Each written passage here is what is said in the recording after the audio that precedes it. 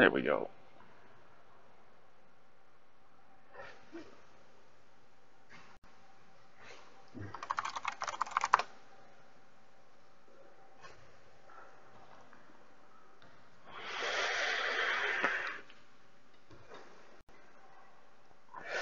Hey, all right. Good. Now we're both. Where's my hose?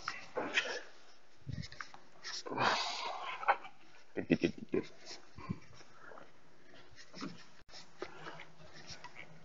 I wanted to hurry up and get that fixed before it like carried on too long, and then we're like, what the hell's going on? You know.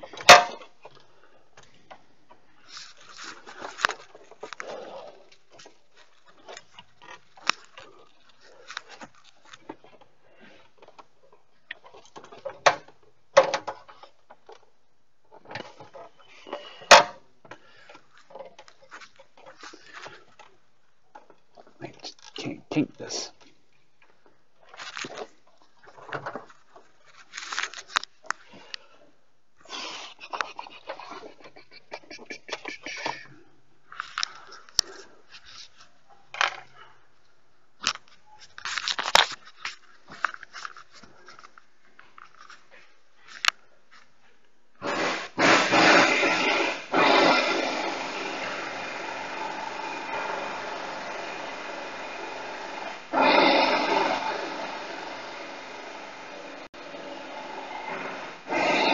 Morning 2X. I'm on YouTube and Twitch today. I got both of those. So here's going to be the biggest bitch. So I got to loop it from here to here, but it goes over these shift cables. And I can't have it like, I need something that'll like loop like that. But this will kink if I do that. But this is the right size. I can make this size work at least.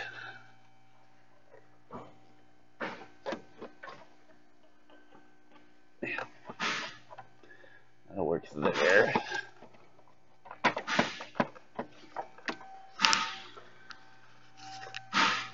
Yeah, still working on the nasty heater core goop mobile. I was trying to see if maybe one of the other hoses on the heater core would work. If I take one of those off and cut it down. But I also don't want to take off the heater core hose and cut it.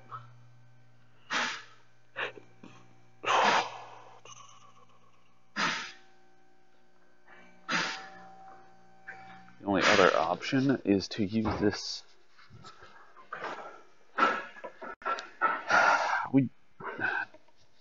I guess we could get a 3/4 90.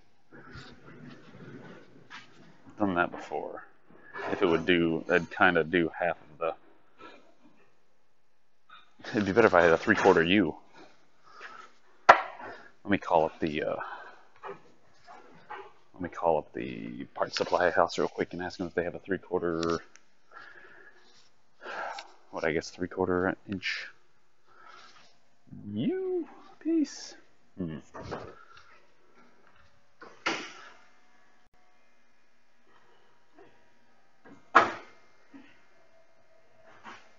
Who's Roro fight the power?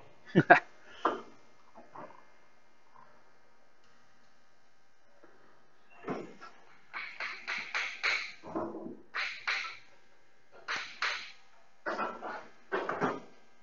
is bad video settings. Please change.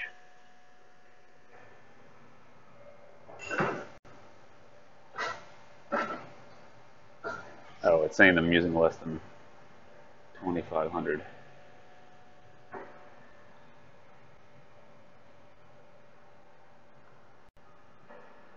I don't care. Alright, let me go see if we can call them up. Anyway, I'll be right back. 1 sec.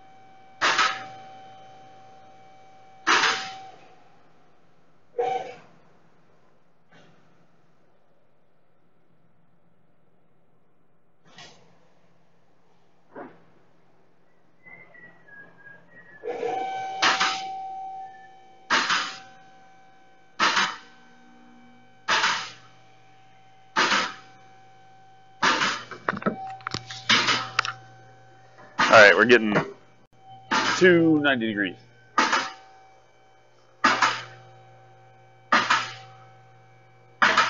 No, this isn't supercharged. No, this is a holy piece of junk. This thing is just, they want it to, I guess, run and not explode or run out of coolant. Although it's half going to explode anyway. It's actually really nice outside. It's like 68 degrees right now and breezy, and it's only supposed to be in the 80s today, and it's going to be sunny, low humidity. Oh, my heart. Like, I got into my car and drove this morning. I didn't have to turn on the air conditioner. I was like, it's so cool outside, I could just turn on the outside air, and it's refreshing.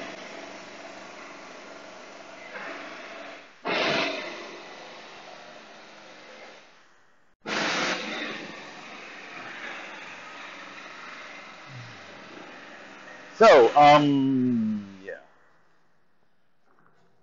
That. I wonder if this thing doesn't run still. God! Spiders! Stop it! You know I work here. I don't care that I've been gone for 2 days. This is not an acceptable place. We need to figure out where you can make a web and it doesn't get in my damn way.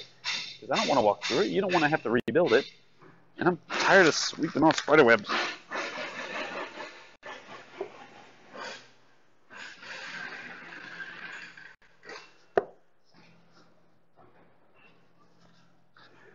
I have to push this piece of crap out. Where are we going to push it? It's the question. It's probably going to push it right back where it came from. Right in front of the Jeep. Oh yeah, like outside feels the same as it does inside, and it's delightful. I love it when that happens.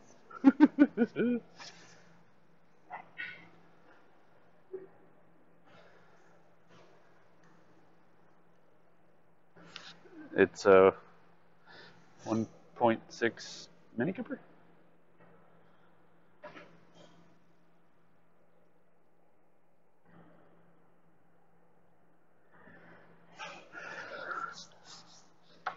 I'm streaming to YT, Geek Boy. I'm doing both today.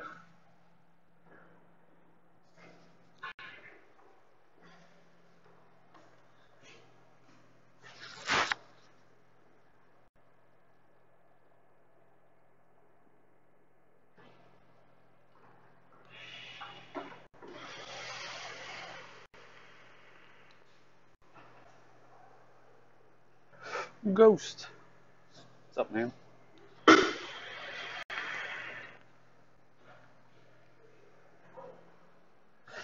So let me get them to help me push this thing out in a second. And then we will continue on with more things. Let me make sure I can get it out of gear first, too. I don't need to do anything special for that.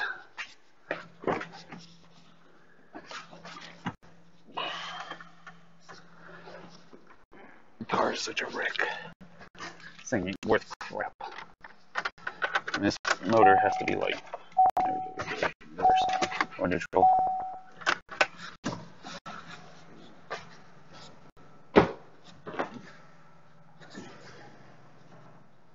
Morning pills.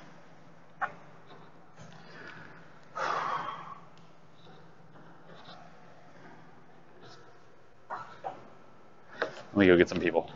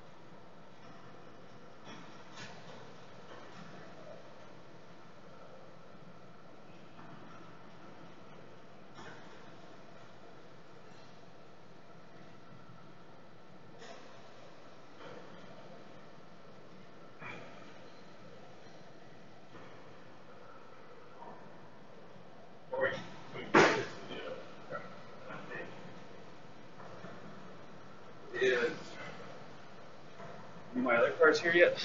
Let me go get another one too.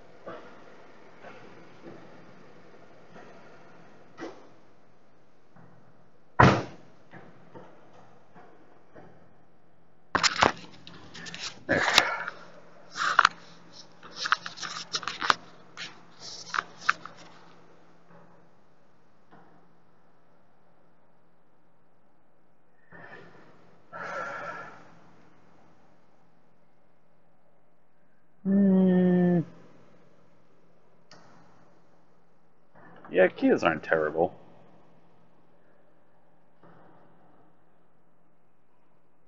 Alright.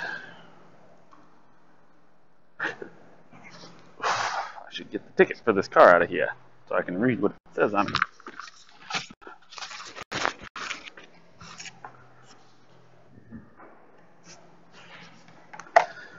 So what I'm going to try and do is actually get one of my friends who has a multi-stream server basically up, because today it's just going via me, myself, and restreaming.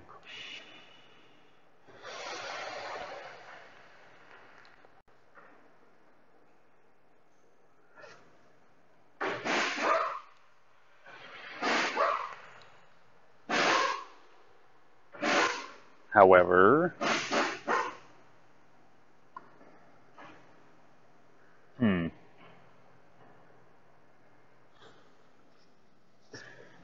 I don't know.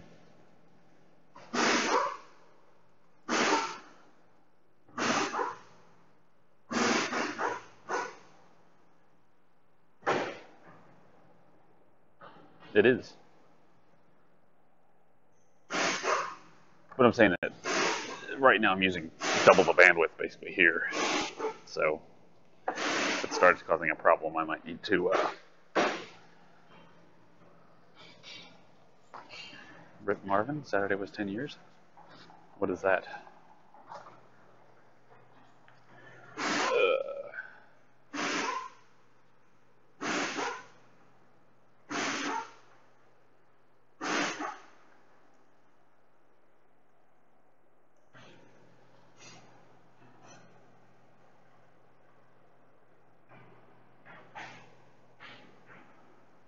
Hi, Germ. That's correct.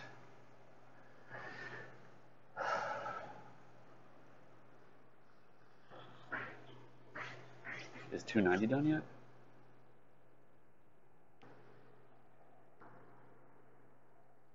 Oh, you guys talking about road? It's like, the hell are you talking about? What are you talking about? What are we talking about? Are you talking about this or about that or about anything else? Oh, it's so nice outside. Holy cripes. I want to open up the back door, just leave it open so I can experience the outside world. Oh, this is not a Quattro. What was I gonna get? Ooh, battery tester. 1 second, it's up front. Or up at the front.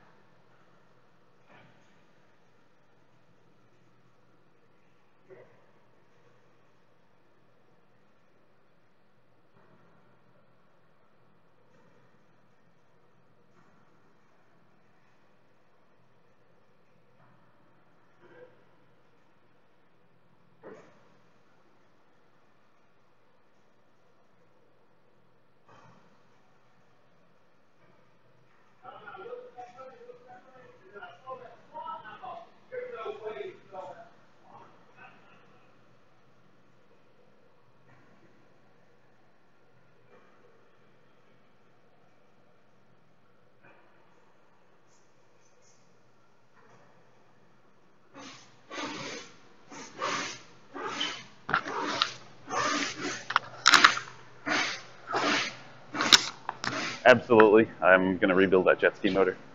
100%. Totally kidding. I have nothing to do with it, and I don't want anything to do with it at the moment.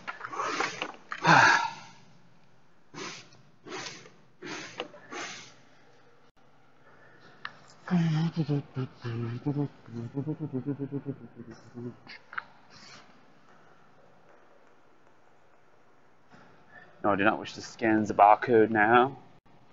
Whoops.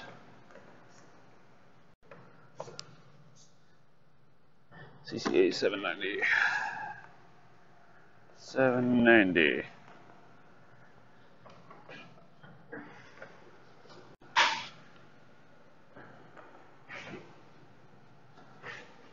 So,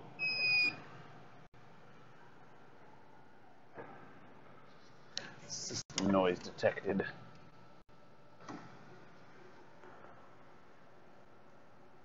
Bad cell replace.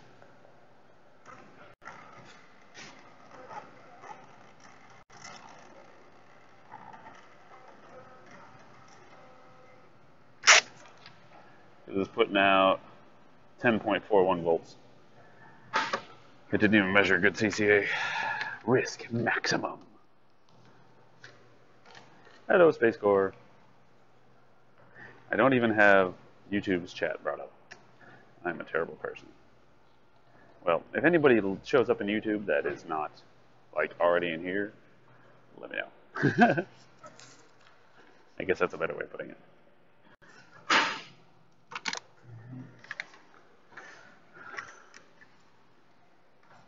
So we have a plan and a goal to do things today. 2x can probably fill you guys in a little bit if you wanted to type it. Let me go. Make sure that none of these are dumb lights. Let's check the lights real quick.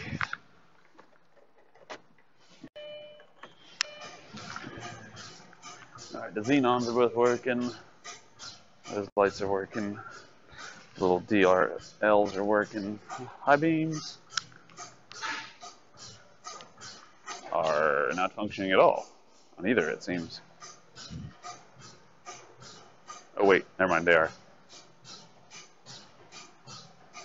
Are they? What the hell is this inner bulb for?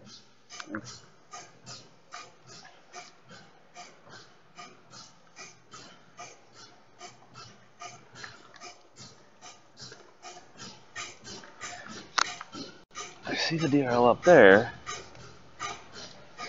Maybe those are just actually DRLs.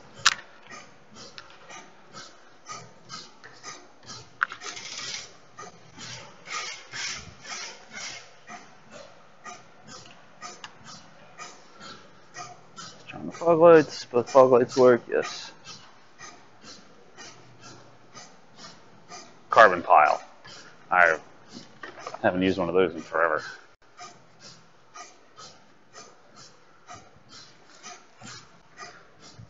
Tail lights all appear to be functioning. I wonder what light's out. It's probably be something innocuous, like it's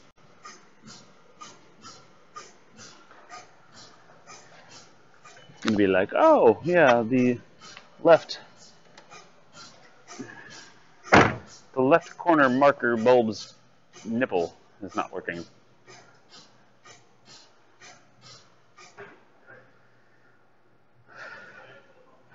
I got it and played it for about 5 minutes yesterday, and I sat on it for 40 minutes because I had to get up and do other stuff. But I didn't know what to do.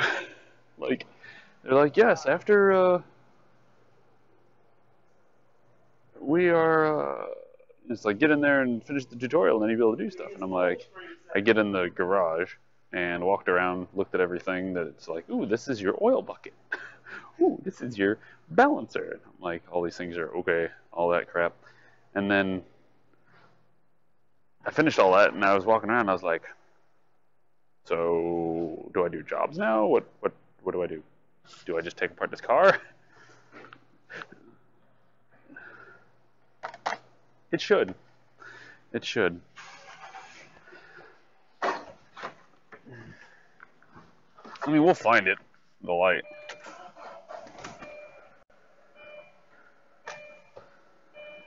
Apparently there's no light out, though, according to the dash or anything else. It says all the lights work.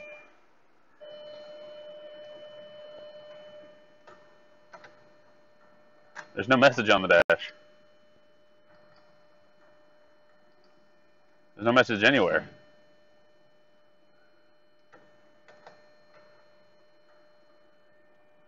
Fog lights. I know those work.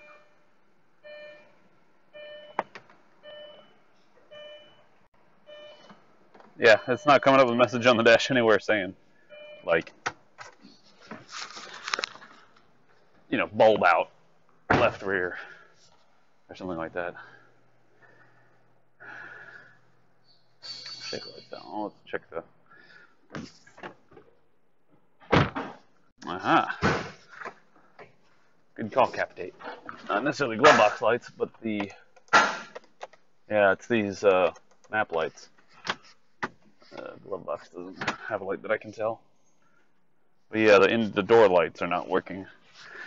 Let's back it up a little bit because I need to get to the fuse. Because I don't think it's both of those little LEDs. Boop.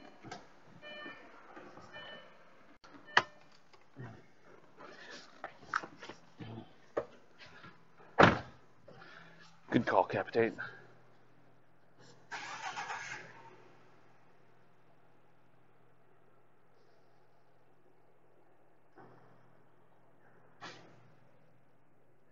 iGerm, you should be able to take it to them and tell them to scan it, or tell them to have it pass emissions, and be like, yeah, it's totally not.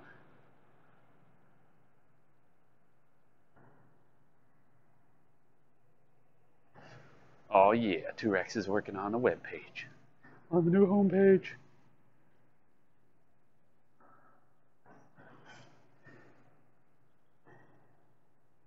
You could try a different dealer too, that might also work.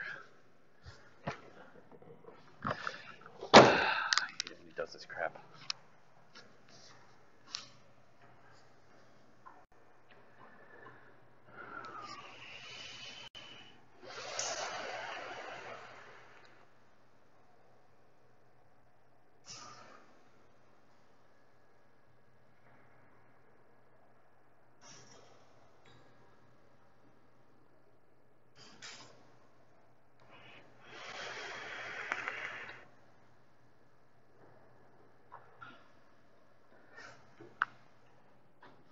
So,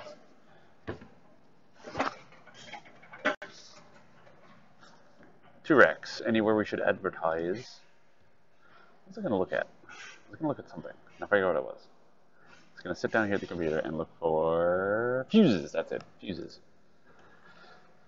I'm just going to look up which one's the map light fuse. What is this, 2008? That's...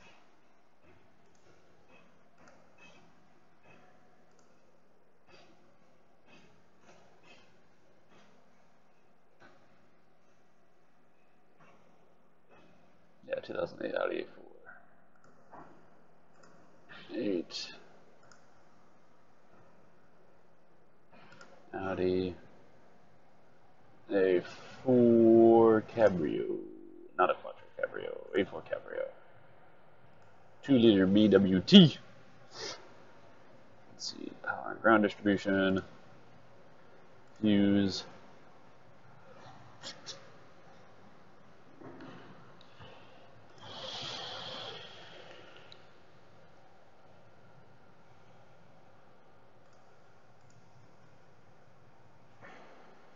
Aha. Vacant doors. 22. Is that what?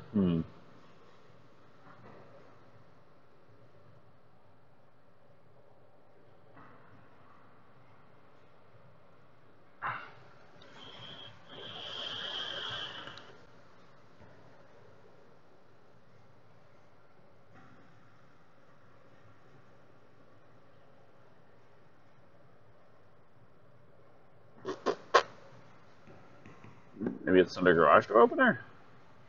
Should be 16. Which it doesn't have on that one, but we can go look with a power probe.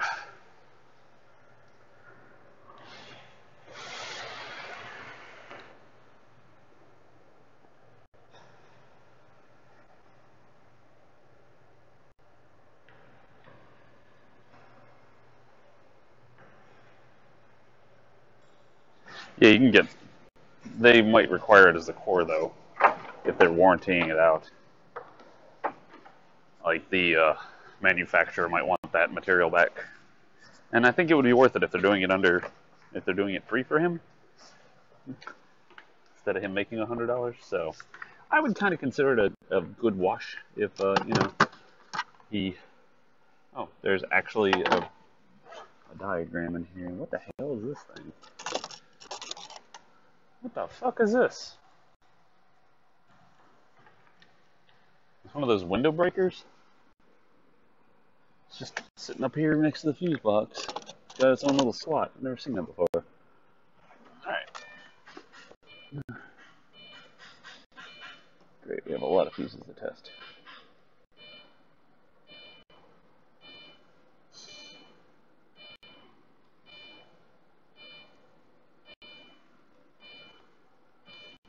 Question is, if it did burn out a fuse, why did it burn out the fuse?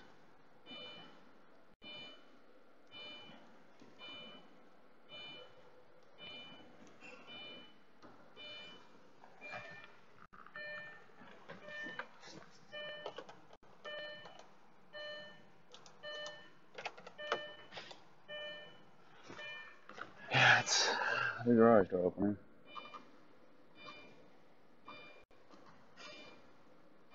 But I hate it when people bring in their cars here and they're just like, check the lights. And we're like, what lights? Oh, whatever that is burnt out. 15. 15 in position. 38, which is Central Comfort Electronics. Interesting. I'm surprised that didn't trigger more lights. I wonder if it's not weird. Should be having more issues than just the map light.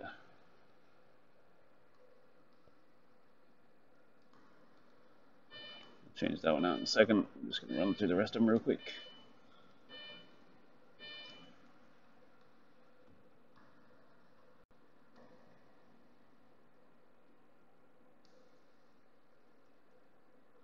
Alright, They're all working.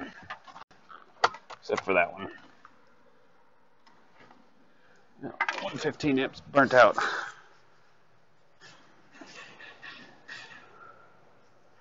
Oh boy, could it be electrical problems? Possibly. Might be it got left out in the rain, something shorted and it's dry now. Who knows? So we'll pop in a new fuse. Hopefully it doesn't blow right off the bat. If it does blow right off the bat, then yeah, we'll be looking at some interesting stuff. But we'll have to write that down that, you know, the fuse is blown, keeps blowing, we're going to need to diagnose it. Do you want us to fix that?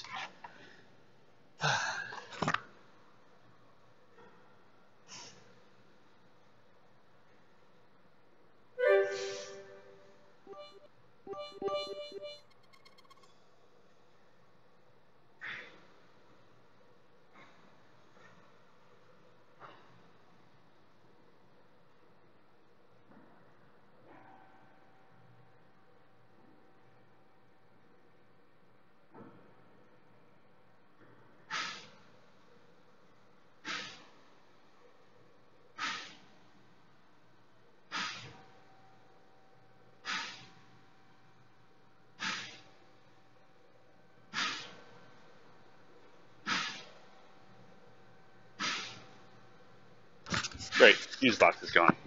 Like the box of fuse there. Wait, is that it? Or is that the electrical connectors? That's the electrical connectors. Did I just miss it up there? Great. Fuse boxes, our box of fuses is missing. Yeah, for the bits. Thank you, sir.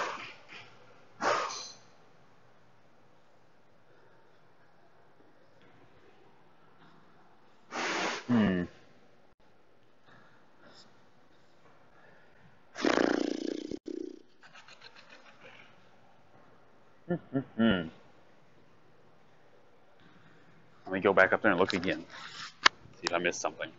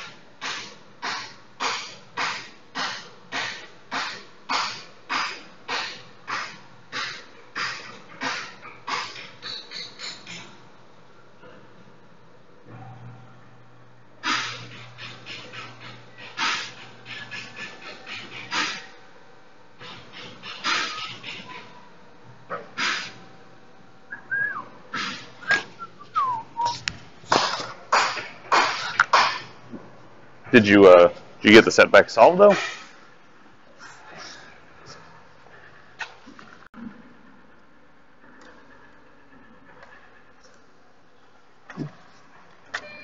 Hey, look at that. The lights work.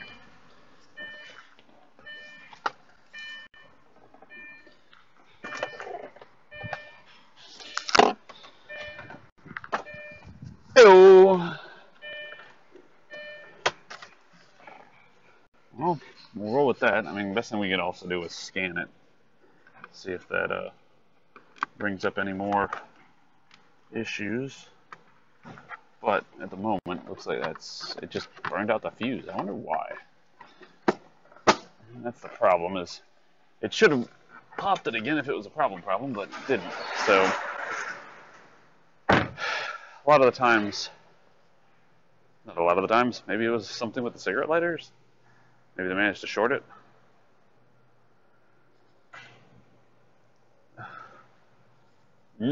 Well, yes, they're supposed to last longer in Ninja Bartender, and not necessarily cheaper. That's why discs are the rules of the road. Drum brakes have an advantage of they can easily be parking brakes because you pull it. They also tend to they're better on bigger applications because they can have more stopping power. I think with as you scale them up, you don't need as much pressure to make it stop because it kind of then you open them up. They also wedge themselves, so they help increase the braking pressure without like power assist or something like that.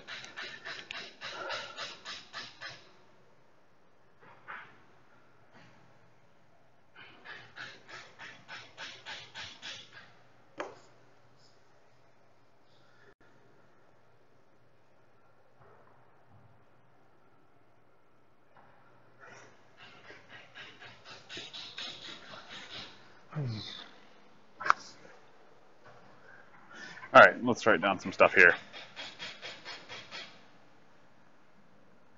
Battery has a bad cell. Replace.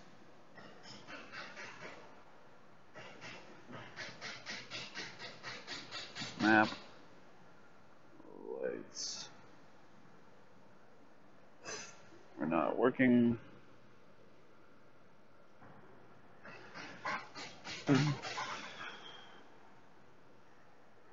Replaced. Fuse. Number. What was it? 38? Is that what I said?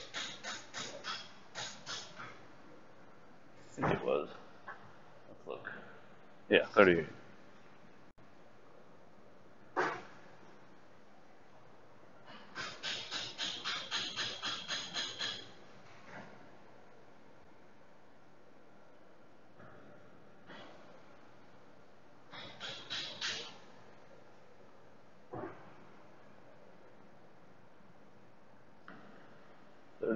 Over here says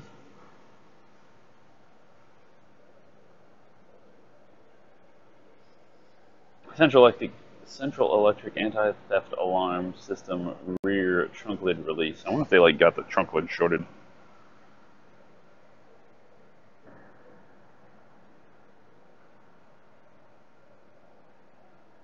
And we could speculate all day as to why it will do that fuse.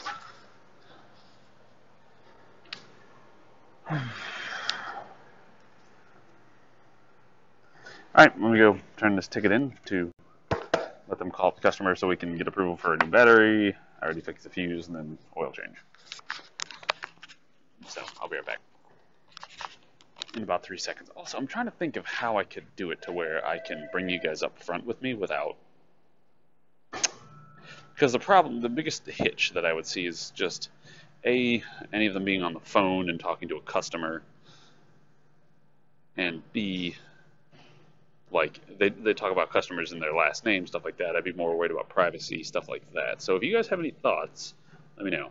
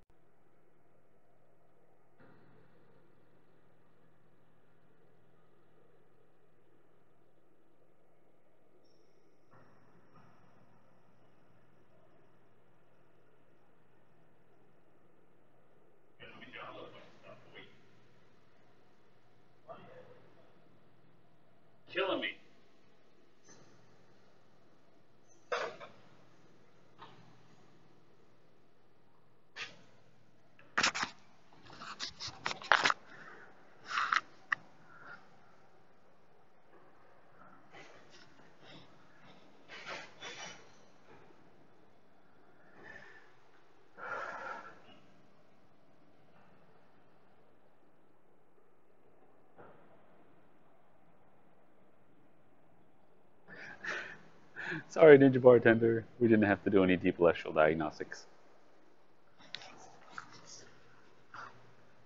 I do rove you. I rove.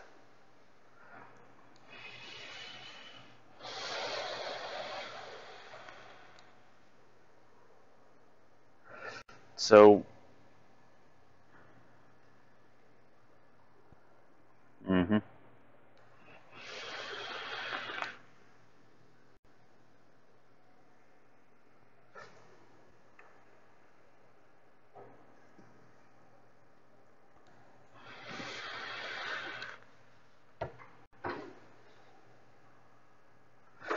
Uh,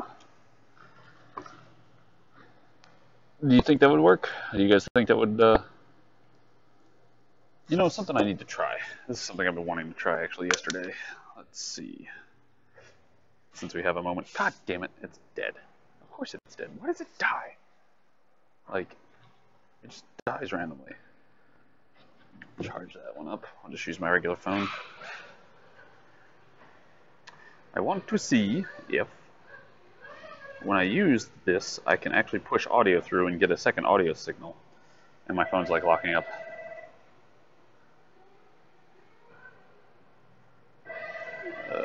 Let's see. IP webcam.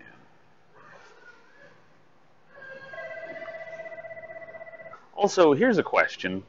Did you guys see that dude fishing Friday? I want to say it was Friday. He had like everything popping up and everything. It's like he was running on a laptop. I was curious if anybody knew how he was doing all that. Let's see. Audio mode. Let's turn on audio mode. Enabled. Start server. Turn that off. Audio connection 0. Audio connection 0. More.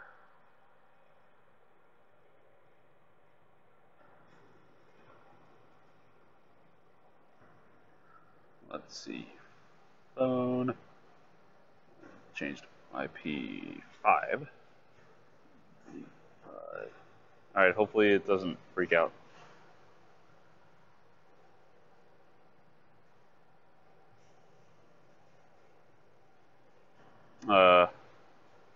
Hmm.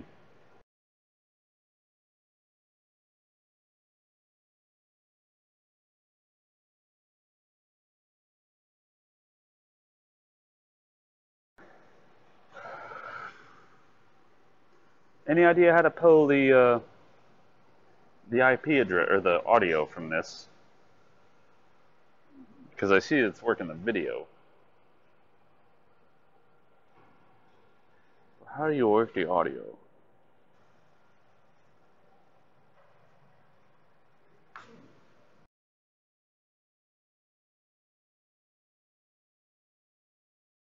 Yeah, it's muted because the phone's off. Although I wonder how far I can go with this. How far up front? If I can go with it.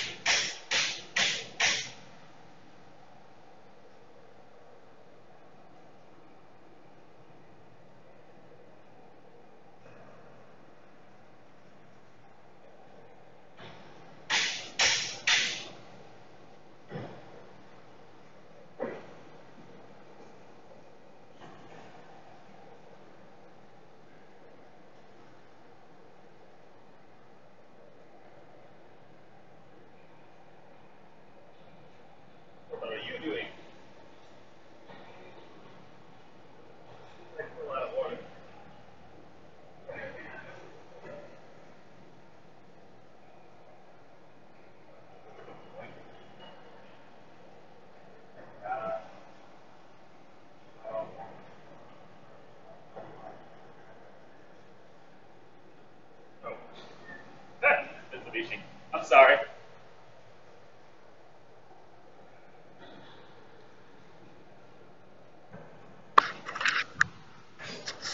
All right, how was that? Like, did it? It didn't obviously didn't stop, so that's good. Um, I still don't get any audio from it, which is something I'd like to be able to get from it. This is an MTP 94RH7. MTP 94RH7. 1 second.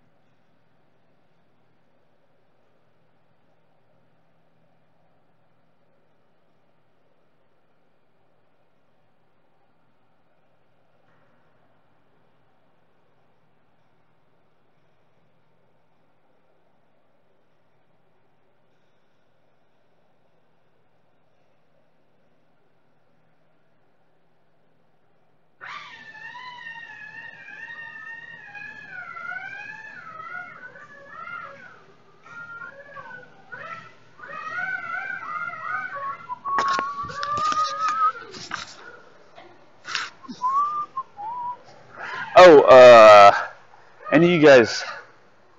Okay, so here's what we were discussing on what was that website? T-Rex, the Piston Heads, I think it was. Was it pistonheads.com? Where they had like 6 million threads in this site.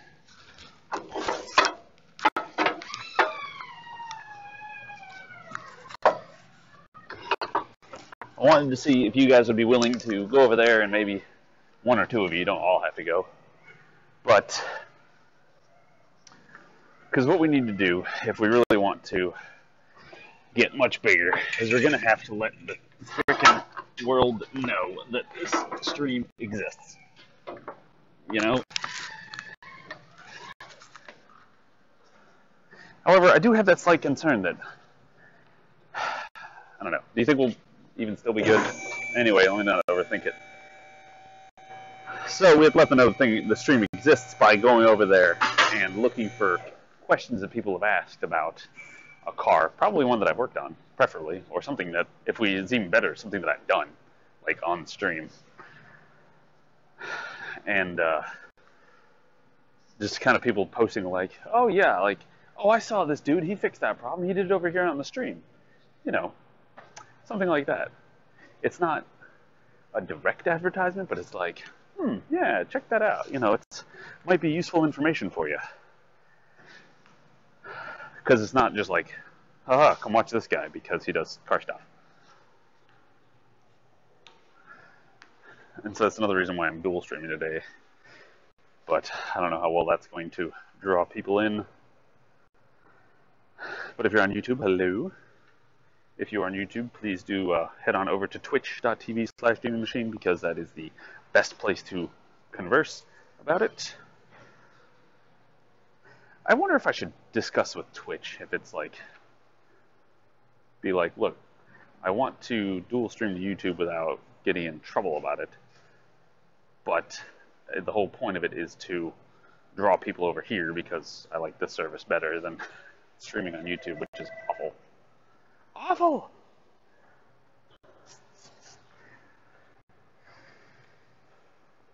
But I guess if as many of you can get on YouTube as well, then it'll help. Do you think having more people on YouTube viewing would make a difference to Rex?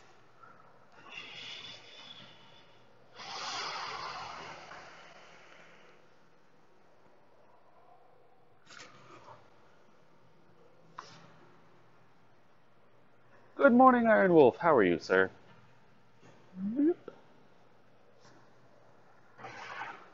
Now I'm waiting for approval for this thing. He's calling up. We got the batteries, got the... Oh, we already know which fuse, and then they wanted an oil change, so... And they need to rotate. Wouldn't be the worst idea, but not really. I would say yes. And of course, he's got a lock nut on there. But I don't want to rotate them because they just do all this ooey gooey tire wet crap. So it's going to talk about making your hands greasy or black.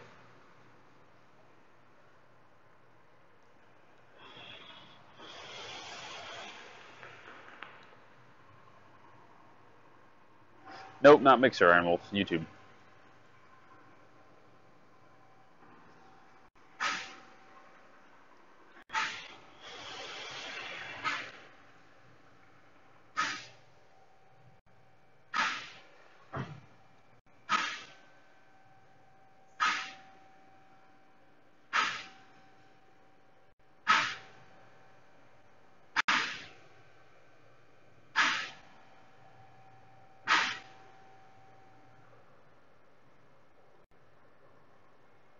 Because I wonder if having the VODs on YouTube will make it easier for us to cut out highlights and stuff and just post them right on YouTube.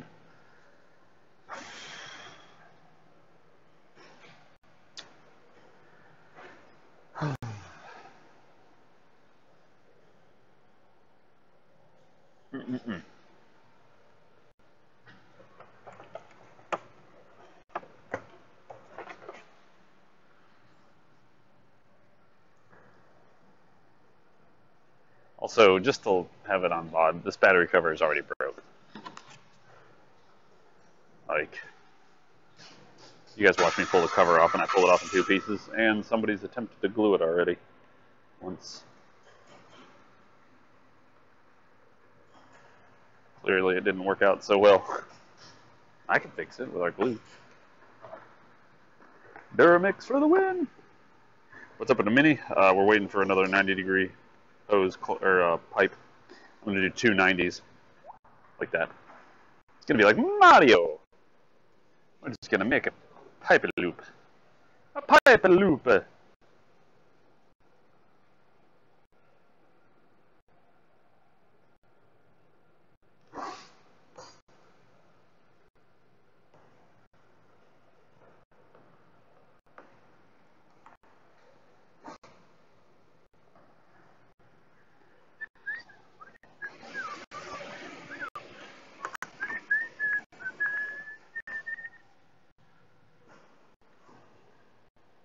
I don't have a plastic welder. I need to learn about that though, because like there's so much more plastic. I think plastic welding would be great.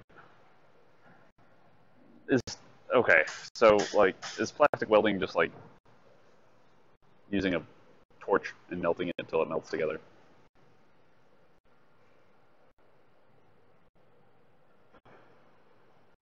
Ah, you saw some Silkies, Iron Wolf. They're wearing shoes. They are cute. They are very cute. Silkies, and I think there's another breed that also has them. Some are like a soldering iron.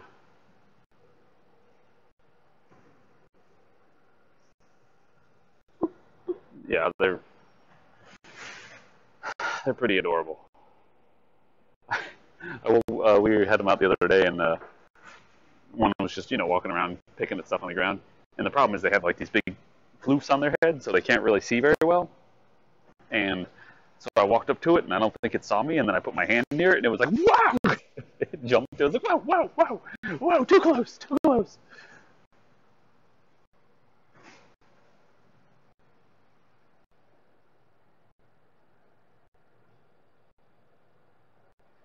Yeah. So we need to. Do you think there should just be some? Should I just have some days where I just stream on YouTube? Like next Monday or something like that. Like we talk about it all week. Like next Monday we're going to stream only on YouTube. So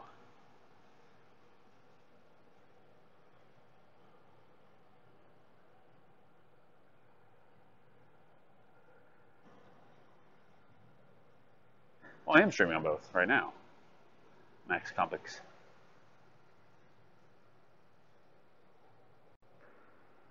That's the problem. Is I'm a bit too invested in Twitch.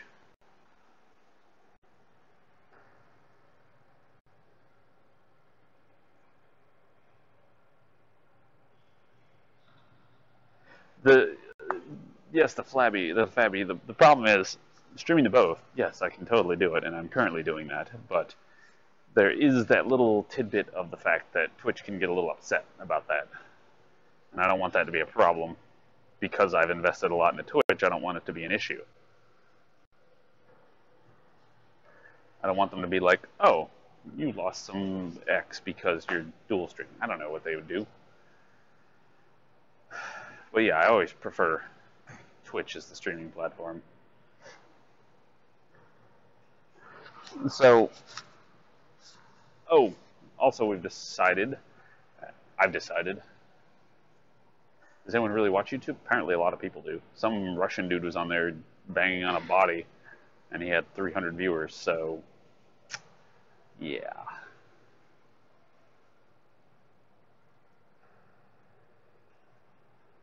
Well, Adam Smith, it sounds like you remapped it and it's choking it out, or is either... sounds like it's too rich.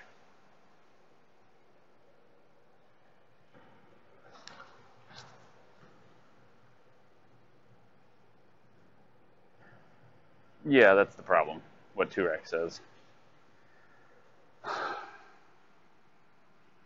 Hmm.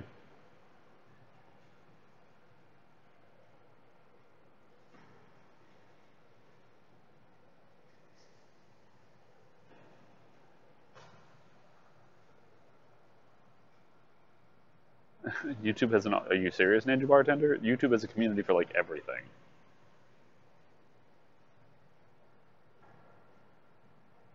See, yeah, that's the other problem, though. What Geek Boy says, like, I'll be saying one thing here, and then over there people be like, wait, who's he talking to?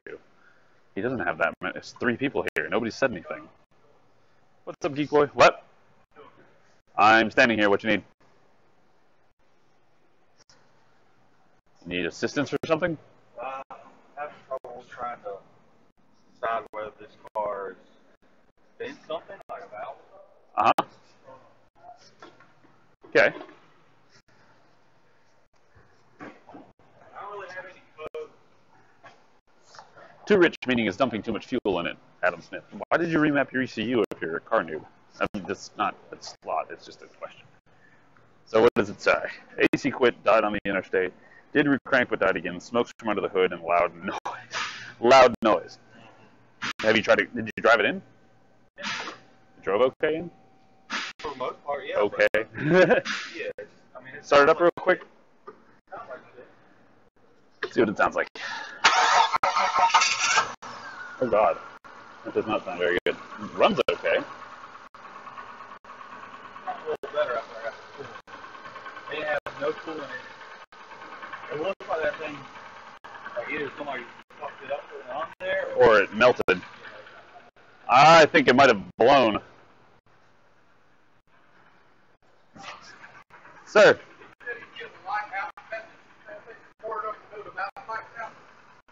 It didn't, when I checked it, it didn't have any light out messages. Oh, that's the problem. I wonder if it's got a light coming and going. Yeah. Just checking it while it's here. Okay. So, everything else is good to go? Okay.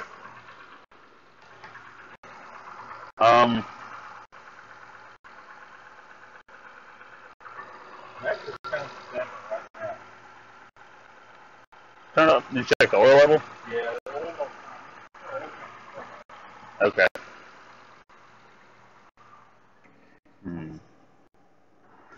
Is it pouring out the coolant somewhere? That's all excess. What's all that big puddle down there? Okay. I mean, if it, I'll figure it out if it's got all the radiator or not. But Yeah. I guess it's not blown up. Doesn't sound blown up yet. Doesn't mean it's not, but A lot worse earlier. I would get the radiator full, pressure test it, and then once you are sure that the radiator's full and the block's got coolant in it, let it heat up and see if it starts shooting everywhere. You know? Because if it's got a blown head gasket, it might take it to get to a certain temperature, and then yep, it opens up. Because it might have cooled off to the point where whatever crack or blow is sealed itself back up for the moment.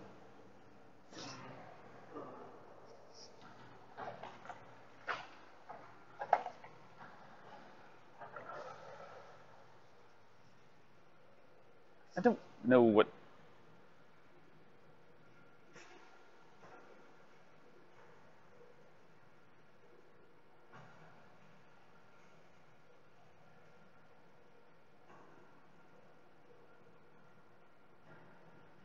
Okay.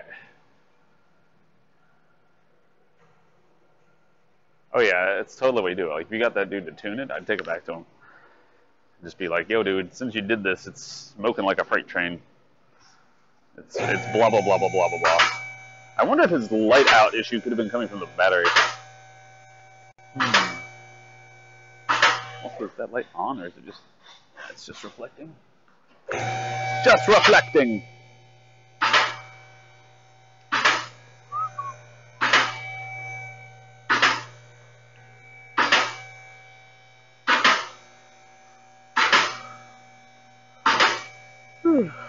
Excuse me.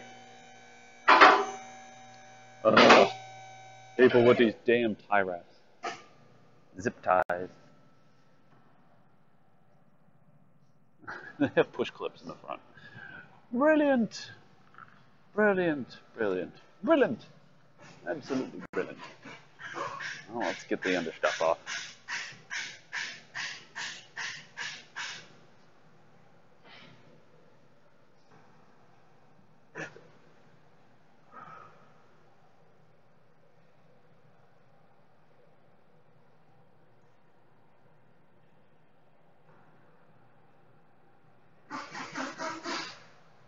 Well, it's got a bad cell in the battery. 2X. So we need to get a accurate, or a good battery in there, I'd say, and then we could probably check it for a drain. Because I don't know if this little battery tester is just like, oh, it has 10 volts, it has a bad cell, or if it actually if it can somehow actually test it. You see what I mean?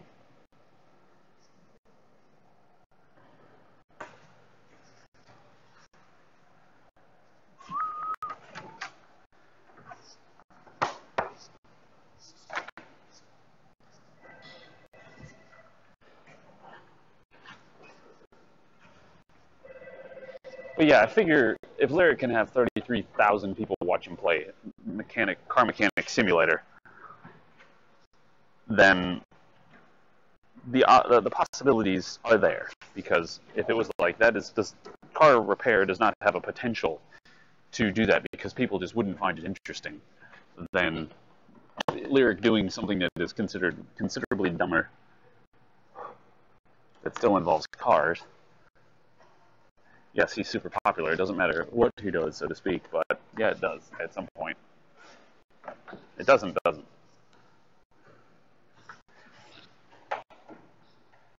it means that somebody somewhere is willing to sit through it. And that's all that matters.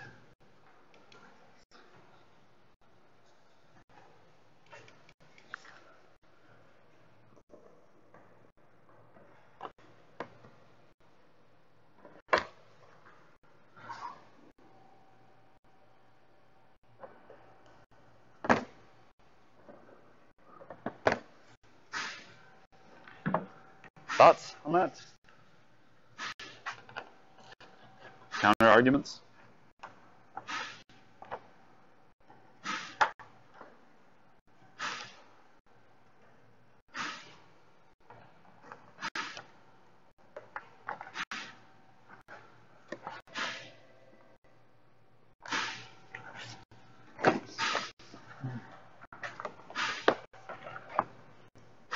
It's got one of those two in there. Of course, it's got the harder one.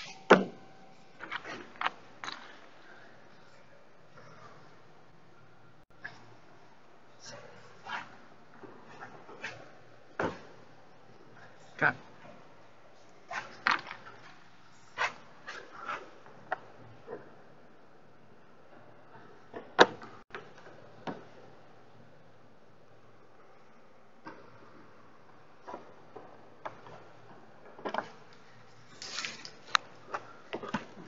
Ah, there's another stupid clip up there, too.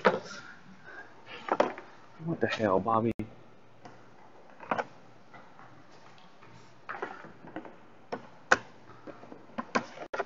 Ooh.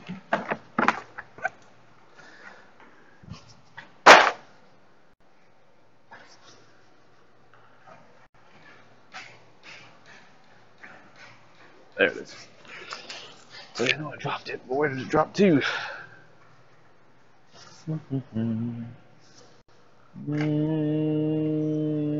Shouldn't need to take this one off.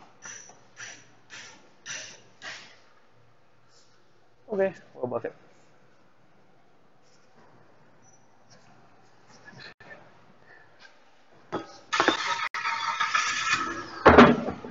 Ooh, dude, I'm concerned how much it just pushed out of that radiator. When you started it, I think it went boop, boop. It like shot it up in the air. Well, let's see.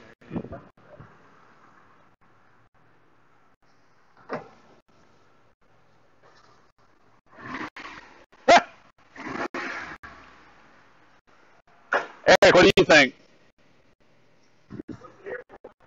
Overheated and cut off on the road? Look at the radiator. Oh, you did?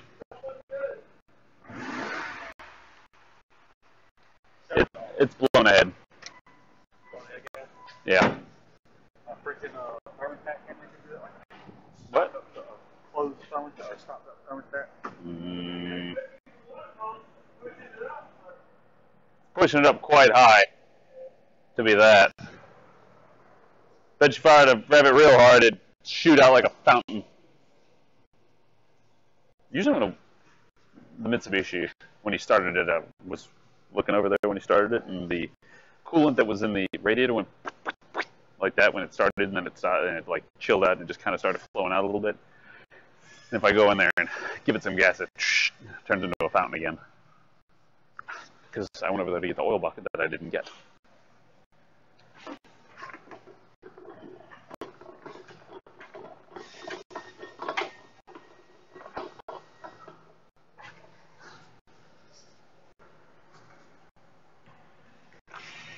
Is there any way that's not a head gasket? I mean, it could, like Eric said, it could be the water pump pumping it up there, but I don't think it'd make it fountain that hard.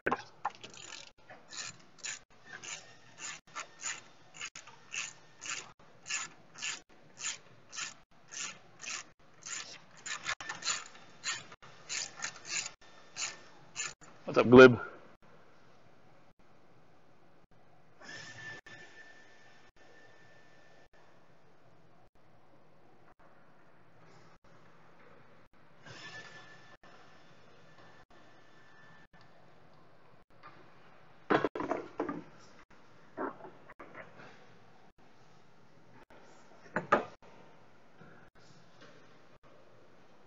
Well, thank you, Glib. I hope it's very relaxing. Oh, yeah.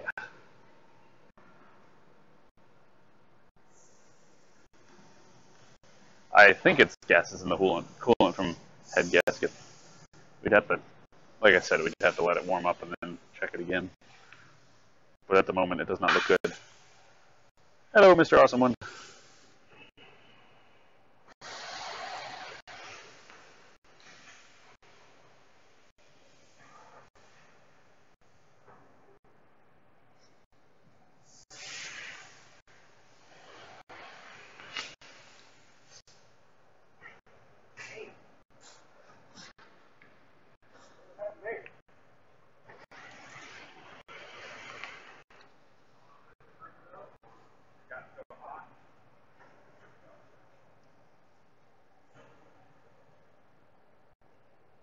The SR20, is that the Focus? Or is that the Nissan? Either way, no, not really. I've done one tune in my life. That was to a Ford Focus, like, race car edition. It looked cool. Seemed pretty neat. And after the dude got it, he's like, it's definitely a lot faster. A lot peppier, I guess is a better way of putting it. A lot peppier. It's stuff we can get away with down here because we don't have emissions laws. So, I was discussing this. Over in Colorado, do they have emissions laws?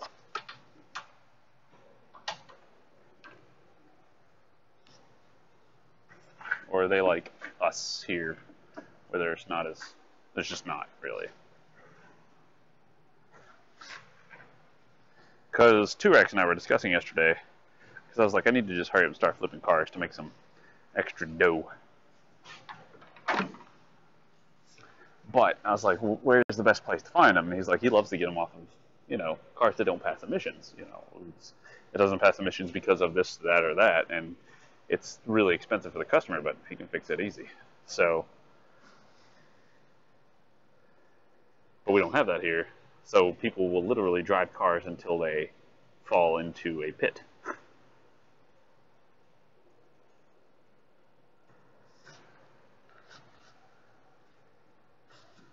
Or literally until the wheels fall off. So most of the cars that I have the option of getting for cheap would be cars with blown motors, you know, stuff like that. I'm going to be actually dumping a lot of free time into. No, we don't have anything like the Ministry of Transportation. Some states do, Adam, but a lot of them don't. My state doesn't have any safety inspections, no emissions inspections, nothing.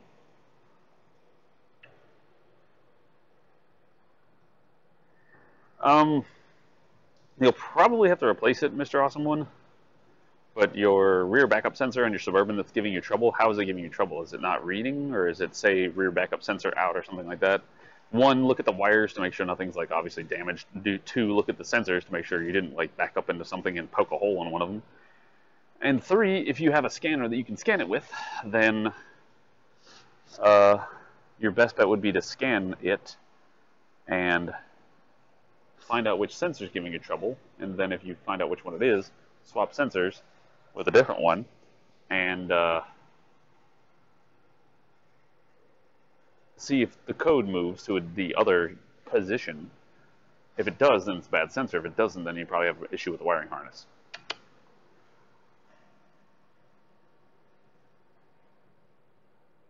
Do I still do the checks anyway? Like, I check to make sure that, like, stuff isn't falling apart. Otherwise, I just wait till problems kind of start happening. You know what I mean? Hey, I was telling you about the sort of leak detector you got. Where I detect exhaust. Detects combustion.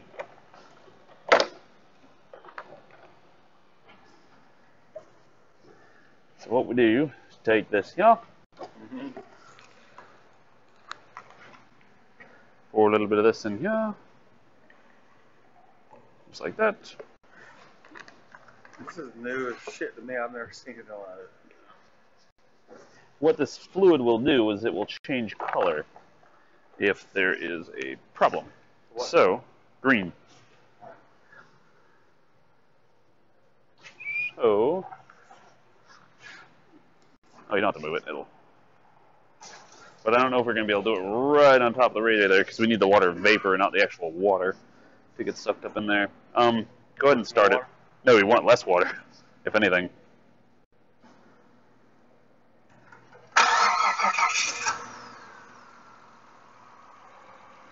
I need a little vacuum source, preferably.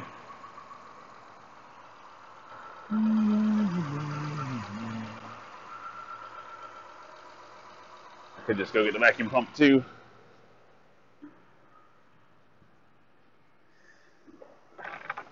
Can use this one without the air hole.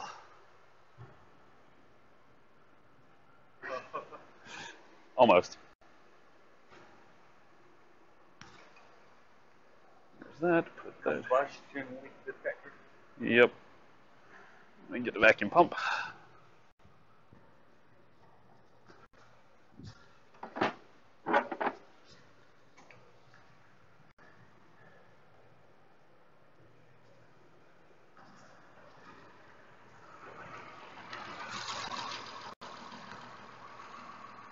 Now what we're looking for it to do is bubble like that.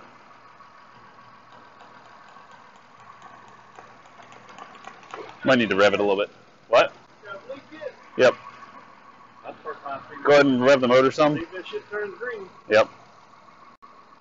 I want to make sure I don't get water up in it.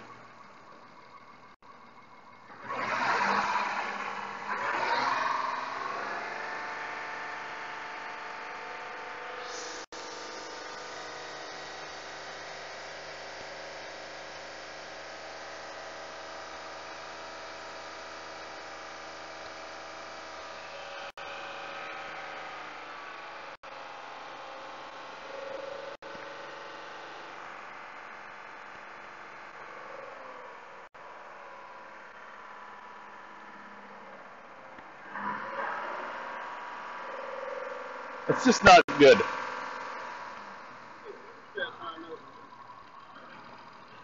Bubbly, bubbly.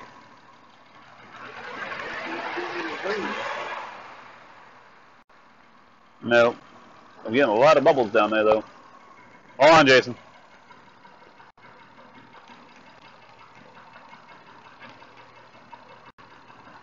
Nothing green yet. No. Might need to let it. Is it warmed up all the way? It's about halfway, yeah. Almost halfway. Oh, it's almost warmed up.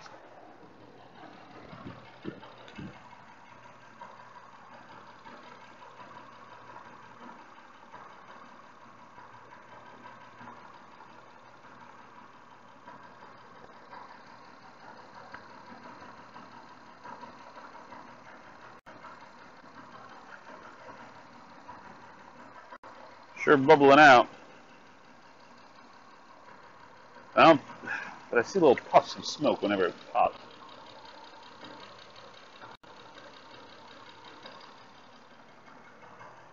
Go ahead and bring it up a little bit.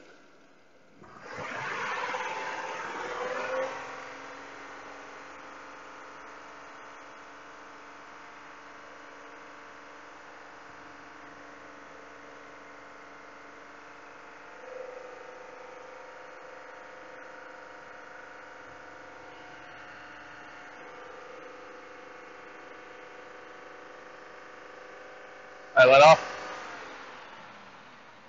Ooh, white foamy stuff.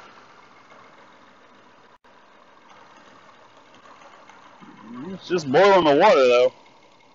It doesn't seem to have any combustion in it.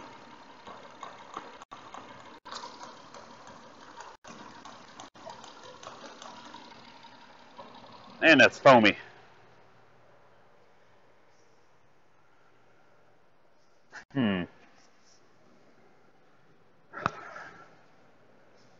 I'd take the funnel kit and try and get it all burped out and stuff. Like it? I guess it doesn't necessarily mean that it doesn't work. Right, it doesn't necessarily mean this is only one of the methods of testing it. Dang it, man. I want to see it thing too. Yeah, me too. Like what it should look like is gross. Coolant.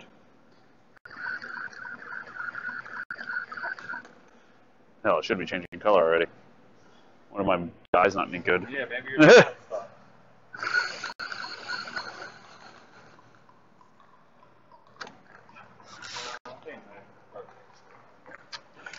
Yeah, it's starting to turn a little green. Because now if I run it through it again, it'll turn back to blue.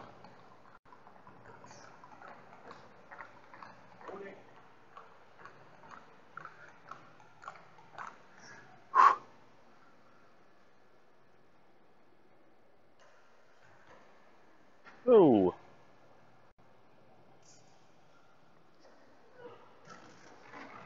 Well, you don't have your ball didn't want to go back down? There you go.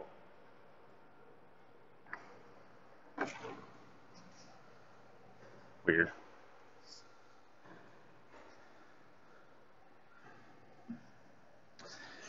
Now you made a mess. Look at you. Look at you.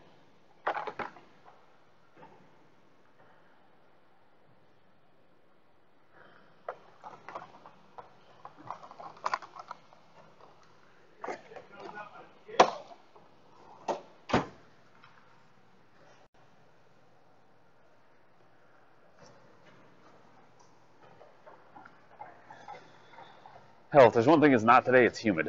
That's pretty nice. Like today here, it is very pleasant. Very, very pleasant. Thus far. I mean, it might get hotter, but like yesterday, for instance, it was really pleasant, actually. We went out and rode bikes. The kids. So, it was nice. The humidity was in like the 30s, so that was nice.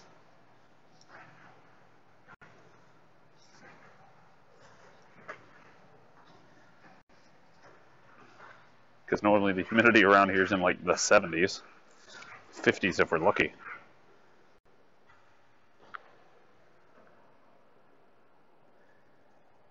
Humidity's starting to climb up. This morning when I woke up, the humidity was 30%.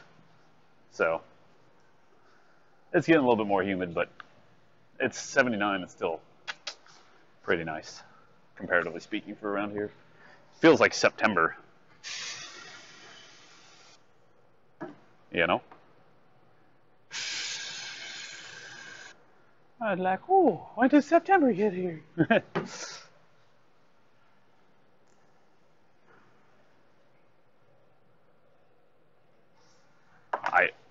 Less longevity? Odd sniper? I don't know. What are you changing? How are you upgrading the D4 engine to 215 horsepower?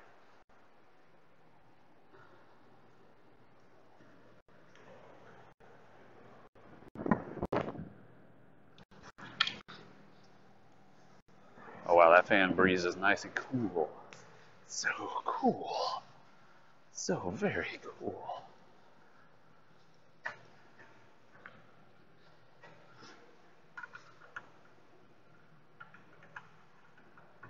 It's a software upgrade? What is it supposed to be changing? I'm kind of curious how they change software and suddenly you have more horsepower. Morning, Sleepy.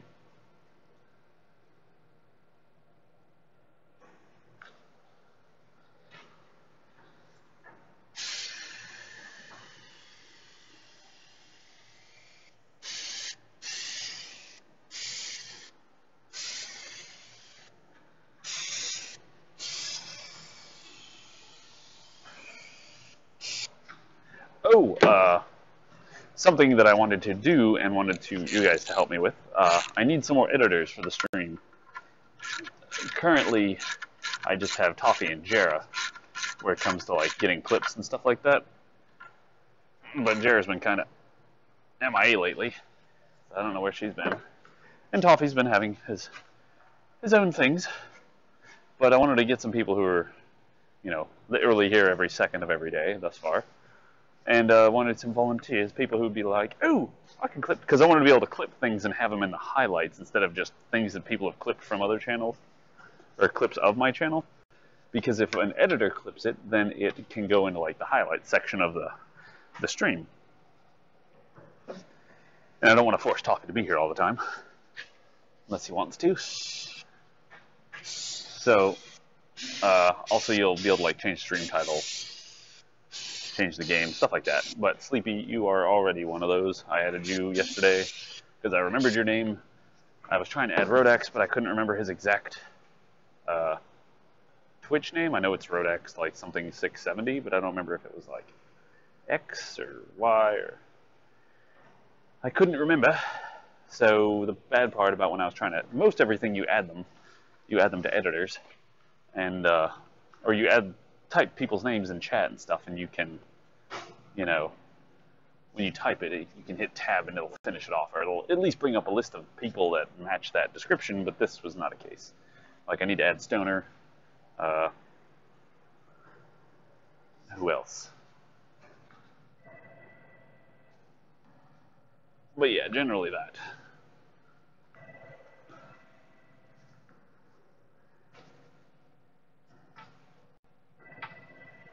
The hell? Oh, it's the thing for that.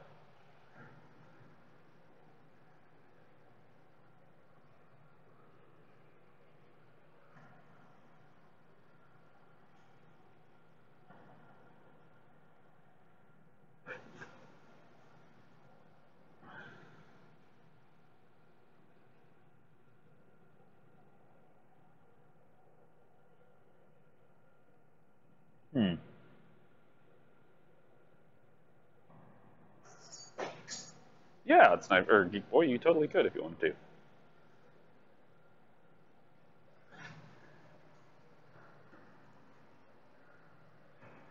So that way when you guys like see something that's funny or whatever, then we can clip it and it'll go into like channel clips instead of just like this mysterious... Twitch is poorly organized where it comes to after clip stuff. So let's go here. Editing.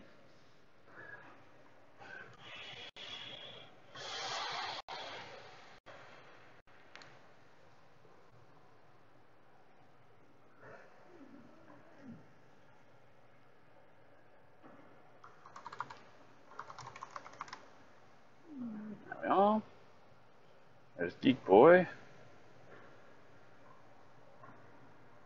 Where is Rotax's name so I can make sure I get it exactly correctly?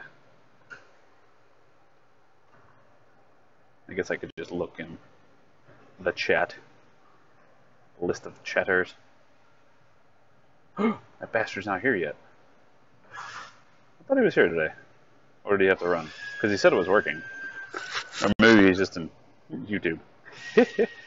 What's up, Ricardo Santana? How are you, sir?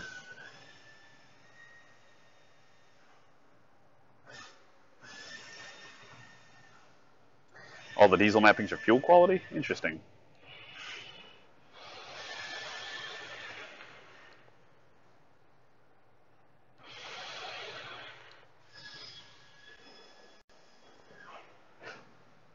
Alright, Geek Boy, you should be able to go to... You should be able to refresh and have some more options somewhere.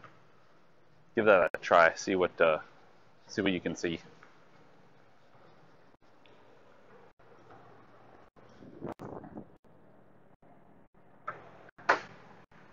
Boy, he's killing me.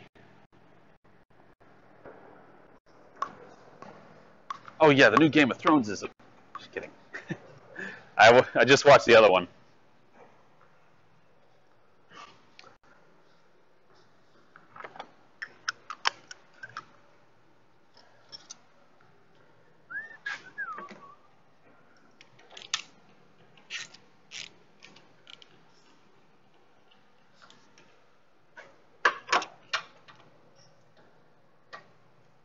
Ah, crap. This is 36, not 32. Derp.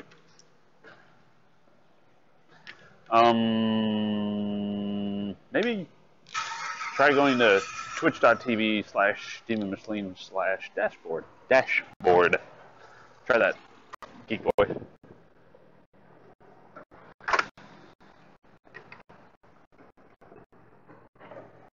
That is also a 32. I want this one, which is a 36. Chrome or CR Vandanium. Vandanium. Must be a new metal. I am not into Volvo. I do not know Volvos. Hardly at all.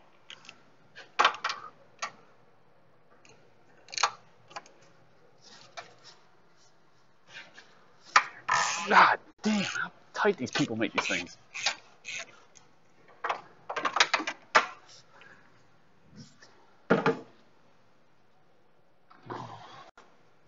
Good golly, Mrs. Molly.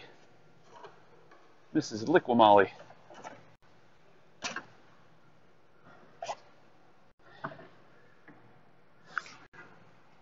T-Rex, this might be a bit forward, but have you thought about calling up Liquimolly, see if they're interested in anything? I don't know how to do these kind of things. I am poor at it.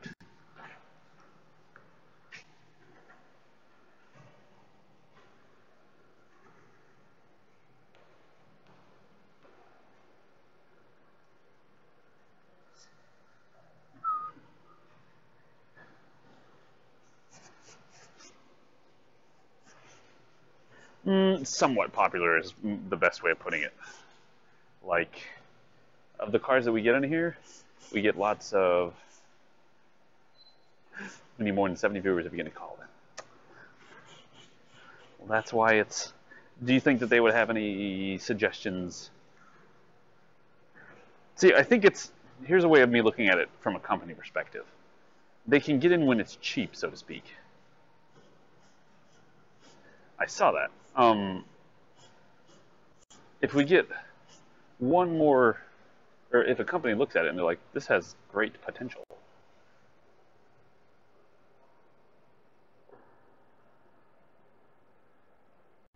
Ah, look at you, T-Rex. Let me get the filter. But anyway,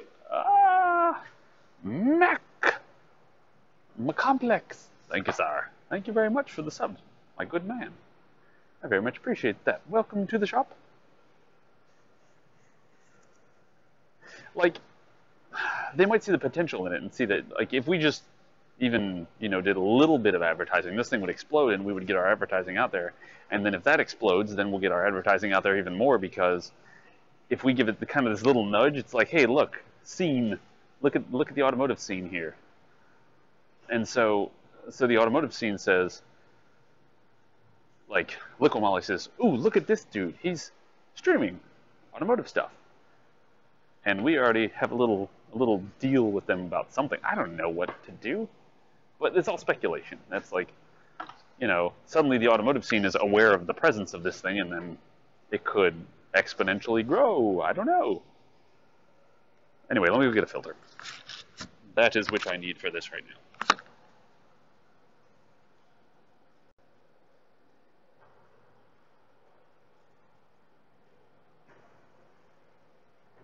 Ah.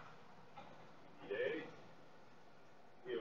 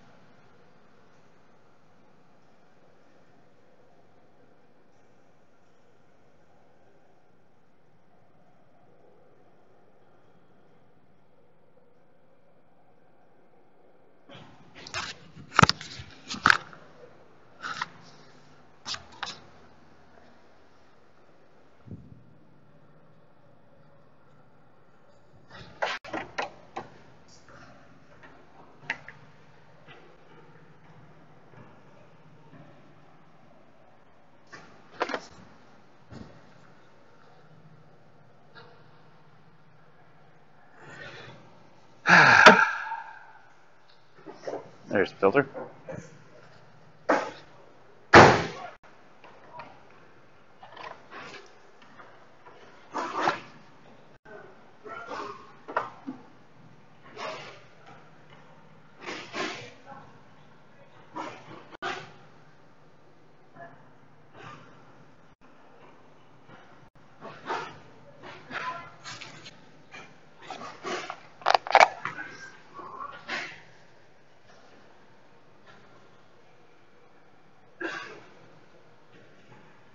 I understand doing oil changes at home and being a pain in the ass in a small garage.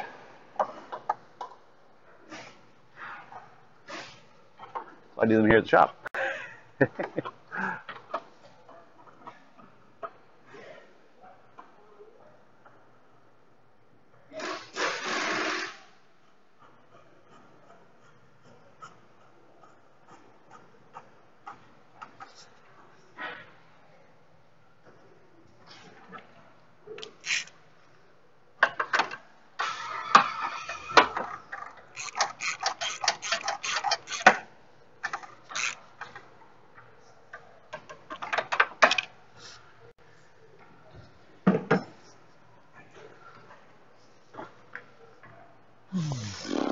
Alright, we got both the filter and the drain plug tight.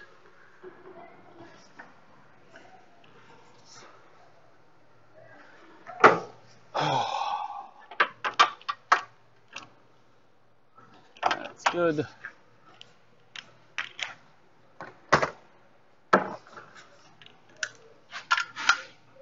That's good. Go get Jason back his adapter.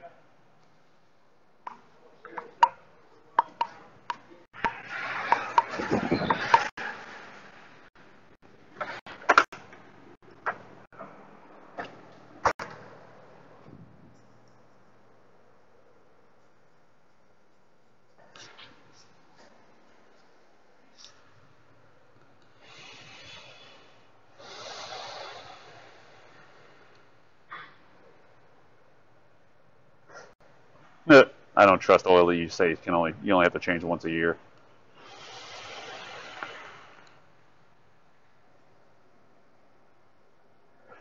I would be super skeptical.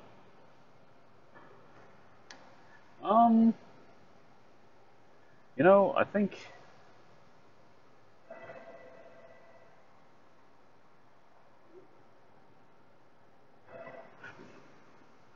I forgot how to set up moderators in the damn YouTube.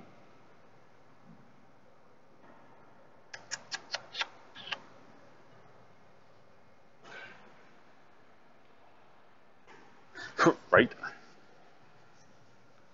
Most people don't have the mental capacity.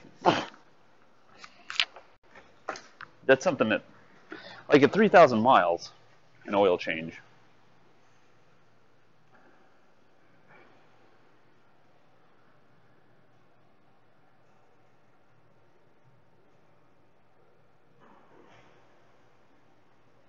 Ooh.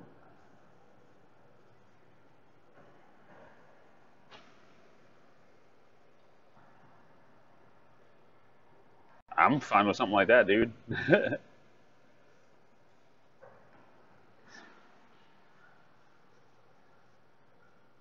If they want to test out the waters or stuff like that, I'm sure the shop here would love to. I would love to have my own oil drain bucket. That would not upset me in the slightest.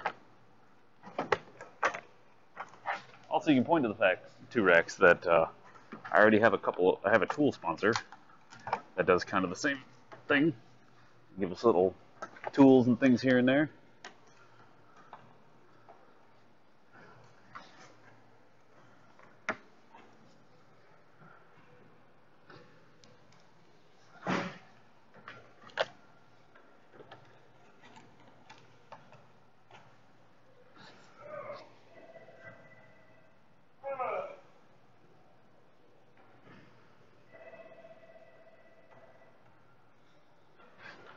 What are these two from? I got these two. Oh, these are these. That's right.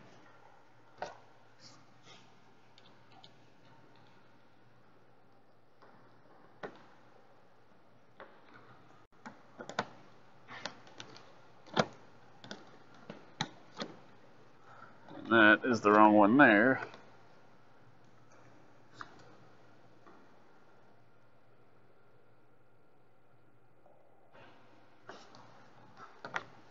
My yearly oil change gift card.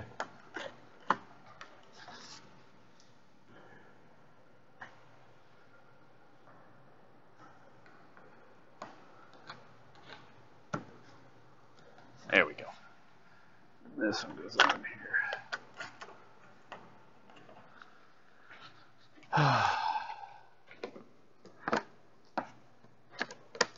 Have we done much work for these people before? That's one of the questions I have at the moment.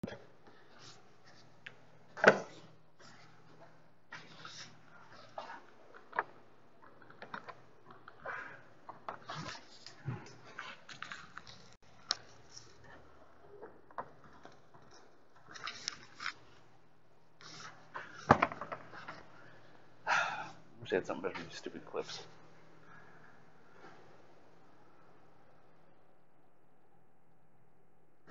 Hold mouse over the username and the flag should appear.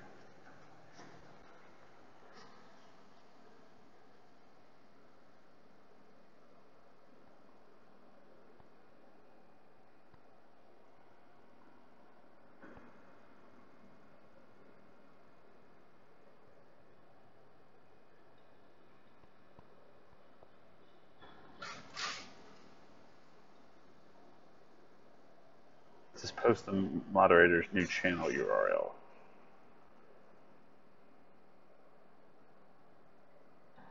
Maybe I need to go to the actual live stream.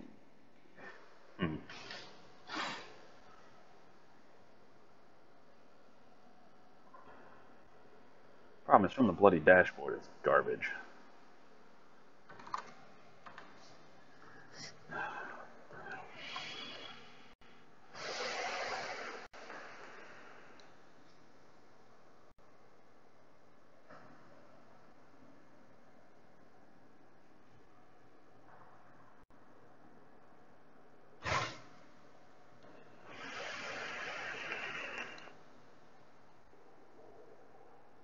There it is. There. And there. There. Everybody over there that needs to be mods in a mod. Should be. Ta-da! It was the three blips on the side. Oh, I left that clip over there.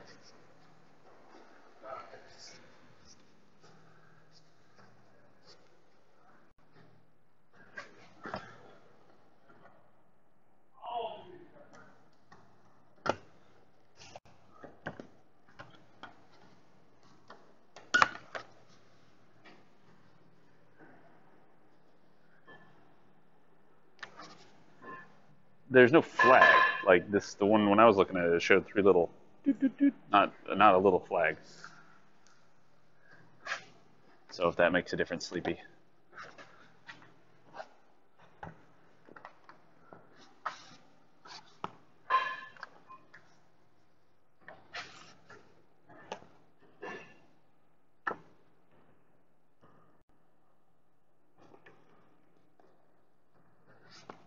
Oh, it's old video. I see. I remember the flag that you're talking about now, though. Now that I think about it.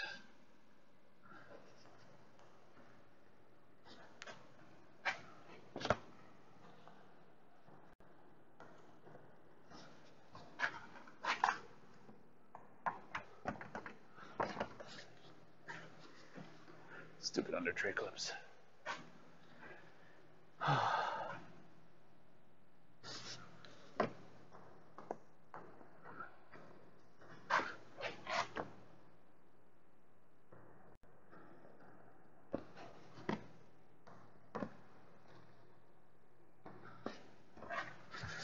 There. What an annoyance for doing an oil change.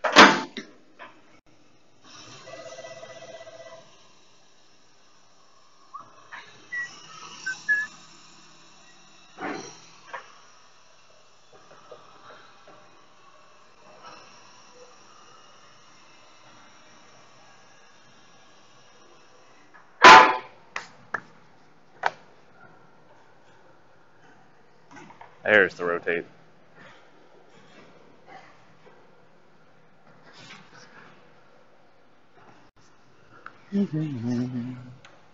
I gotta find the bloody lock key.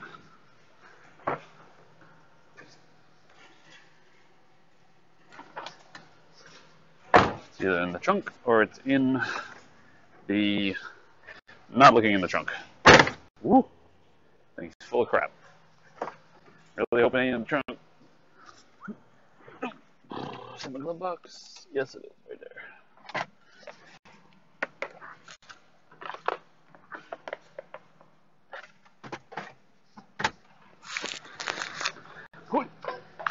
That hurt.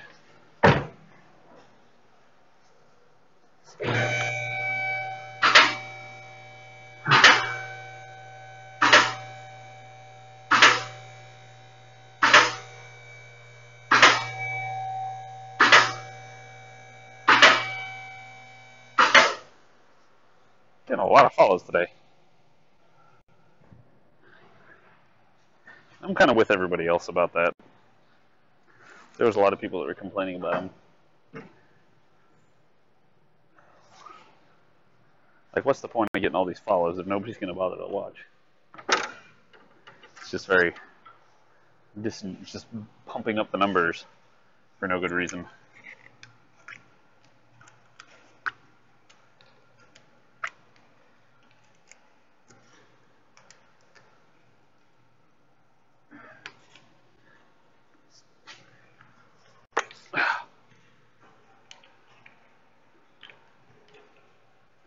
And like some people commented, they were like, I used to enjoy, welcoming followers to the channel and stuff like that. I did pretty well too.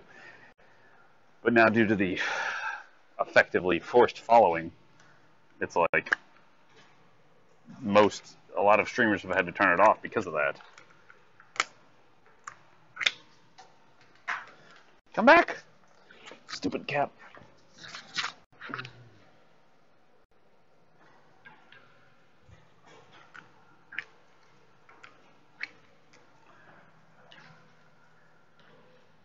And somebody also brought up the fact that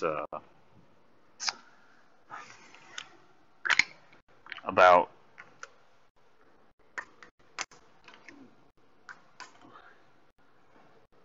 God damn it. What the fuck, man? Jesus, these things are shooting everywhere.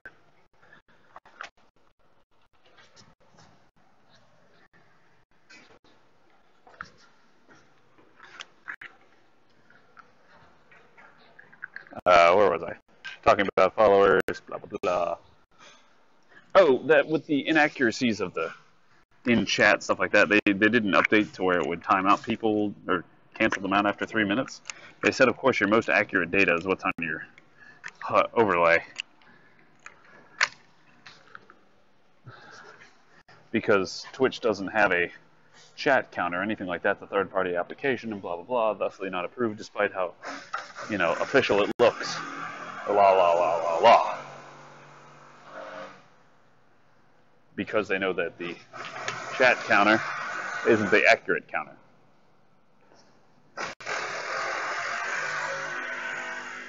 Etc., etc. What's up, Owen? How are you doing, man?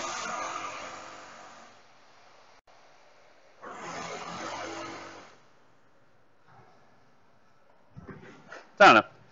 It's interesting.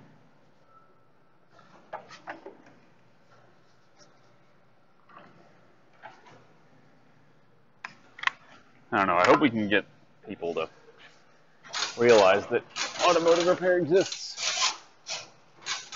Because we have, at least one person every day that comes in here and they're like, this is interesting. I've never known this is a possibility on Twitch. I'm like, yeah, man. Good golly. And this is...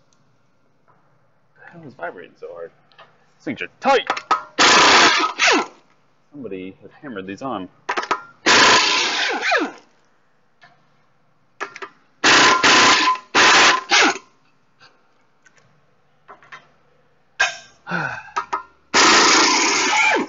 Oi.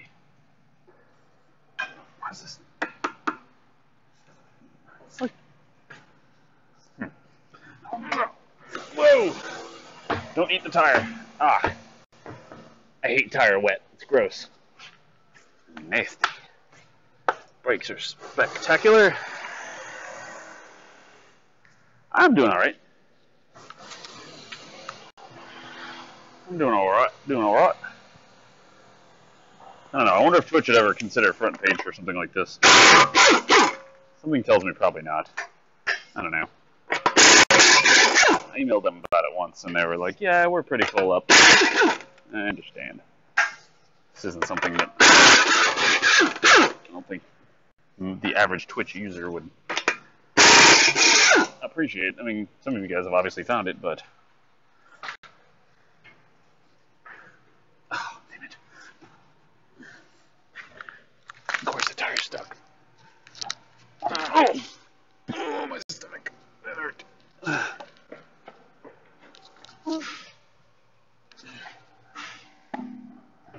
We're gonna torque these wheels down properly, unlike the last people. Ah! Something itching my heel.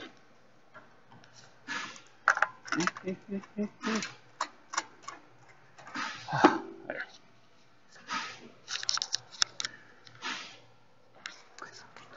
What I really hate is, like, when you look at the tires, when you look at the front and then you look at the back, for some reason the back ones always look like you have more tread left. I don't know what it is. Then I move them to the front, and I look at and I move the other one to the back, and I look at that one, and I'm like, looks like it's got more tread than the one I just moved out the front.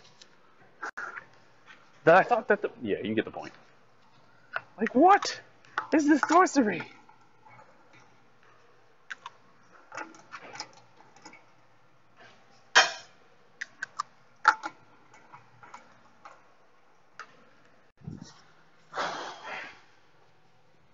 Sounds pretty rusty. Let's get a brush. Let's go brushy brushy. Except not my teeth. Let's go brushy brushy on it.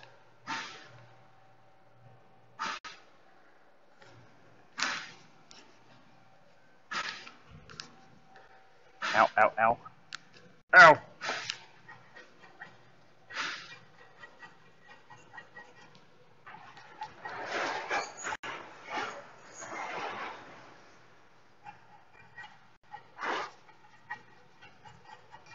We got new brakes on here.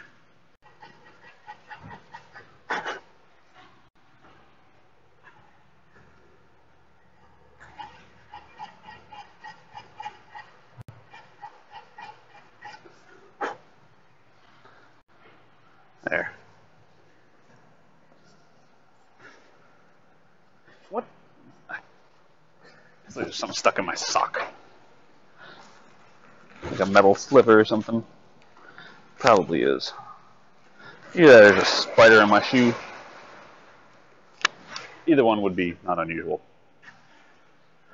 There's a bear in my soup! There's a homeless man in my soup. So if you donate socks, and you give them to like Goodwill or something like that, and then say a homeless man comes by and buys them, can you say that you have a homeless man in your socks? Or since you gave them away, they're no longer yours. I guess that would more fall under the rule. But what if you simply left them on the side of the road? They're still your socks, but you opted to leave them there for safe storage. And say Justin Bieber picked them up, or I don't know, one of those famous people. Would you be able to say that there's a famous person in your socks? Or even shoes.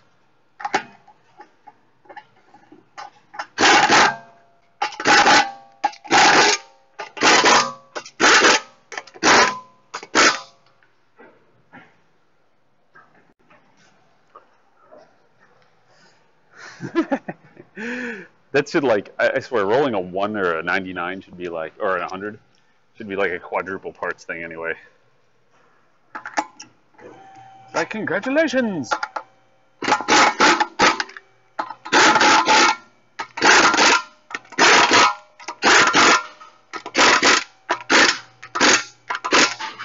Q.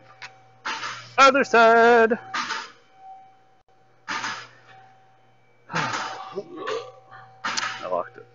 I locked it. And I'm not going to use this other air hose because it still sucks. I should do something with this. Should I sell the used engine mount? Make a bucks. Hey, I mean, this engine runs better than somebody that's got a straight up broke one. So, you know, there's that. But otherwise, it's not really worth anything. It's worth about a quarter of a cent in scrap.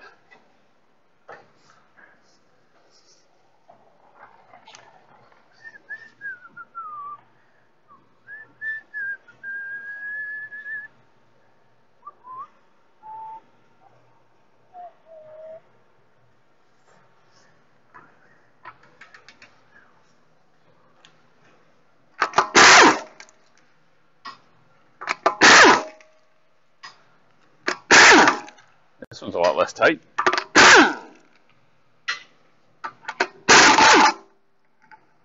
Yeah, don't fall.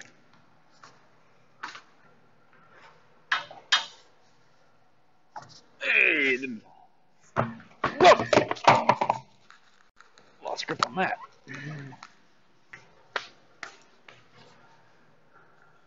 Again, the brakes are fancy and new. Let's go ahead and tidy up that hub.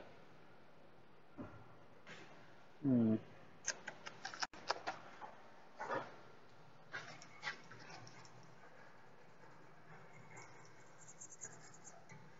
thought I had an actual brush.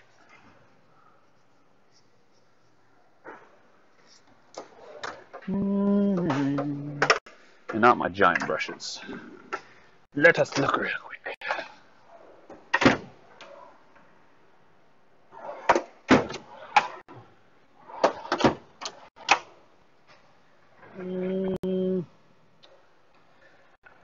I got these.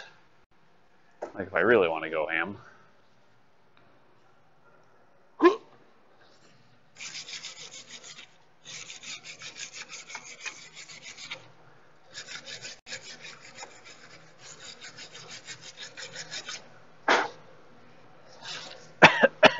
Asbestos.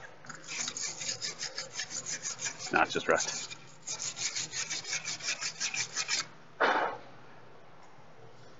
Well, this will work a little better today. For the mermaids. To the backside. You guys want to go to the backside?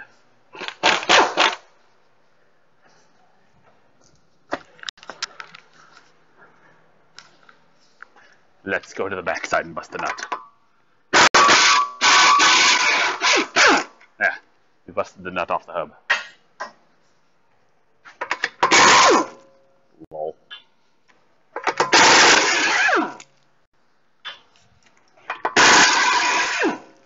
Jeez Louise.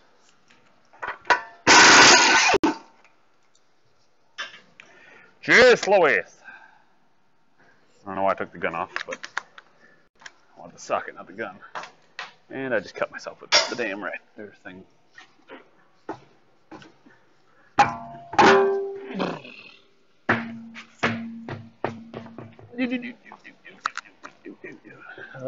Stupid tire wet.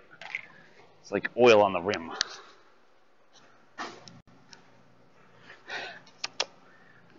There you go.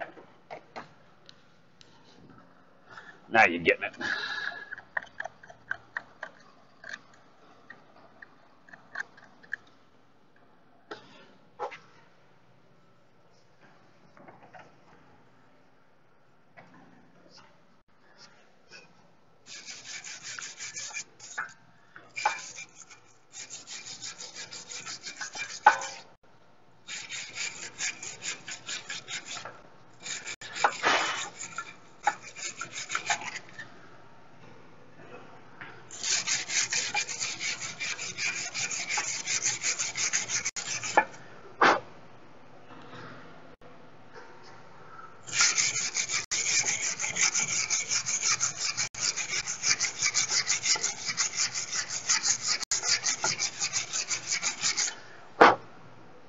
Well, I know I didn't do this brakes because they didn't put the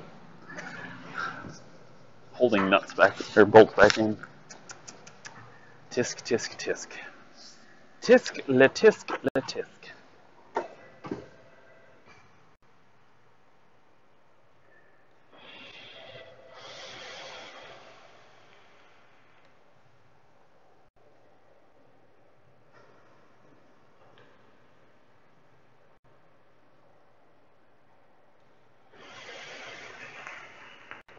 No.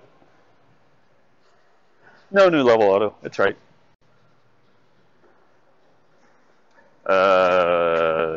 This is the tire I need to put on. Nah.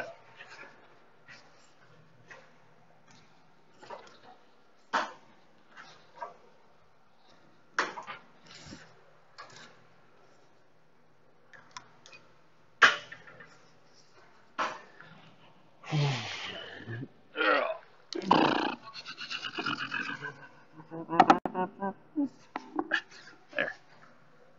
Stay, stay, stay.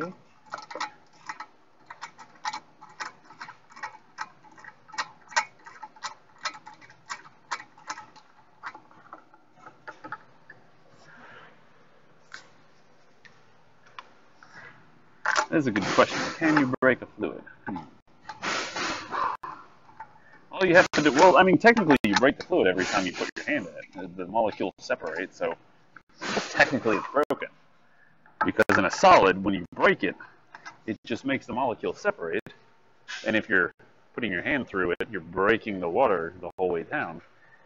And it's just they kind of move out of the way, too. They're much less... It takes much less effort to break those molecules apart. Yes? No? Maybe? Am I foolish? You decide. Today, on Big Machine Fixes Cars. Dun dun dun dun dun dun dun dun dun. Engine rev, engine rev. Dun dun dun dun dun. There we go. Is that an appropriate intro?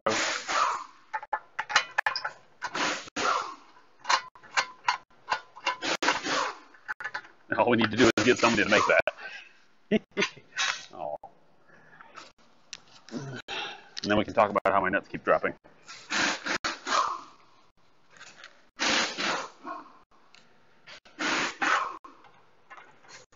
Technically, these are bolts.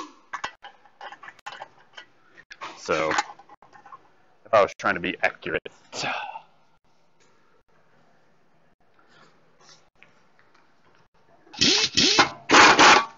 What? Who is that has subscribed?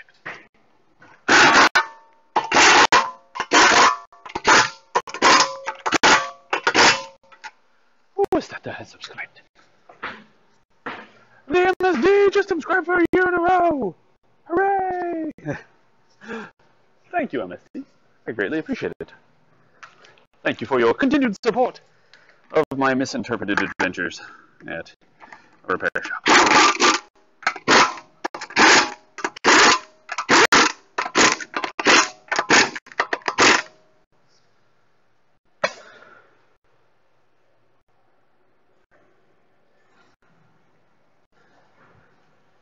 Ooh, what are you? And are you dead? Yes, you are dead.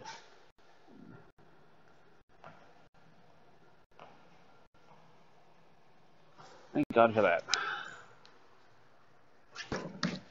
Because, if you guys know anything about this stream, we have a beautiful, beautiful relationship with dead things. Namely, the insect variety. Namely, things like that. Look at the size of that bastard.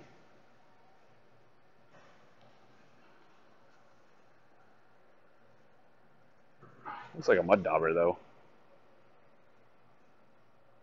It's like he just died. People for the ethical treatment of insects. Is that what we're going to next? I wouldn't be surprised. Honestly. Eat it. Yeah. No. How about not?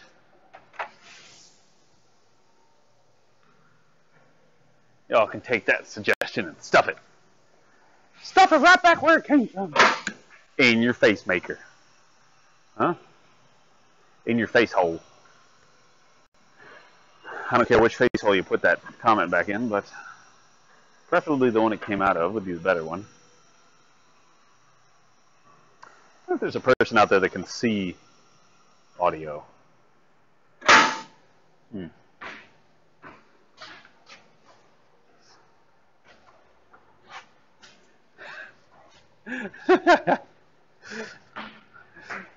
It's just a mud dauber, man. Ain't nothing big. I mean, it's only like that big. It's just the normal bees. Now, the ones that we're getting out of our pool, they're like that big.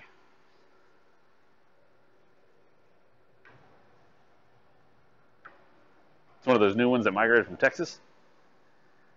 Paul, have you seen any of these? Like, they're about this big, about that big.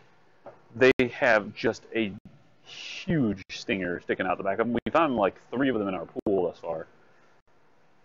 Because my wife's been like scooping out the pool, and she's like, "Holy crap!" And yeah, I mean, I get pliers, and the first thing I do when I get those things out of the pool is I grab it by the head, crush the head, and then carry the rest of it and throw it away. Because I don't want that thing waking up.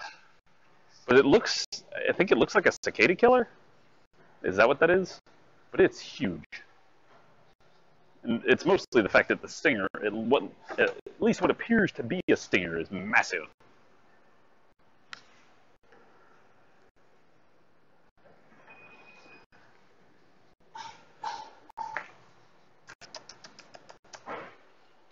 Where do my, oh, there's my gun. These are 120 Newton meters. Let's go ahead and torque it down. Torque it down. Torque it down.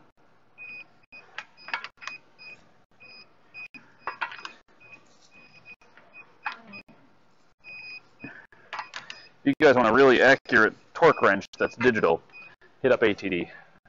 This torque wrench is awesome, and it's digital. I love it.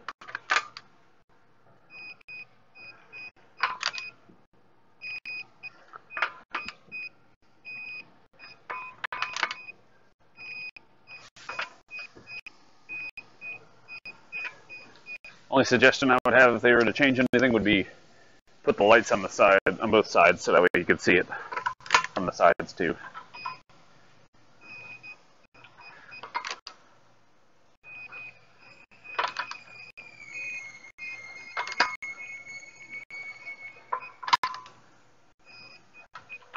Woo! My knees. Ooh, let me see.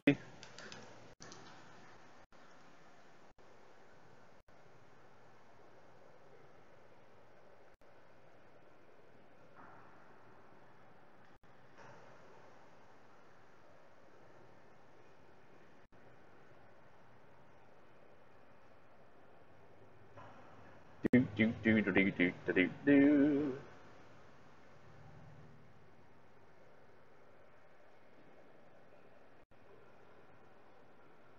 The staff has disappeared. There was a staffer in here.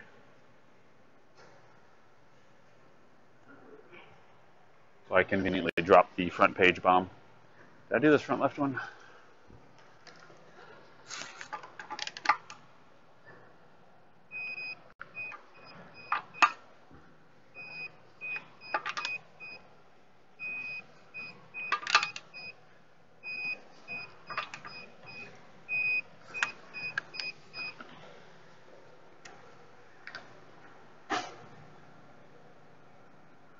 Two or three were in already. 2 or 3 staffers.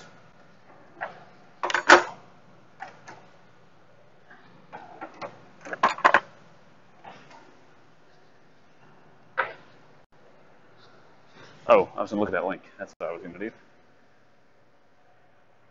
Yes, those things. Horntail wasp. Oh, okay.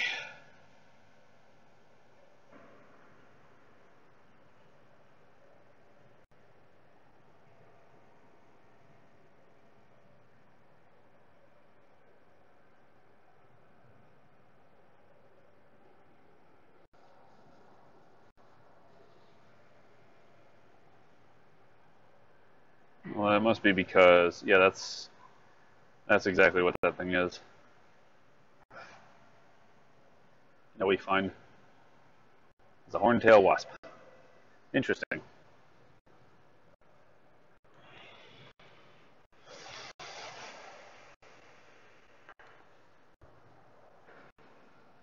Here, Sleepy. Here.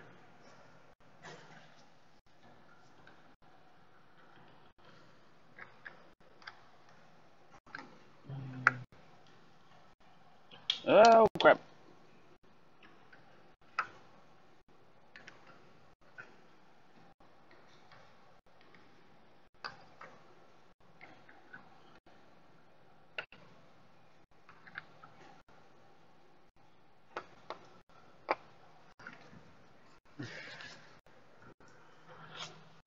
And were you talking about 3 staffers were here already, Hodor, or are you talking about 3 horntail wasps? Or something else entirely? Stupid caps. I hate these stupid caps.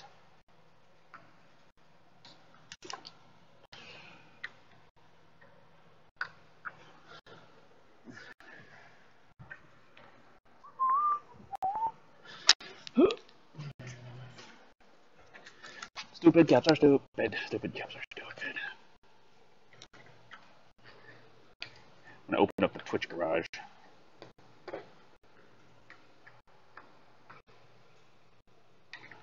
I know.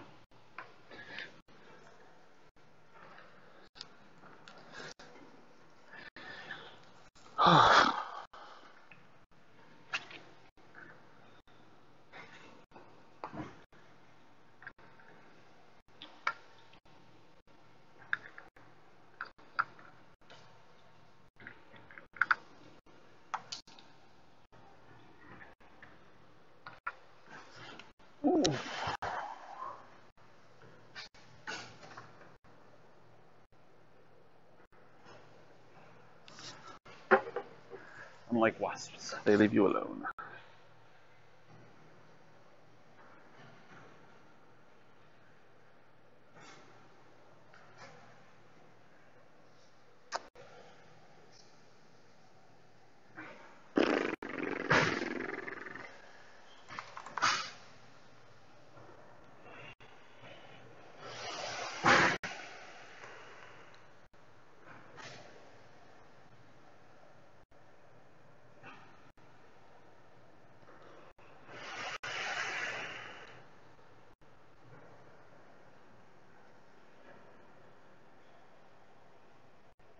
What do you mean cam belts? Zictronic.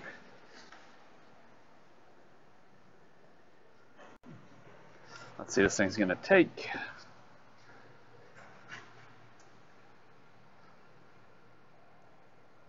Uh, 4.8 quarts. Talking about the timing belt?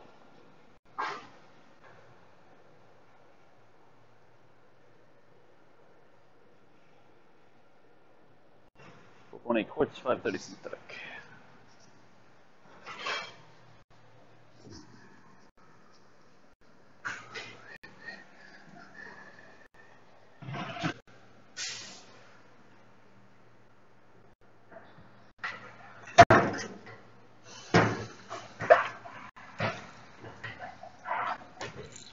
Please don't run out of oil right now. I don't want to have to change it over just because I need to.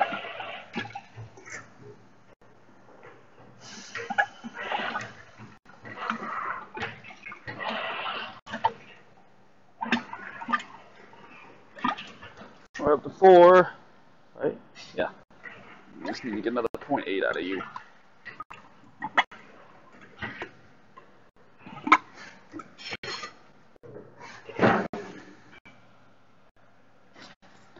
Hey, we got it. Not from Jason's problem.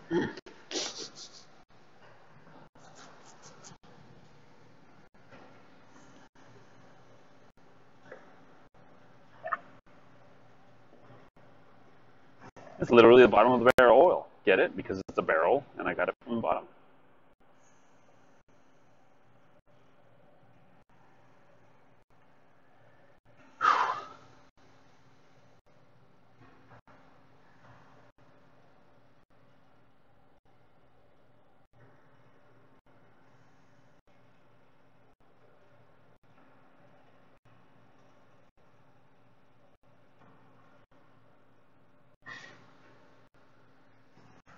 There.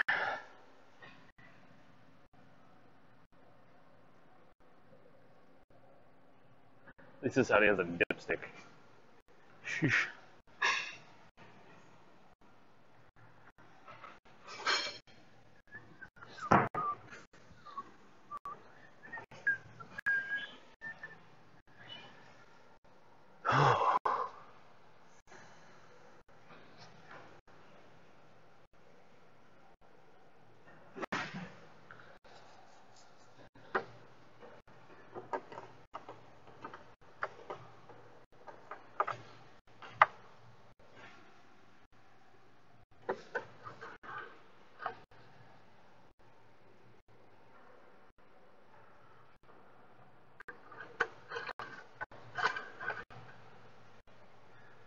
Awesome.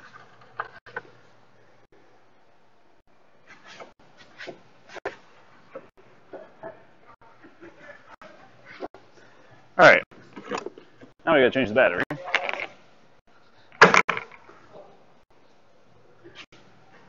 Which can actually change the car problem.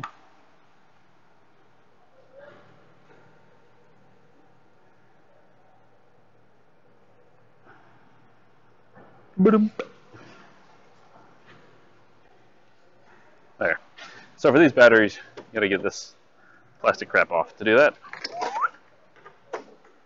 pull that off. And pull that out. Ta-da! Then we're gonna need a 10 and a 6mm Torx. Or sorry, not Torx, Allen. But there's a stabilizer bar that goes across the damn Allen too, so it makes it more of a pain in the butt. Let me get my... can't decide if that one's skinny or not. Let's use this 6.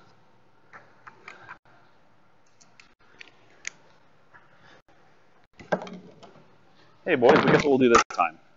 We'll disconnect the negative post and then take it off before we do the positive post this time.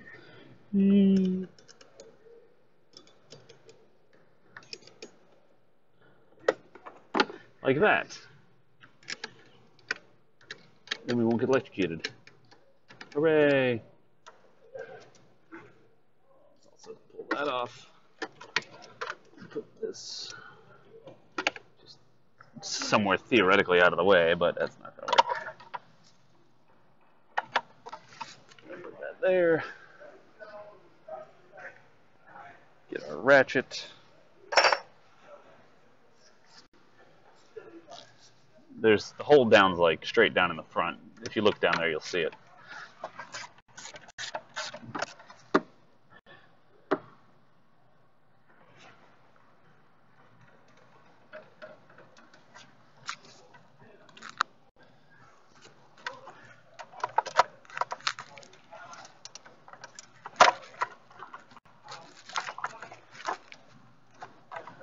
And you just kind of move it to the side over here. And then this is the hardest part here, getting it out. Because you're all leaned over it. Crap. Your back will hurt you later. And so are your fingers. Alright, let me go get another battery. That is the same one. A different same battery.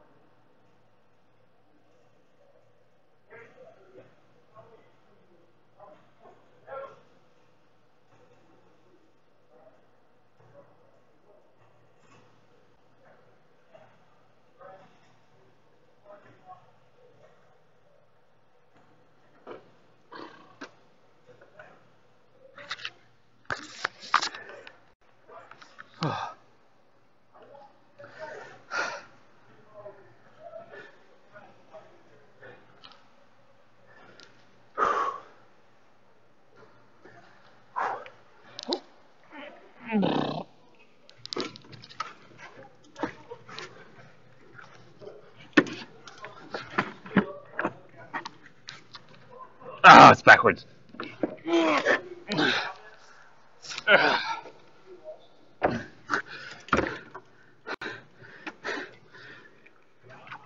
Exciting. Very exciting.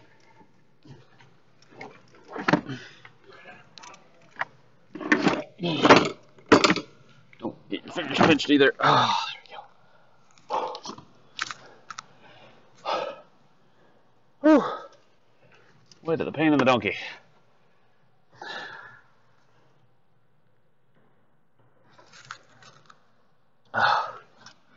Cool.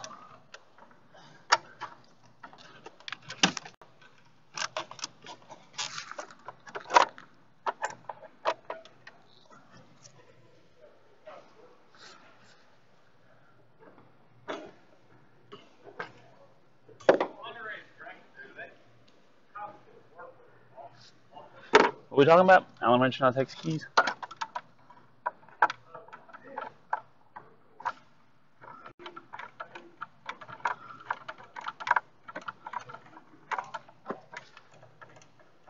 Ah, Rodex 670X, that's it.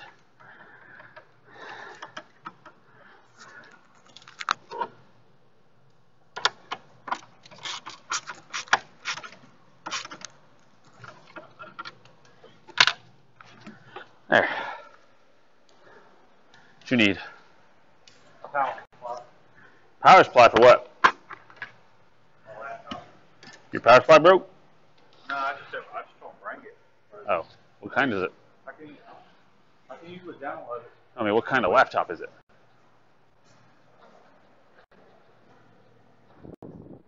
HP. Yeah, I don't have any HPs laying around. They're all different sizes? Yeah. Asshole. Duh. They want everybody to pay their specific money from them.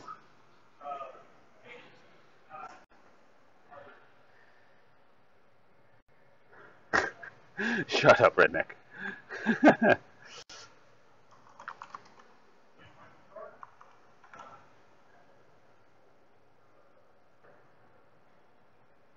There we go.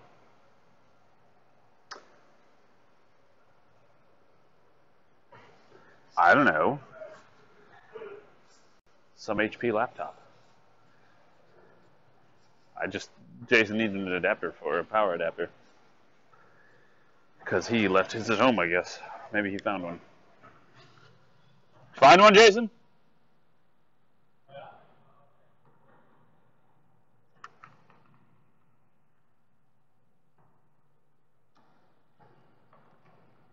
I gotta hook up the vent.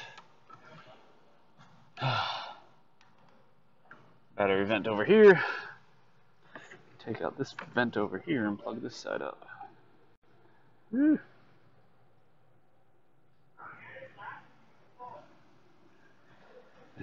Marriage killers. Alright,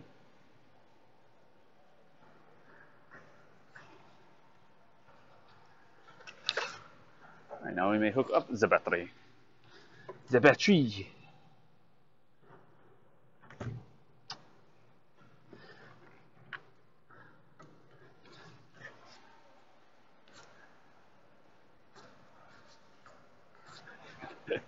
You guys seen this? Of course, it's on the, various image boards and stuff like that. But it's like people making stupid things out of Hitler's Mein Kampf, like Mein Kampfy chair. Makes me crack up.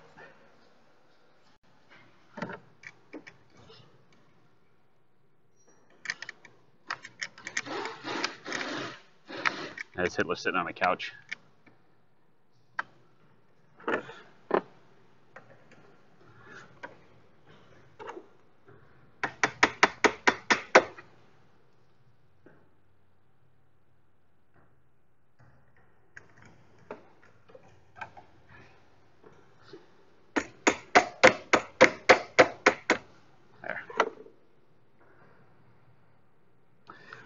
Try to make sure at least the battery post is sitting flush on the battery. There. Good. It is completely and tightly tighted. Could I have used a hammer for that? Absolutely. Should I choose to use a handle of a screwdriver? 100%.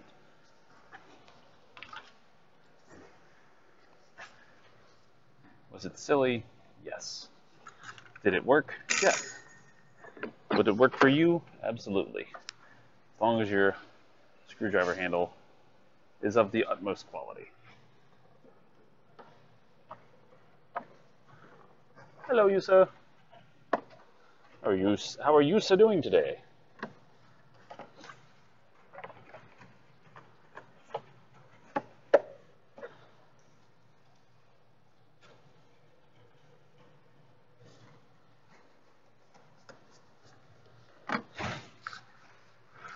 Hello.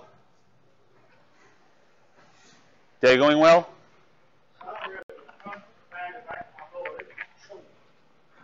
Oh.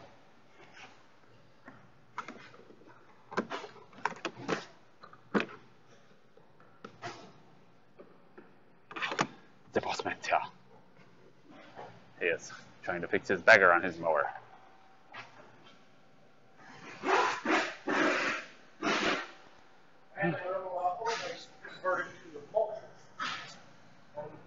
Take off the bagger?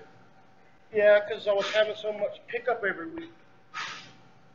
But now the grass is growing so fast, I can't mulch it fast enough. I can mow it 2 times a week and still can't get it to quit laying out across the ground. Oh, so now you gotta pick it up. Now I need to pick it up. That is a major pain. Major Pain. It's a good movie, I hear. Major pain. Cool. Alright, so we got oil change done.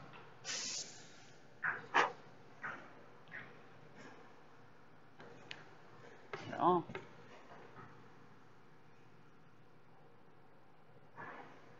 Oil change, oil filter, fuse, and the battery. And we also rotated and torqued down the tires. Fiat Uno 7S's? 70S's?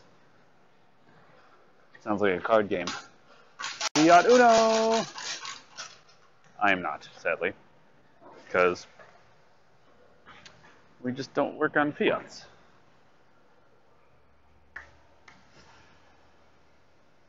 Well, his problem is that his car or his lawnmower can't pick up or can't mulch it fast enough. His grass grows too fast. He's got super healthy grass.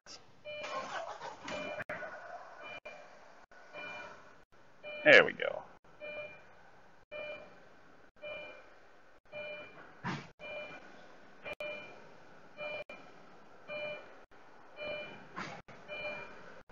I went a little over the oil change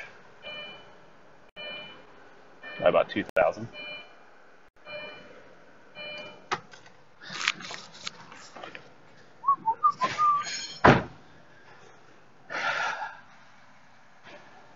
It's one of those things that I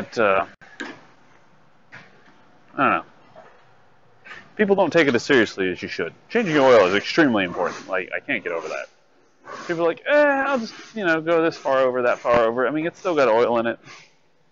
Yeah, but nasty, dirty, carbon-filled oil is awful.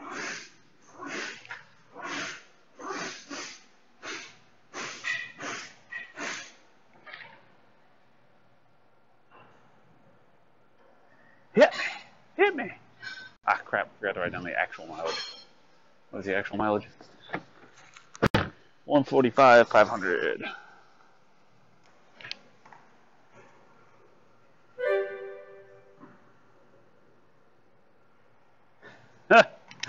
Why, thank you, Jar Wins, for the downfall of bits. It is a flood. Sticker, which is over here. 145, 500.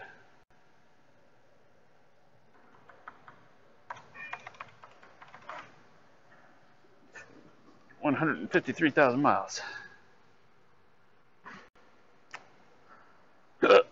No, the hiccup time. Why is it hiccup time now? Sorry, Slay. Empty the cup. Oh, sleepy.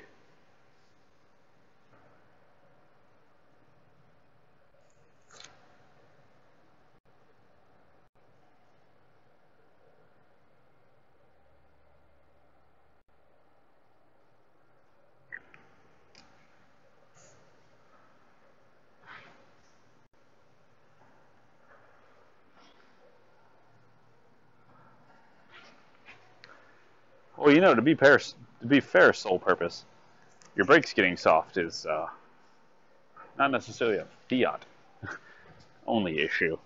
It could be. I mean, there could be something that's going on with that particular car that has a problem with the brakes. But it sounds like you have air in the line. Would be.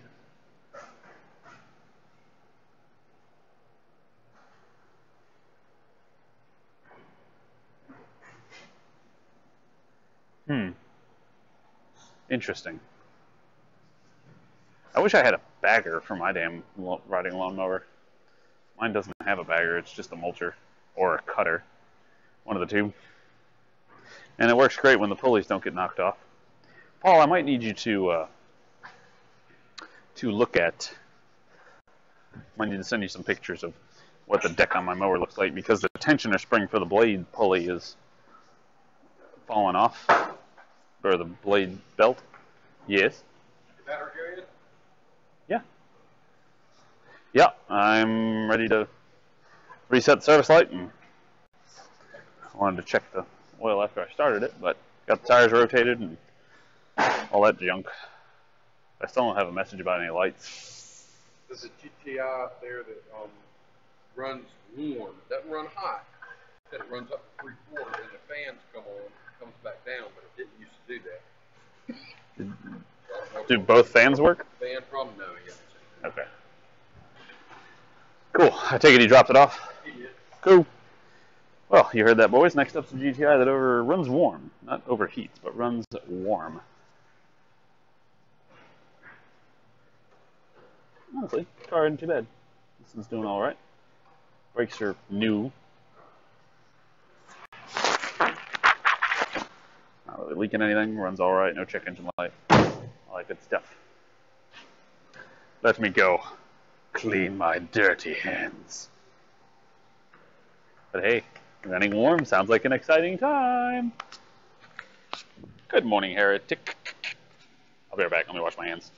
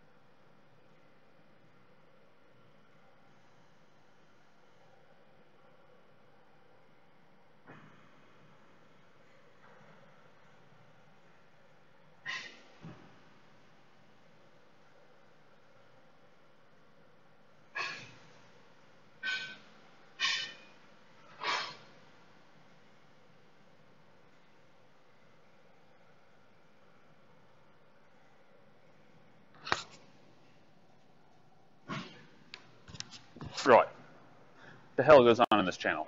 Asks Spectre Dave when he joins.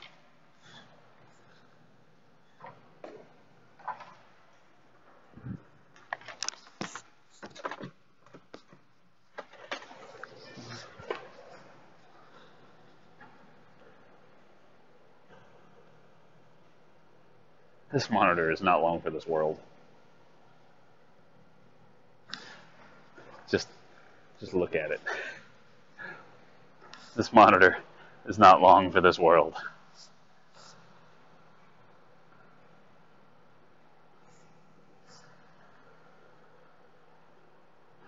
Yeah. That's one of the big reasons I don't really want to spend a ton of money on a laptop to go in here. Because of that. Like, granted, mine's been doing okay for the past couple of years, but I prefer to not push it. Sup, Spectre?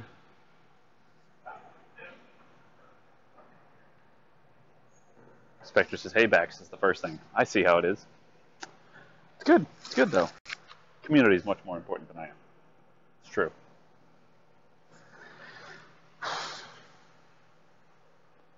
Buy a used laptop, yeah. This one's still working, so until this one... The only problem is I feel like I want to, I want to get a newer one before this one dies.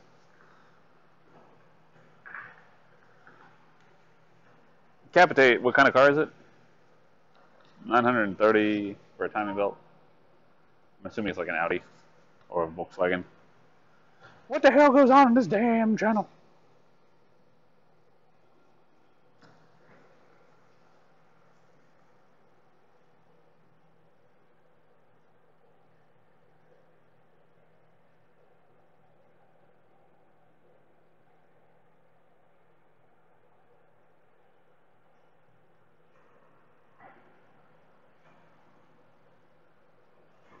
Same as this one? That's right, yours is a Quattro. Yeah, that sounds pretty reasonable. I would do your water pump, I would do your accessory belt too, yeah. Because you have the accessory belt on something like this is a big pain in the butt to get to. So, I just do it.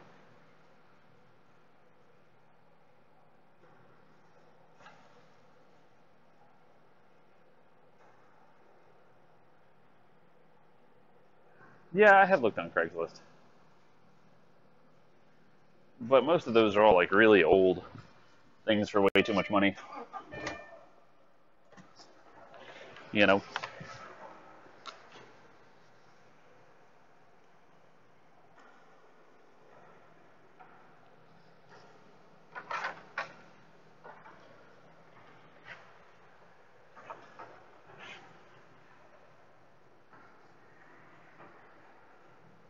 Okay.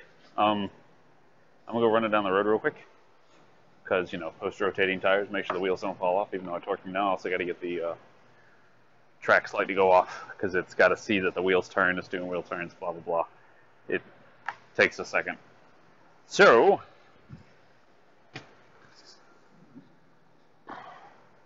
enjoy the shop for 5 minutes. At least I won't hiccup in your ear. How's that? Yay! Be right back.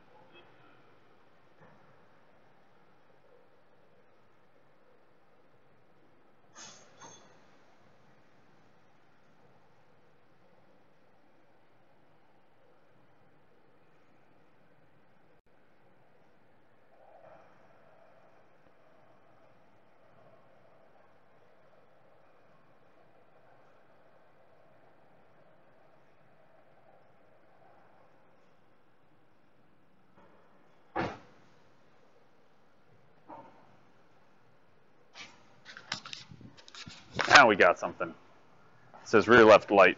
Might be Jason over here. No, is over at the tires. Look how bright it is outside. Such a bright sunny day. Such a bright sunny day. Let's get that. I think 8. That holds that in. See which bulb's burnt out. It's either the brake light or the reverse light. One of the two. Meow, meow. That is a 7. That is an 8.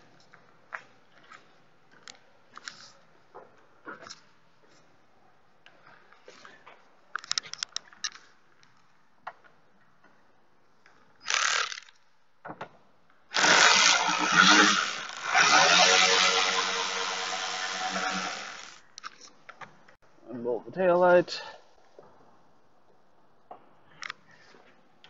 These tail lights you pull out as a unit. Once you unbolt them, like this. Like this. So let's see. Is it the reverse light? No. Is it the tail light? The brake light? Maybe. That one looks like a good one to change, at least. It is not in the greatest of shapes. It's pretty corroded and rusty.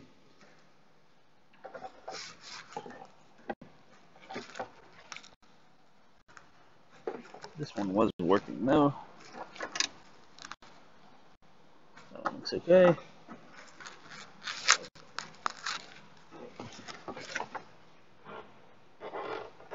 There we go.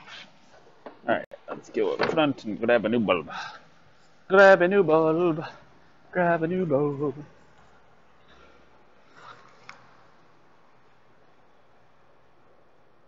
Oh, that sucks, Dave. So you didn't go on your 4-wheeler trip?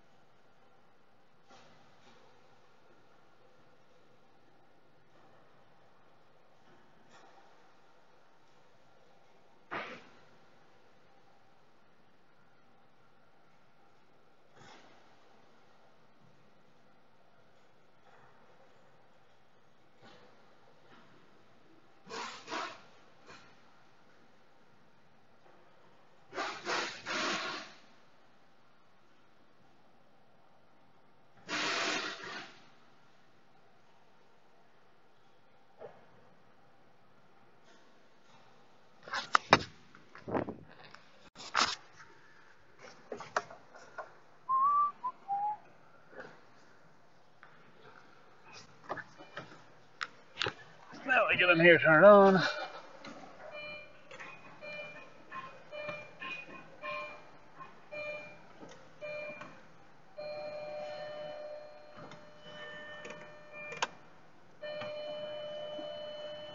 Left rear light. What the hell is left rear light? That one's on. It has to be the reverse light because it only comes on when I put it in reverse. So, but it looked okay. And just because it looks okay doesn't mean it is okay.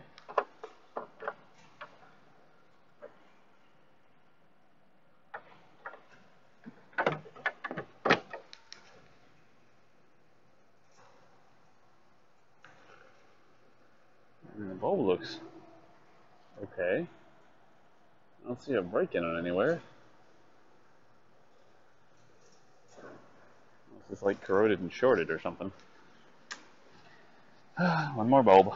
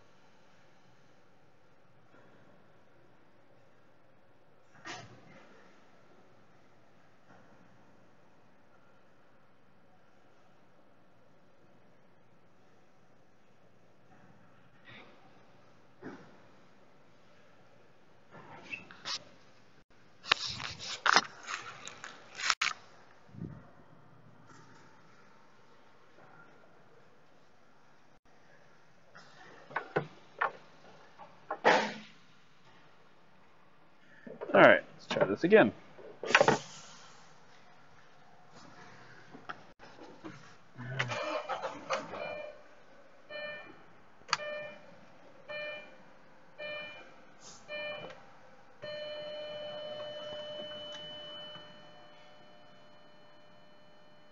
It says left rear light. What the man? It like says it once and then it goes away, and now it's being consistent again. I need somebody to stand back there and look.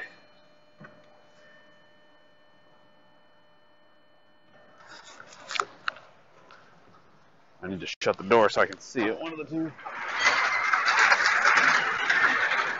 It's got to be in reverse, apparently. Unless it already killed this bulb.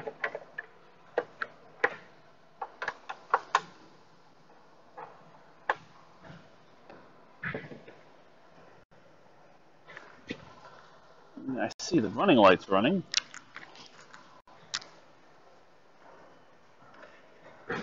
That works.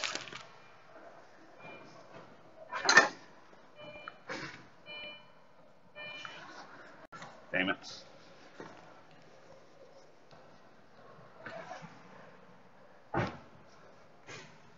Hey Jason, can I get you for just a second? I need you to look at the light. It's like a reverse light or something, and I can't put it in reverse and go back there and look. Tail lights. It says left rear. It says left rear light. It doesn't say left rear reverse light or anything like that. I don't know if you can tell which one it is, but now it comes on saying that one of them's not working.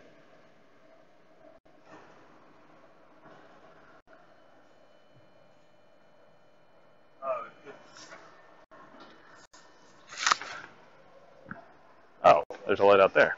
Cool. Why does that matter if it's in reverse or not? Crazy Euro cars. This one.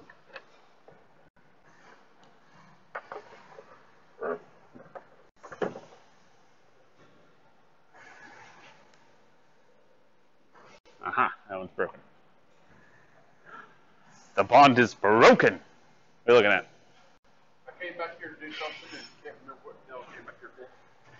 You came back here to find out what bulb it is that you put in this car? You came back in here to answer the phone.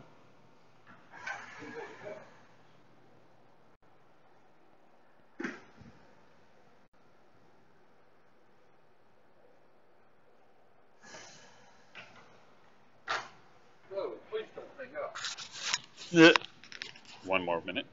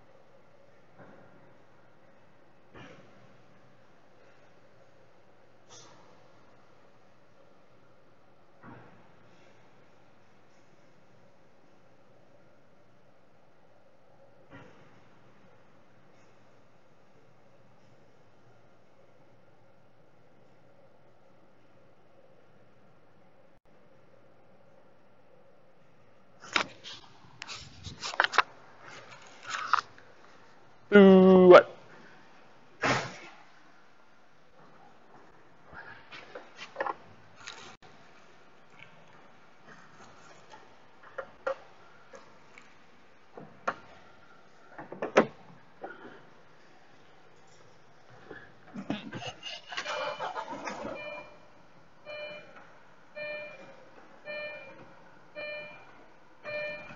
Yeah, it says okay. Excellent.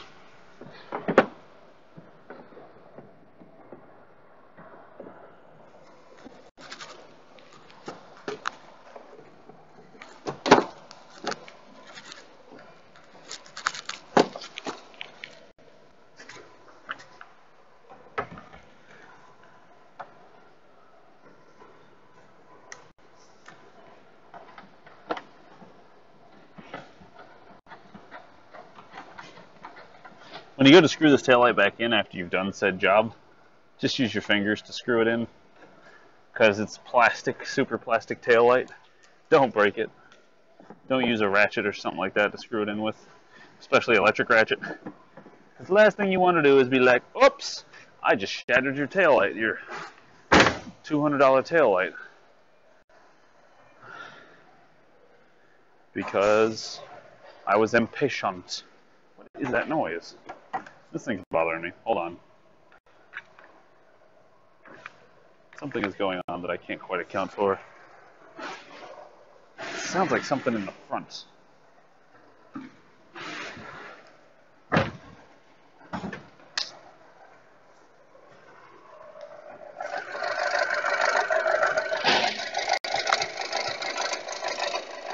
It's like on the turbo side. You guys hear that? What is that noise?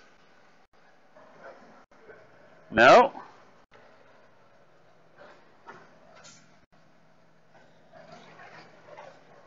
Sounds like it's coming from the turbo.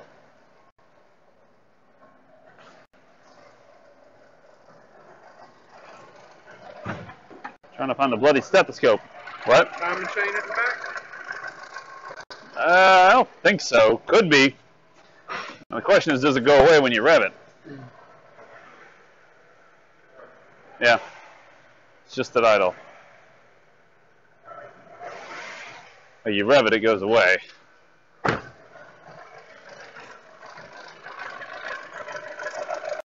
horrible. I wonder if it's the catalytic converter. Sounds like it's up high. It does, but I gotta find the damn stethoscope. Alright, here.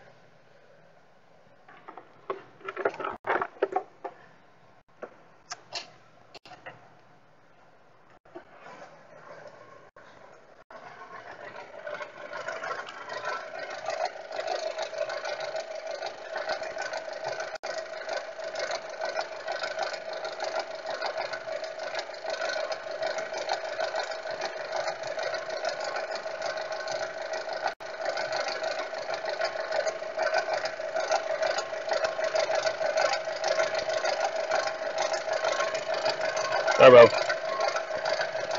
Turbo moment. What? That's the noise. I bet this thing's got broken chain guides. You didn't hear that when you pulled it in? I did not notice that. Granted, the inside of the car is pretty insulated from that. Awful sound. Yeah.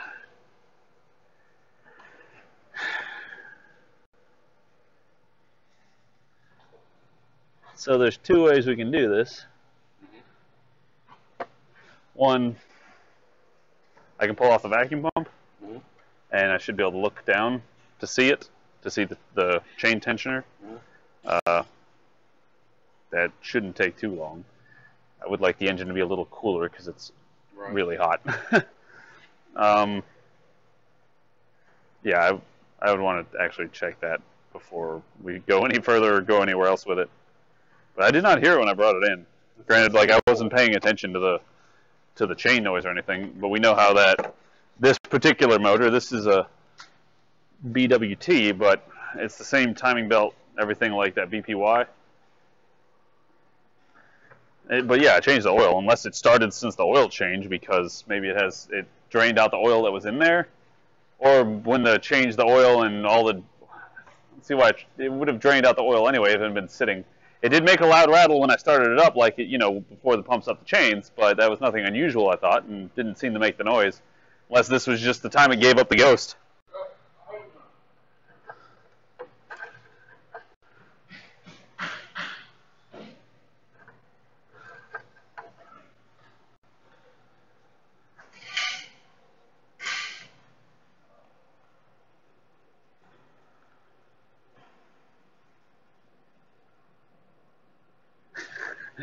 Dave doesn't care.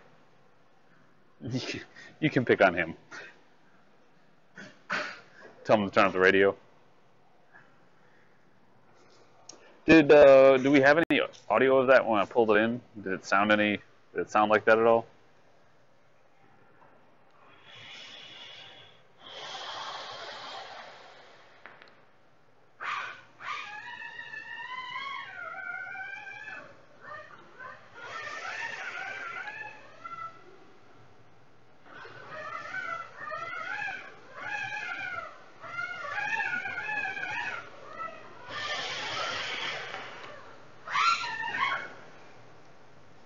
Yes, Geek Boy. That is exactly what I'm saying. I'm concerned about that. You know what? Ow. Let's look on the YT.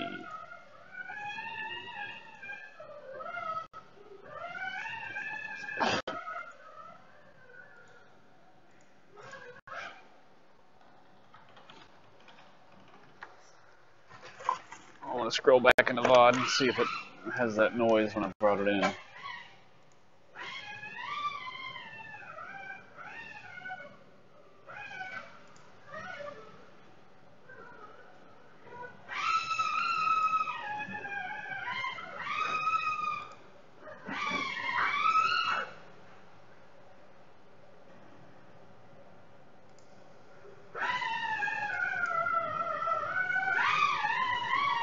No. I can't go back that far.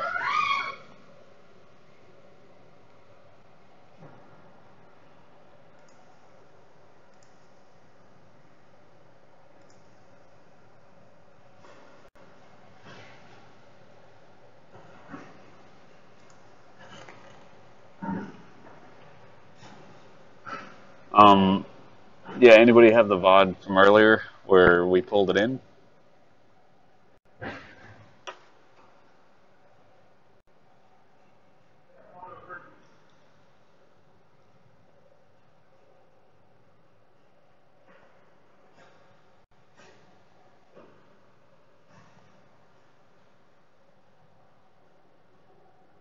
You look like Weird Al Yankovic. Yankovic. The Veach. Where's the dude? I'm right here. We're gonna look at VODs. Let's look at videos. Let's see if we already have a past broadcast for this yet. How far can we go back?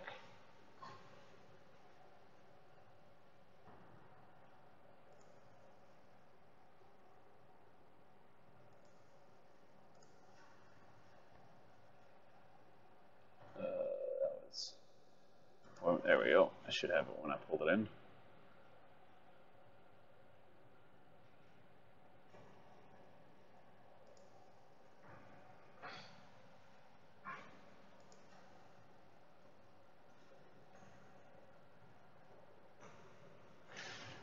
Oh,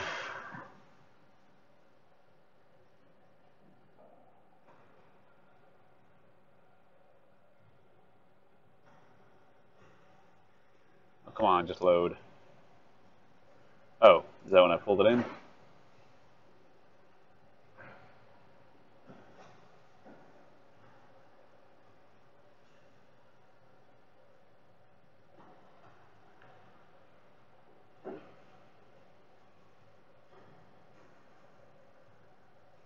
I don't hear anything particular. Do you guys?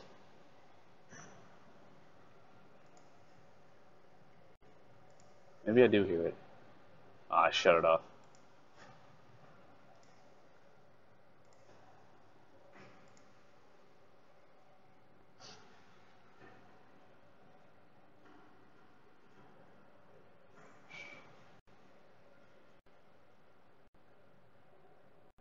What do you guys think?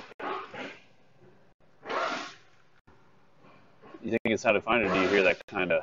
Well, let's compare. Like, the microphone was right here. The microphone was about here. Put it right there.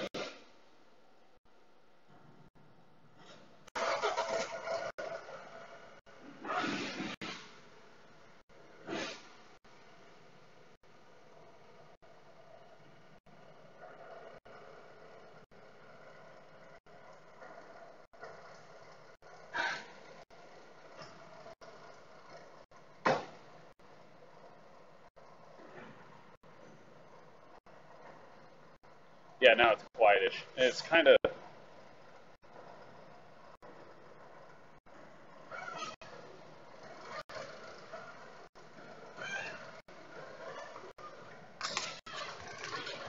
No, I don't like it. I think the chain's going. This is about that time. Either the chain or the chain tensioner. I'm going to scan it, see if it's got a code for a cam exhaust to intake cam correlation code. And his even in this timing belt is another big question. I don't know if we've done this timing belt. Let's just do a scan of it real quick.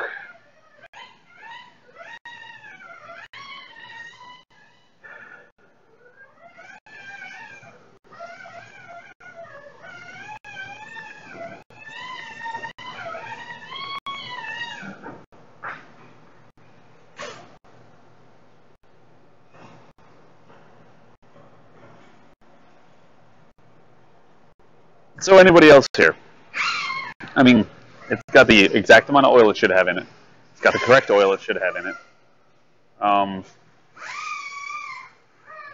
What do you do in this situation? As me, like, I did the oil change, I did all the maintenance and stuff like that, put a battery in it, etc. And now it's kind of making this funny noise at the timing chain area. I mean, clearly I didn't touch it, is the better way of putting it. You know?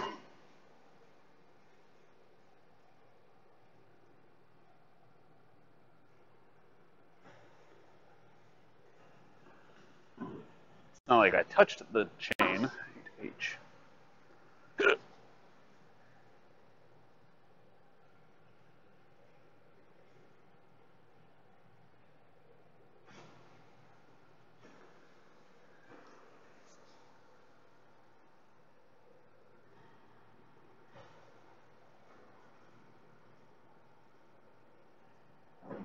No, it doesn't change pitch.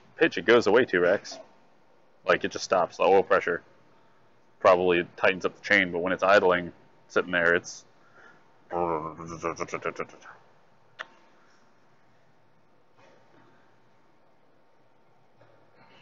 it's got the correct amount of oil. We might have to run an oil pressure test. The pickup. Did I disturb something in the pickup and it got oil trash in it?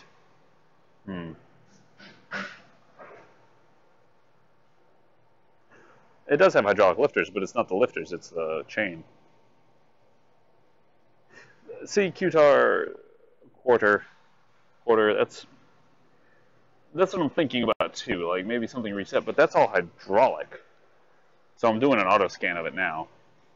I'm going to do an auto scan, but there's no like learned values where it comes to chain tension.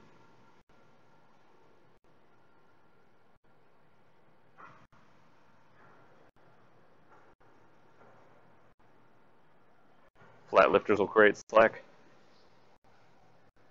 But if it's the chain and I take it on the interstate, then I could blow it up.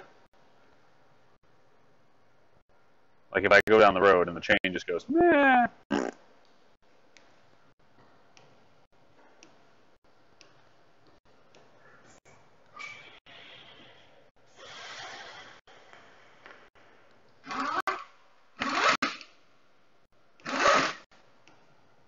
Yep, there's that.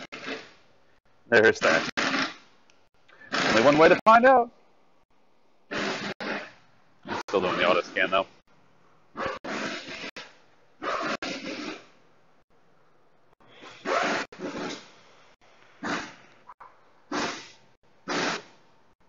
Yeah, but I'm sure they don't want to use the insurance, so they don't have to. I think they had enough of using the insurance when kiddo fell through the ceiling of the roof of this shop and died.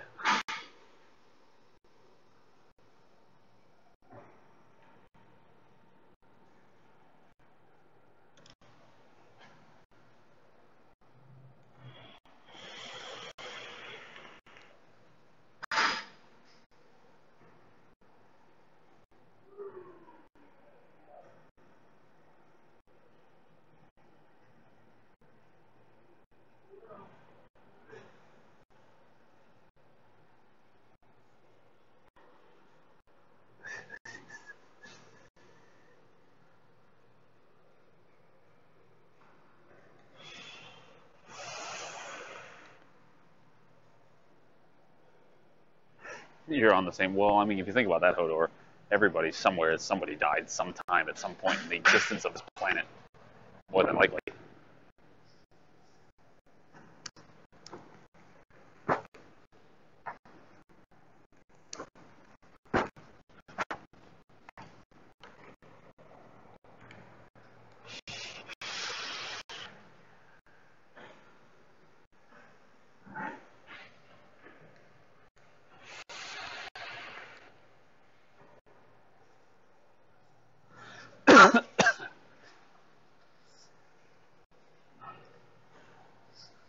Nothing yet that I can tell, but I can only get a flash of the codes while it's still scanning.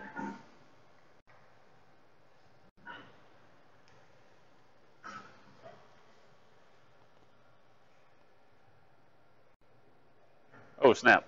Your neighbor got stabbed. That's messed up, dude.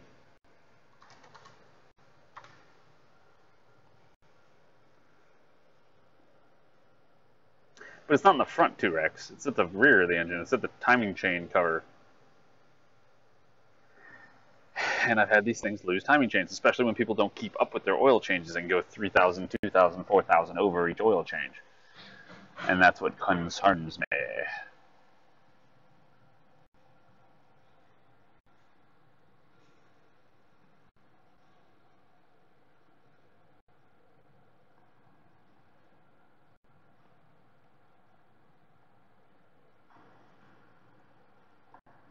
Also, something that's going to help me out immensely, if you guys would, that have the Facebooks. I'm trying to get more reach where it comes to getting people. We're trying to work up to 200 viewers concurrent, and pretty much the only way we can do that is advertising, of course. And so, whatever you guys can do to help would be amazing. I've got this link in chat here that is the post that I posted the other day. 2X is going to help me stay on top of Facebook, getting out clips, stuff like that. Little tidbits to kind of give people reasons to show up. And so any help would be lovely, would be awesome. Posting on places like Leaky Piston. No, what is it? Piston Heads, I think it is. Anything like that. Posting in any other forums.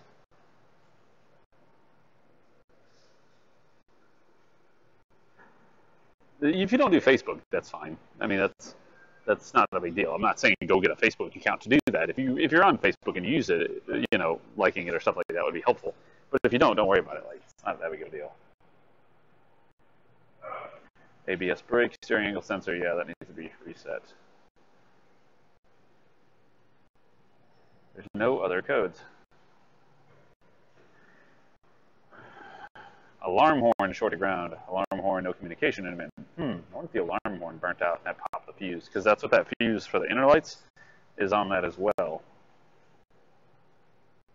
Control module passenger side, signal wire operation intermittent. I wonder if we'll blow the fuse if we open the passenger door. Let's print this just to show what there is there, which isn't really much.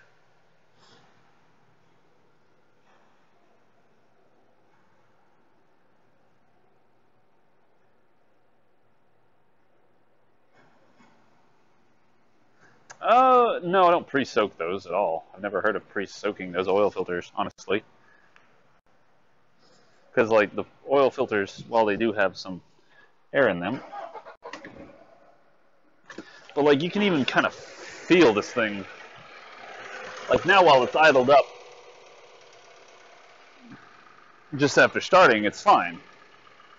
But then as soon as it starts to, like, you know, slow its roll, you hear that?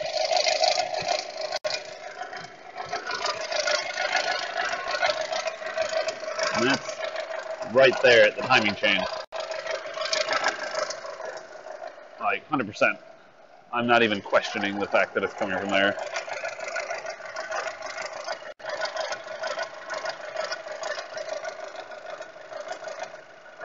Timing chain's loose or something.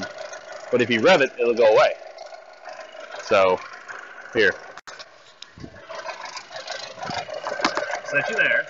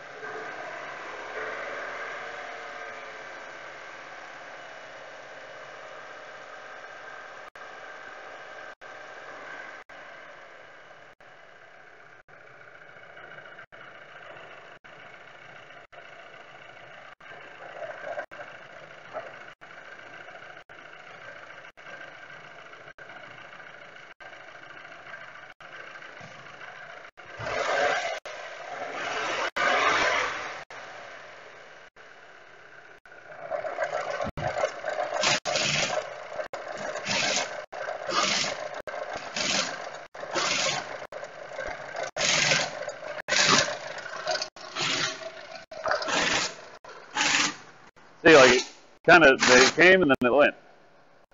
That's not a diesel.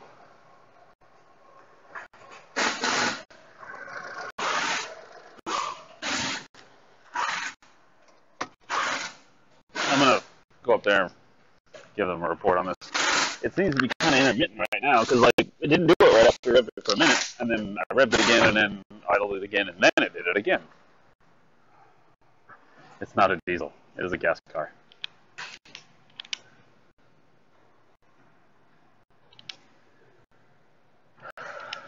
Googly goofball.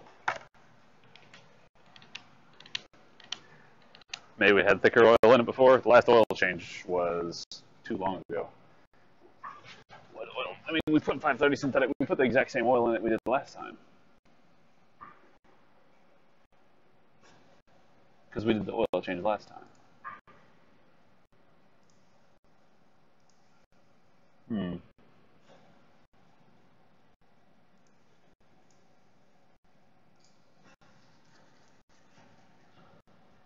But I know those chain tensioners are terrible.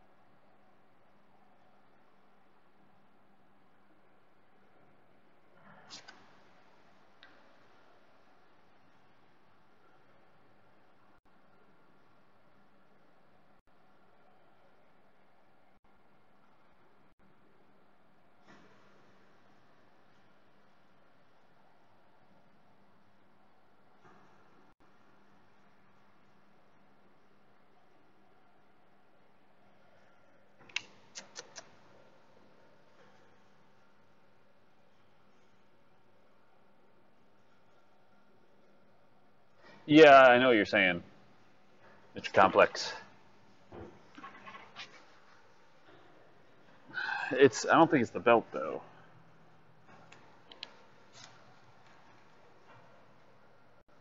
Let me go ask some more questions up there. See if I can't find out some more information on it.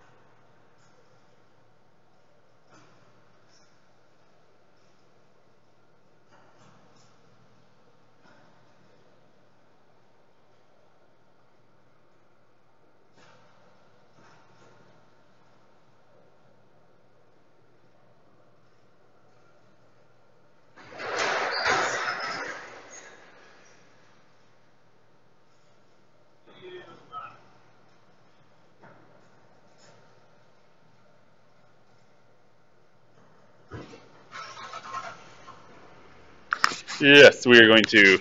Well, when David gets back from lunch, I guess we're going to call up the customer and tell them about it and find out if they want to do anything particular with it. If they want us to check it. If they have noticed anything about that.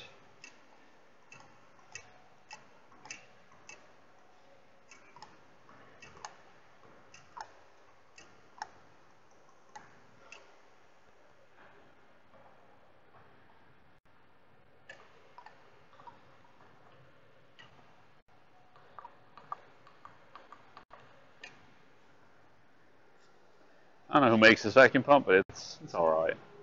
All right.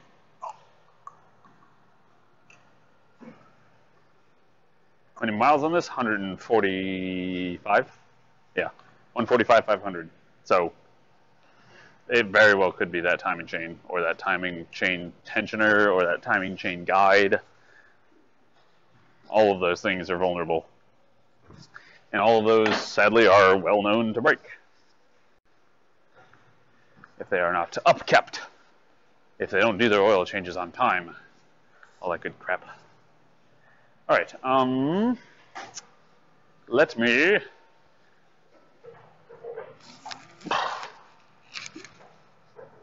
There you go. Let me go and clock out because I want to eat lunch. I'm hungry. Yeah, chain for sure. Pretty much. That's my opinion on that. It's like it's gonna be the damn chain. So let's get some questions together. Or if you guys have any questions, now is going to be the time to get them answered while I'm at lunch. So think of what you want to ask, and I will be right back. And we'll answer them, and then we'll clip it and put it on places like Facebook and YouTube.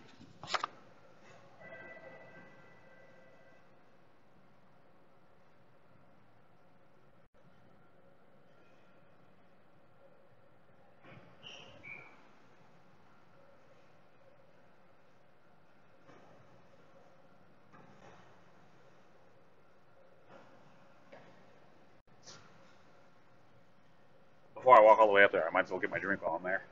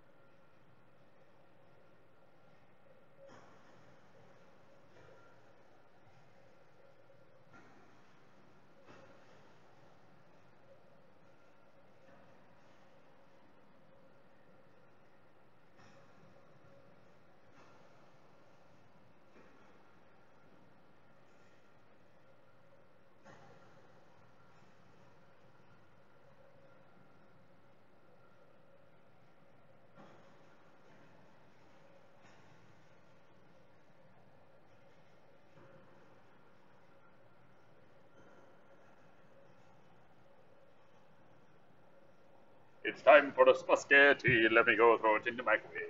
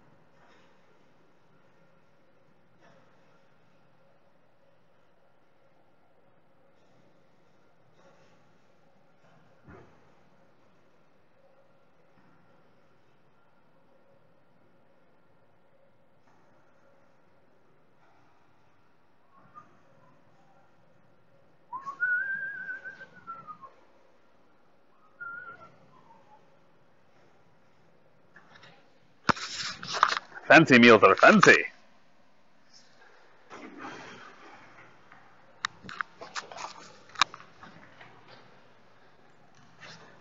I have a 2-course lunch today. One course consists of spaghetti, or not spaghetti, but not rotini. What is the other stuff? It is a variation of spaghetti, but it is in a tubular form.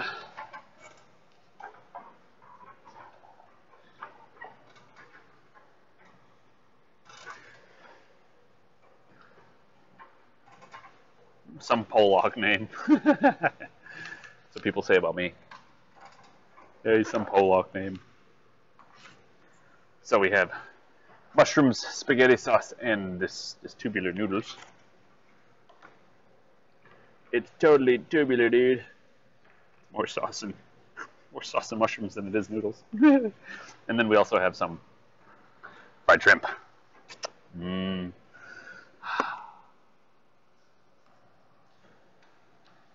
Panini. That's it.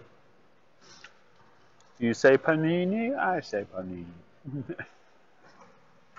I was watching a whole lot of Gumball this weekend.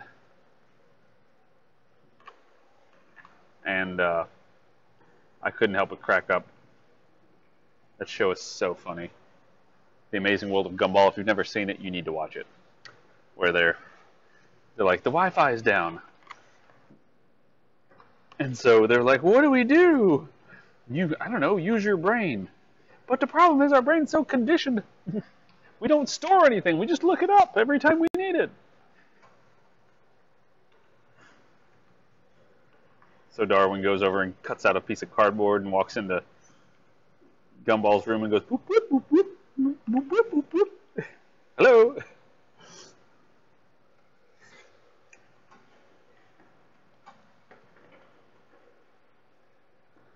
I love that show. I laugh.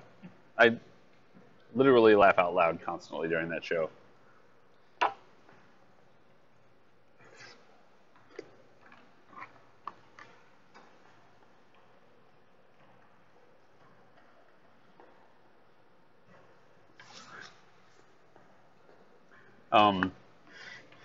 I have a condition, my medical condition. That's why I can't do it. What medical condition? You know, the one where I'm allergic to effort. As soon as I have to do any, I get dangly arms, heavy breathing, rolling of the eyes, things like that.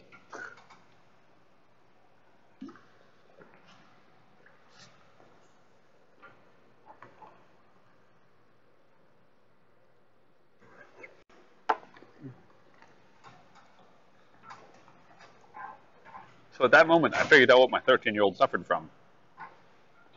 A medical condition.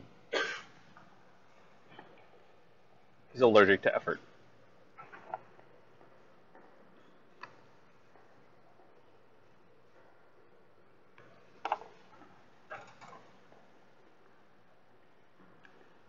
Why should I change my PayPal handle to John?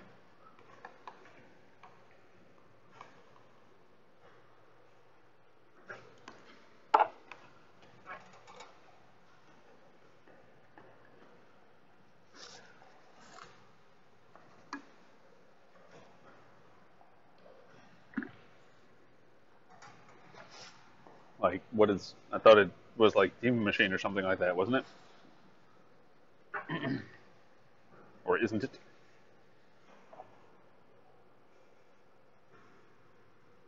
To a handle? Is it not a handle already?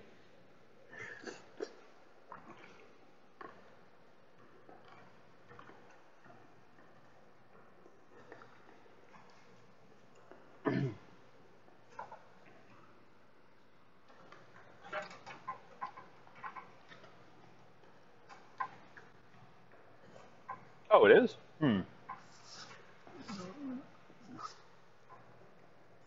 Yes, maybe I should do that.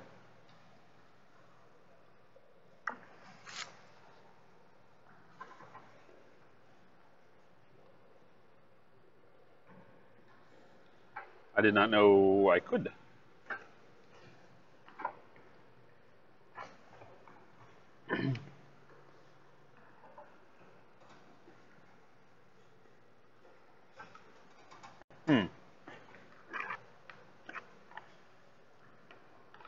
How do you contact PayPal? Or do I like literally call them up?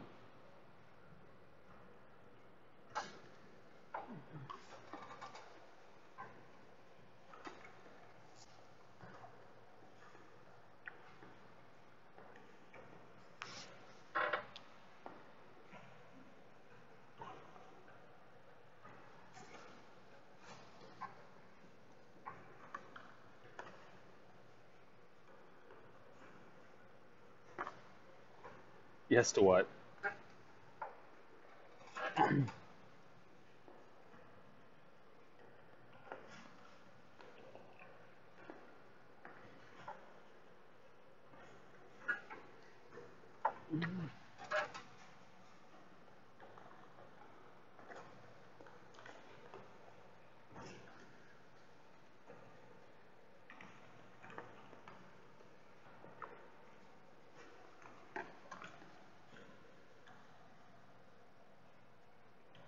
Well, to be fair, Rodex.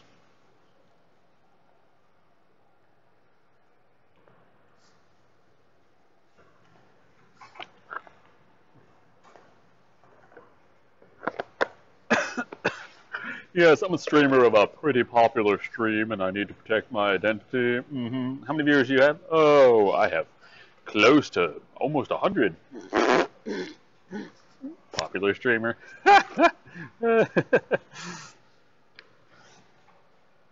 That's how I feel like I would get reacted to.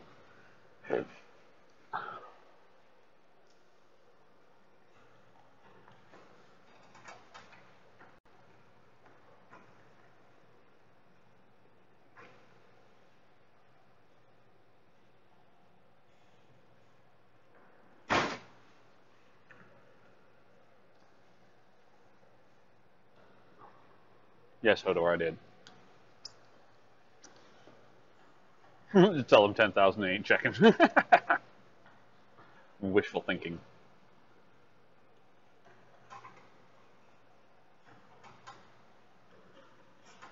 I haven't watched any Rick and Morty yet, but if it's like what I expect it to be, it's just a version of Gumball that's for adults.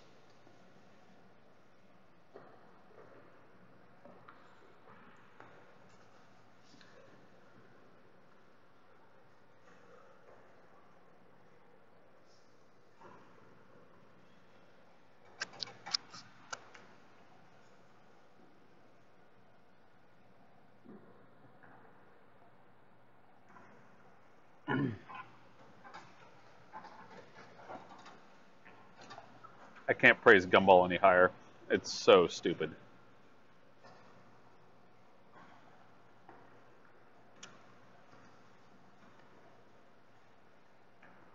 Futurama, who's 200 people who are too dumb to understand jokes. Yeah.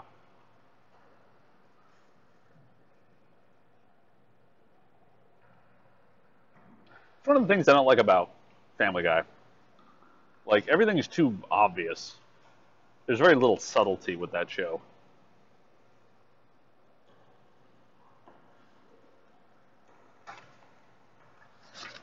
It's just very in your face with its comedy. And usually it's offensive comedy. It's like, what's the best way of putting it?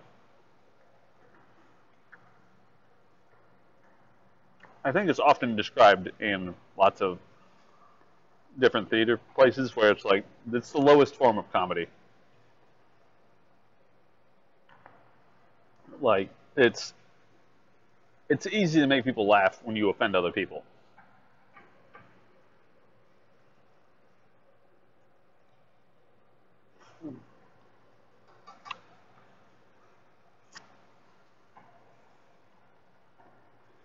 Yep. I mean, the jokes are funny, but like just the pure, for instance, with The Amazing World of Gumball, the pure creativity with that is just mind blowing. Like one of my favorite episodes is when Darwin starts sneezing after a pillow fight, and his sneezes start getting more powerful and more powerful. And so soon he's like blowing stuff, he's blowing walls open and stuff like that every time he sneezes. And so they're trying to like push him somewhere because they needed to get him away from the population. They keep pushing him and they sneeze and pushing him and sneezes and then pushing him and sneezes. And they're like, wait, what are we doing? Boom. So it's just those things that just crack me up.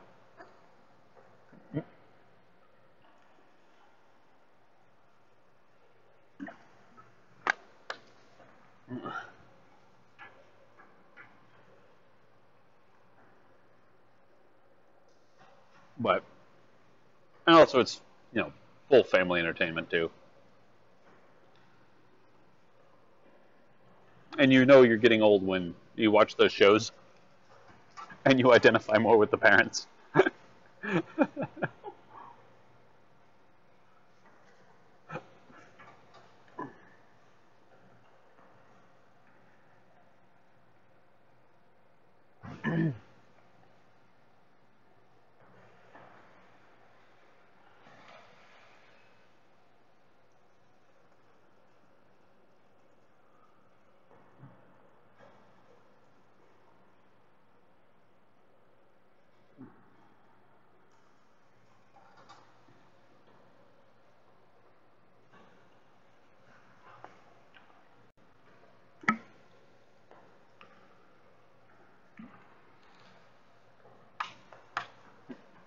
Hell yeah.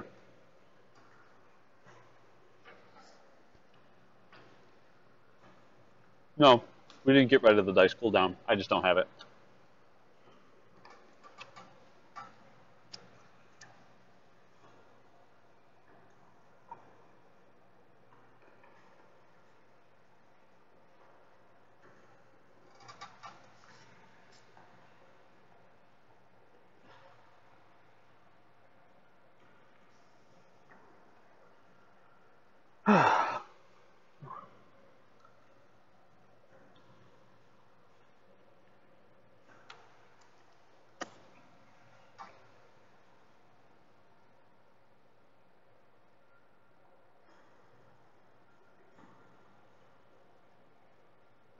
Yeah, Ninja Bartender, put it in Discord.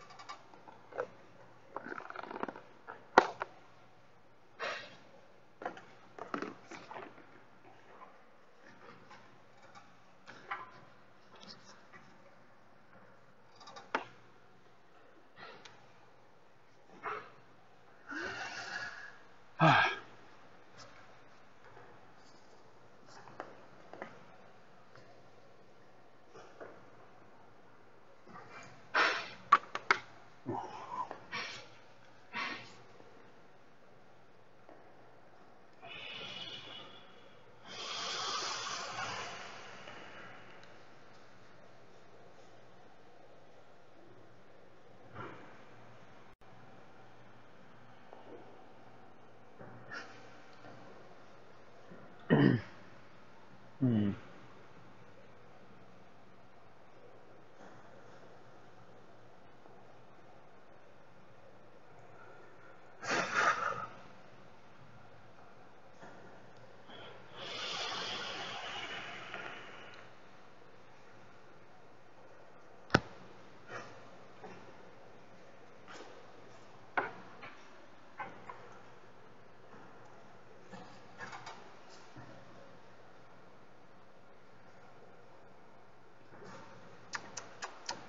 That was good. I was worried I wasn't going to be enough food, but I always worry about that. I look at it. I guess that's a problem with Americans. I don't know if it's with Americans, but with a lot of people, myself too. Like, I look at a lunch and I'm like, man, that's not going to be enough to fill me up. And then you get it at your table and you start eating it. And you eat like half of it and you're like, oh my god, I'm so full. But I'm not eating this because I paid money for this. I paid $8 for this whole meal. God damn it, I'm getting every penny out of it. I'm not going to eat for a week after this.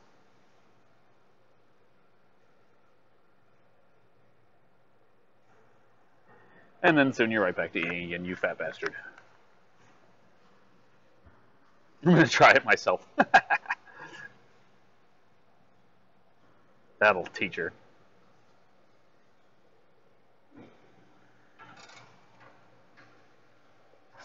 That's alright, McComplex. I understand.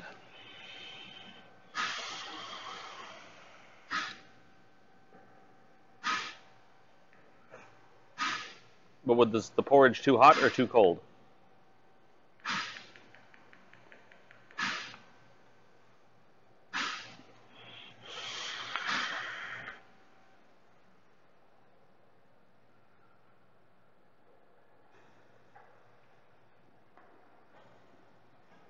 Porridge.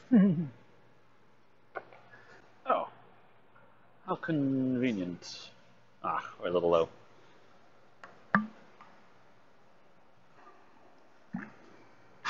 I understand, sir.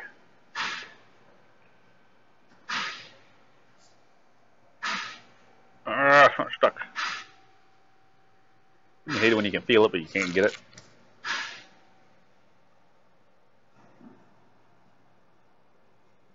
There we go.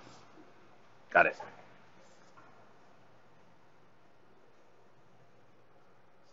Are you going to be Rufio, T-Rex? Are you telling David to be Rufio? Or he had 3 mohawks, didn't he? How many of you guys watched Hook?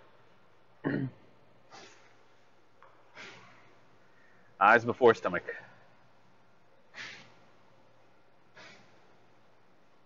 I made this. You made this. I made this.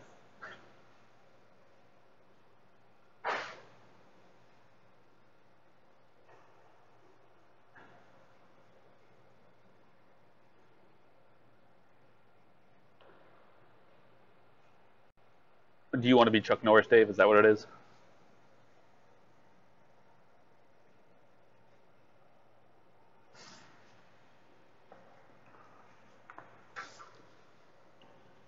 Also, for anybody watching on YouTube, if you are there, you can come on over to twitch.tv/DemonMachine and join the rest of the people that are here, which is significant more than what's on YouTube.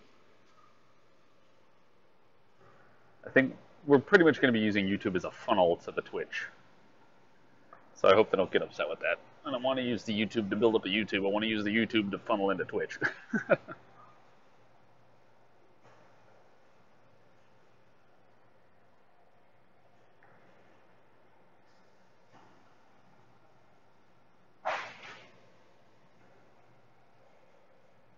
I don't know who Christy Brinkley is.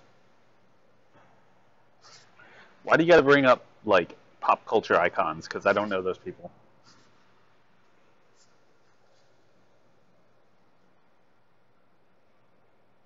Jesus, we're killing it today on this.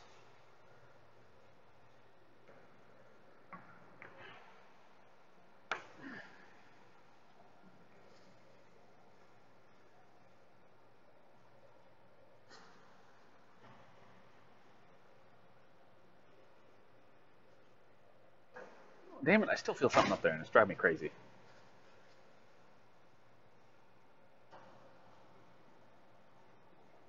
Oh, okay.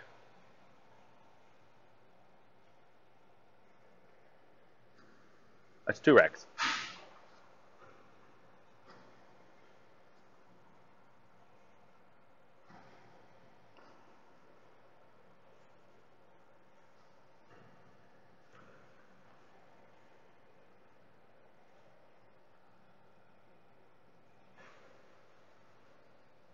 Oh, interesting.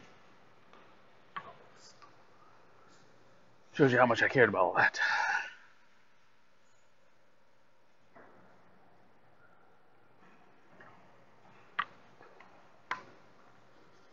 Like, how old is Chuck Norris now? Isn't he 60-something?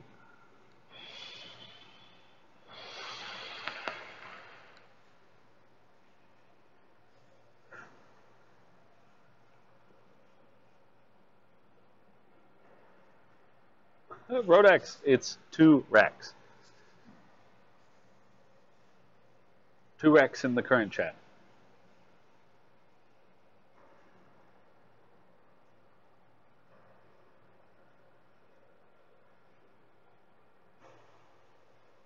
That wasn't really the point of my story. Chuck Norris is eternal.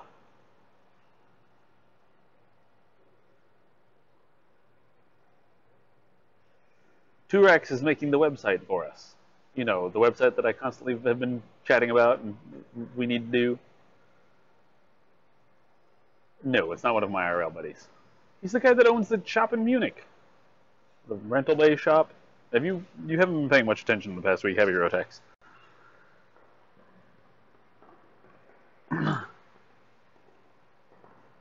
Oh my god.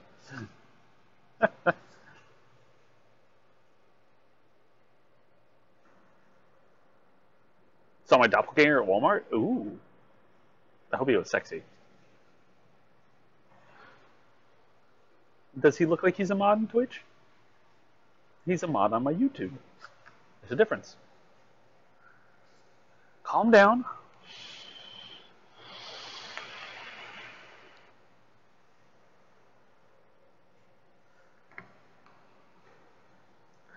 Turex, you're getting the 3rd degree from the mods, so enjoy. Enjoy.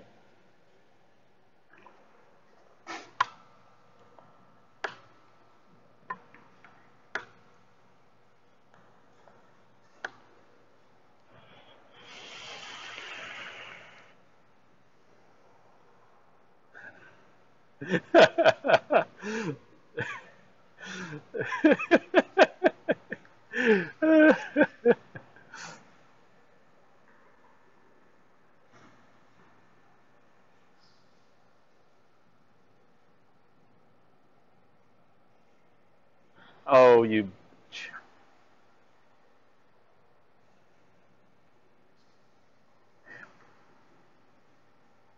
I needed to have you here so I could do it. And now that you're in there, I can confirm that it is you. And then boom.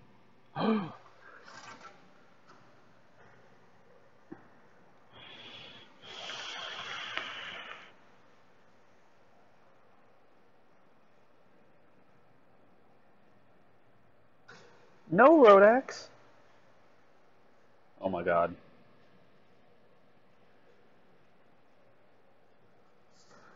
Rodex, type in the chat in YouTube. Just type. Just type letters.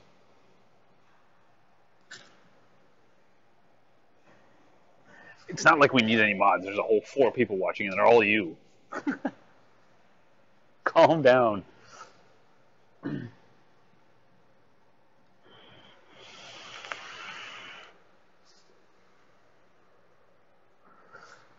I thought I already added you, Dave.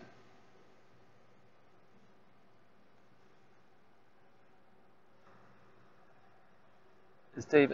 Yeah, okay. I thought I did that already. Must not have taken.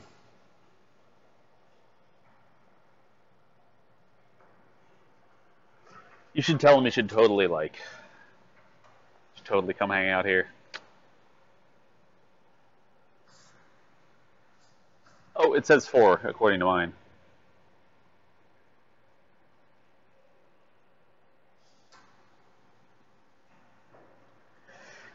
Yes, 2X is doing webby stuff. Also, I got the domain pointed where it needed to go. So, if you guys want to see, you can go to demonmachine.com, and that will go to the Demonites website, where we're going to be putting up the new website, which I hadn't done yet. I was going to get you FTP access to Rex, so that way you can just do it, and I don't have to play middleman. So, some things that we're going to do are useful, but not all but not including, or including some things anyway. I'll stop with dumb speak. I want to put a question sheet where you can ask questions on. It'll be a form on Facebook, because I want to start documenting the questions we get, because we get a lot of questions here every day, and it seems like kind of a waste that they just get, they get lost in the ether of, they get lost in the ether of the internet. And so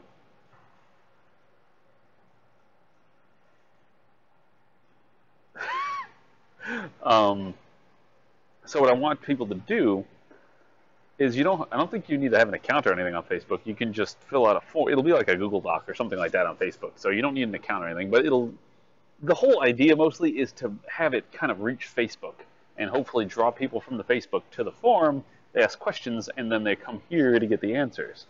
Because, like, yeah, that's the goal. And also for YouTube, we can post a link on the YouTube, go to the Facebook. A lot of people on YouTube also use Facebook, and so it'll be pretty easy. Tit for tat, go there, ask a question, then come to Twitch, and you can get your question answered. And stuff like that. What's up? Having fun? Oh, yes, always.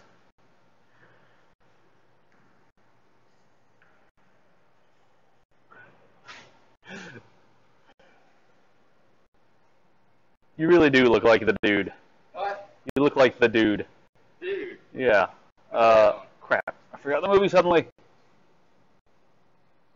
The one's got... Who's Roseanne's husband? You remember the show Roseanne? Uh-huh. Her husband? The big guy. I Really? forgot his name. John Goodman. Yeah, John Goodman and The Big Lebowski. That's it. Is the movie. The Big Lebowski. The dude is, he's also in Tron? But yeah. You just do online videos and stuff? Yep, like I have 85 people watching right now, and so it's good. Yeah. Helps makes extra money. Jeff Bridges. So that means you look like Jeff Bridges. Yeah, different. See you later. Later, man. Hey, Flynn. Hello, Flynn. So, anyway, back to what we were doing. He is pretty new, relatively speaking.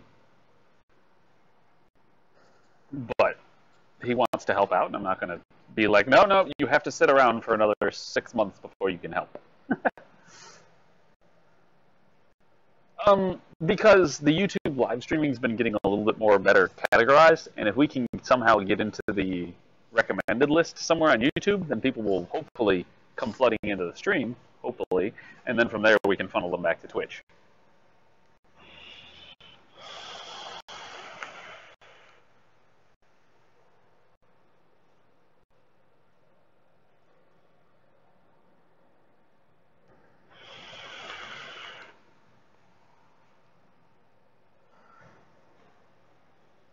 I mean, and inevitably, there will be some of those people that never come to Twitch, and I don't want to lose out on those possible viewers because we don't do that. Actually, they do. There was some dude streaming some... there was some dude streaming painting cars. He was doing bodywork to cars. It was a Russian. And not even in English, all in Russian, Russian text, Russian everything, and he had like 300 viewers. And I was like, yeah. I was jelly.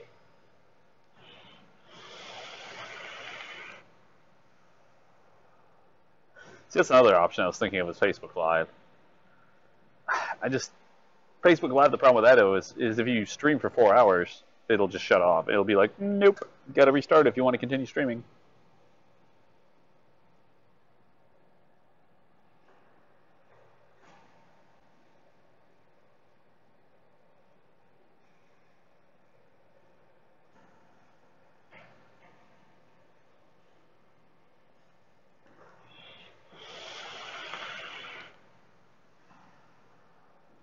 The Russian guy had 40,000 subs to his YouTube, so I mean that. However, think about that though. The Humble Mechanic was doing a live stream on YouTube, and he has 150,000 subs, somewhere around there, 120, 150, something like that. And when he was doing a YouTube live stream, he had like 30 people watching. And I was like, that's kind of, it's shocking but encouraging, because like if somebody like him can only pull in 50 to maybe 75 live viewers, and I do that every day, and he's got, infinitely more reach than I do, then that says a lot about live viewers. Especially for an industry like automotive, where having this kind of live viewerships is very unique.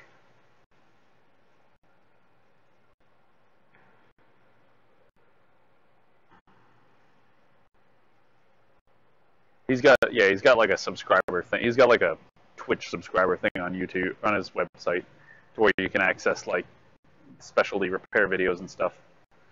Charles, the humble mechanic.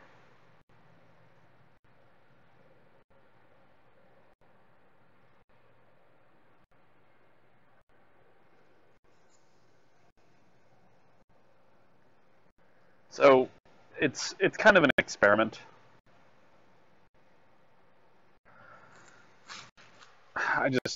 We really need to. No, lunchtime. Run yum. It was lunch, and I'm just sitting here chatting and eating. Was eating.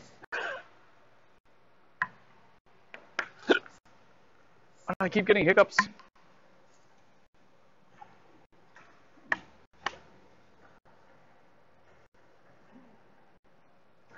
So I don't know. I feel like I'm stagnating where it comes to just like in general streams, so I need to change and do something more different.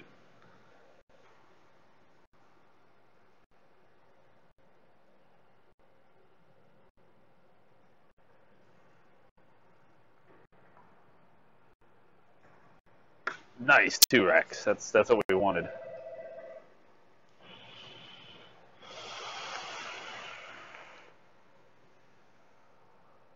No, I'm usually a slacker. I barely turn a wrench. I barely do anything around here. I mostly sit and talk to you guys and somehow make money at my job. That's exactly how it works. Isn't that life? Isn't that how we run life?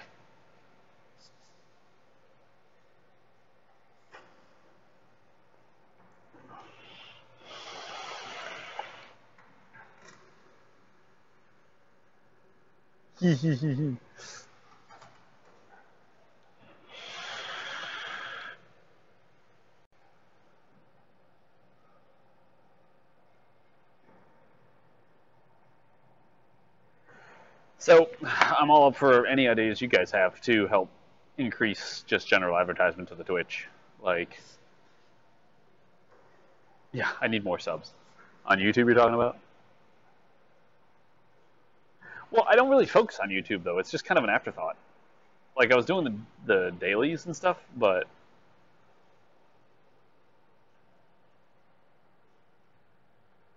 income a good as a is income good as a mechanic? I see. It's all right. There are better ways to make money, but those are ways that you can. Let's see. What's a better way of putting it? If you're good with your hands, you can make good money.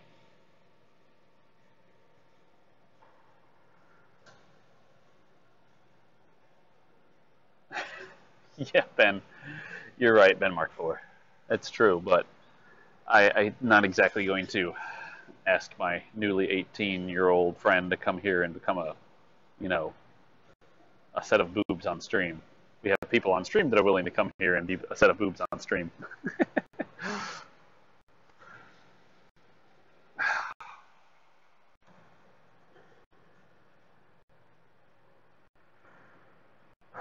Oh, Spectre, are you still here?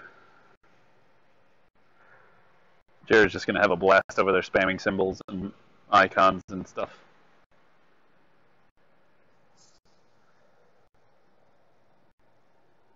Jeff Bezos? What do you mean, heretic? Assistant model. Yes. Although my wife's got a nice dress that's like, it's like right there. And every time I go out with her, I'm like, honey. No, the first time that she was wearing that dress out, she's like, everybody's so friendly. I was like, you think? She's like, what? It's like, please. She goes, oh, you think that's? I was like, no, it's something else. Something else about your glowing personality.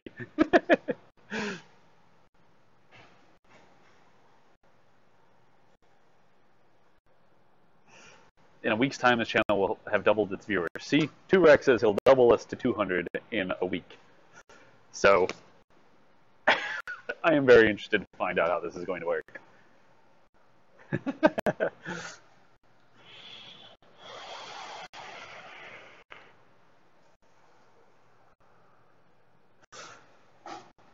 especially since she's gotten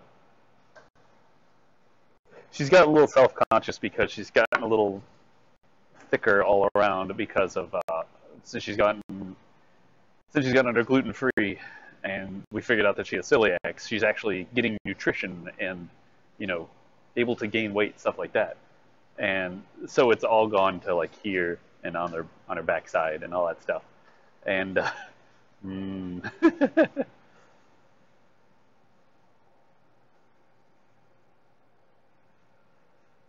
so she's like, "You don't mind that, do you?" I was like, "No, no, I don't."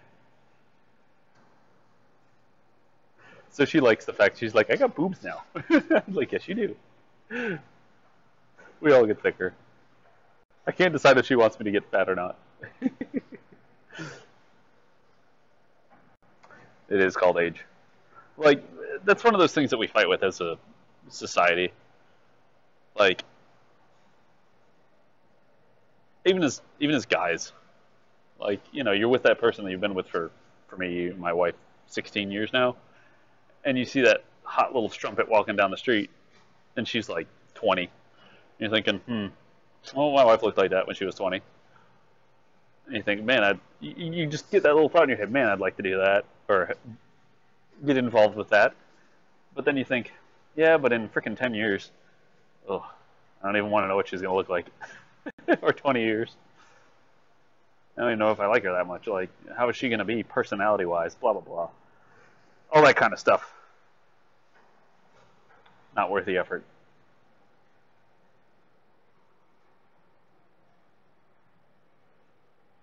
Women are like cars. You're trading for a new model every 3 years. However, you got to think, though, like, as a species, it's probably ingrained into our code, you know?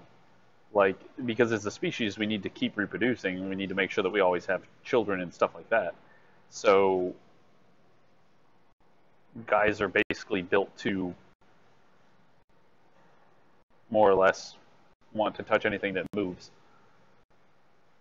Pretty much. Mostly it's the genetic compatibility from what I've researched.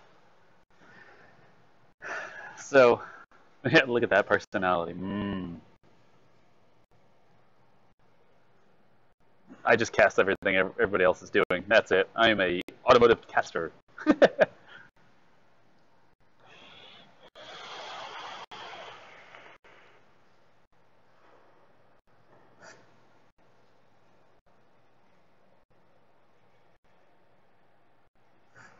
Damn, Runny Yum. Run Yum. Good for you, man.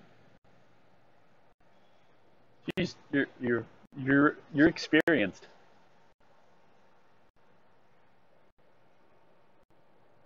It's true, Hodor. I mean, they do. They're the picky ones, though. They're the ones that get to choose what they play with. The men just are like, hi.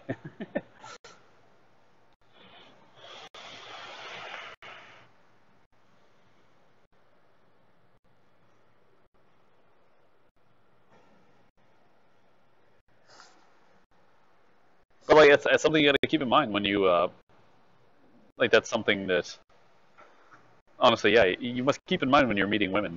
Like, how are they going to look in 50 years? Mm-hmm. Is it going to be something you'll be able to appreciate? Theoretically, yes. Like, hopefully, if it works out like that, you won't even notice the change. It'll just be like, you look back on when she was 20, you're like, wow, you're different.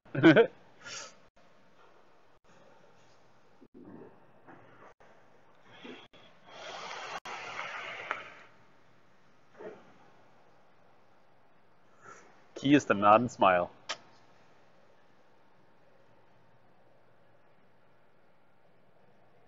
I guess Dave isn't here right now.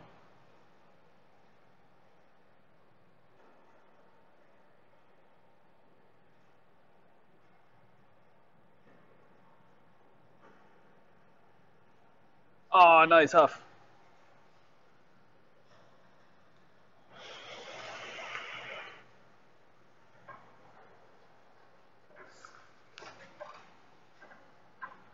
trying to build a community, Huff. We already have built a community. It's just adding to the community.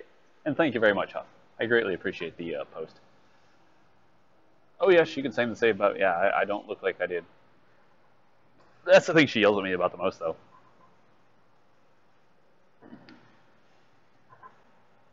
I don't know. We'll leave it up to chat.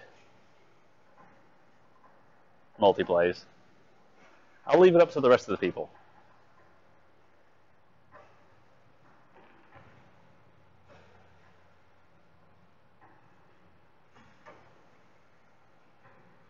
Talk it out with them, because they're the community that you irritated. Where was I going with that? Oh, my wife was like, she's like, I hate you. I was like, why? I mean, it's a normal thing. She's like, I hate you. Why is that, honey? Because the older we get, I get fatter and uglier, and you get hotter and sexier. It's not, what? I'm not, like, super sexy. She's like, shut up. Like, you're not fat, honey. Calm down. Like, yes, I am. You know the women thing.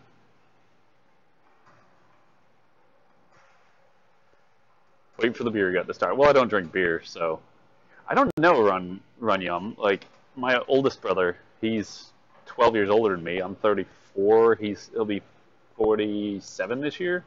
He's thinner than I am. He weighs 140 pounds. And he's a lot more muscular than I am, too. He works out.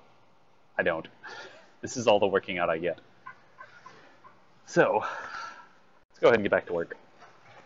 Let's figure out what else we need to do.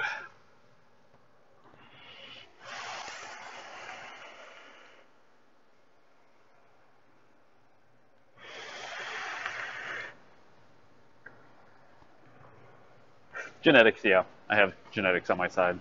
Like, as if I, like, push out my stomach.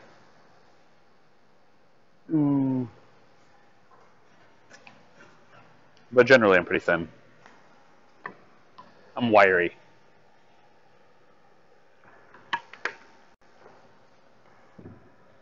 What, Chunky Dunk? They never admit to knowing what. Oh, anyway, let me go clock in, and we're gonna get this Audi. We're just gonna pull it outside, and then we're gonna pull in a GTI that is running warm. It's not running hot, but it's running warm. So this ought to be interesting because I checked it outside really fast. That was what I was doing before I came back with food. But I checked it outside real fast. One, to make sure the fans were running, and two, to make sure the water pumps seemed to be pumping. And both of those things seem to be the case. Because if like one of the fans wasn't running, the boss lady was already ready to like order a fan to get it on the way here, if that was the case. But anyway, 1 second.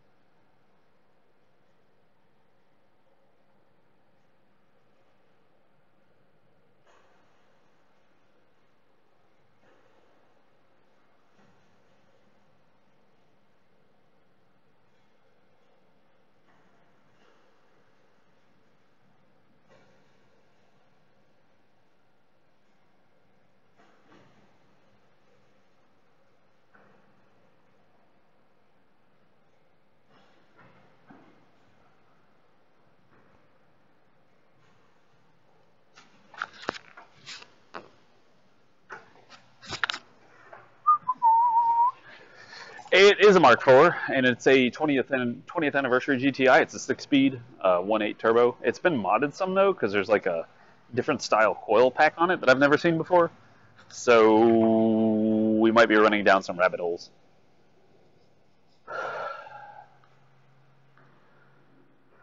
However, both the fans are running, so I don't think it's that. But he said it runs at like 2/3. I wonder if it could be a sensor. We might just have to get it hot and see. We can find out in just a second. Good lord. Anyway, let me pull this thing out and put it in the backyard. I mean, it's technically done, but we want to look into it more. 2.0, I don't know. It looked like a bar. You'll see in a minute. Calm down.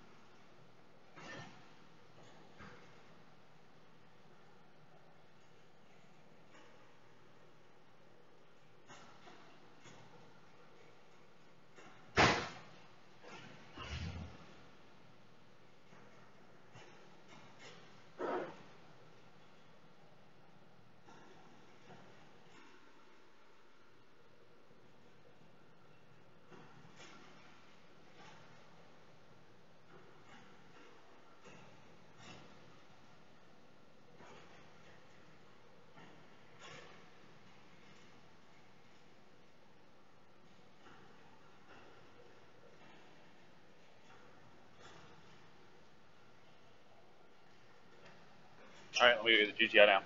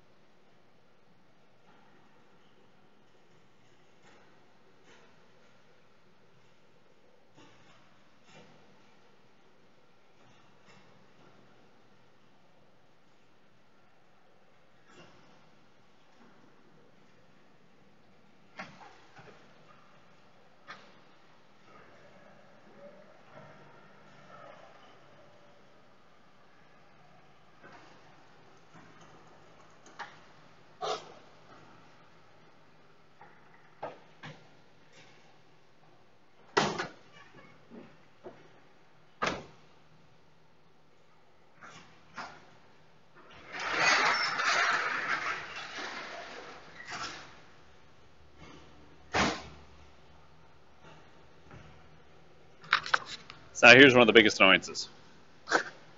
Now the boss lady wants me to go watch the front for a few minutes, well, until the other service writer gets back. So how can we deal with this? Think of solutions for this in the future, other than just use the wireless camera.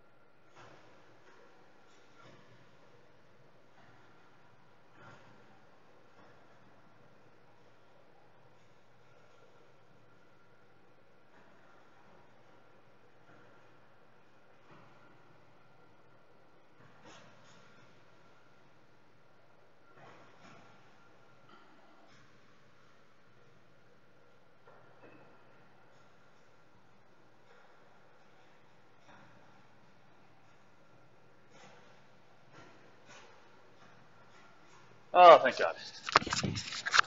Okay.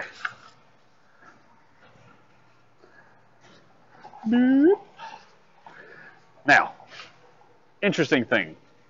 The car's been sitting out front for at least a few hours. Okay, at least 2 hours.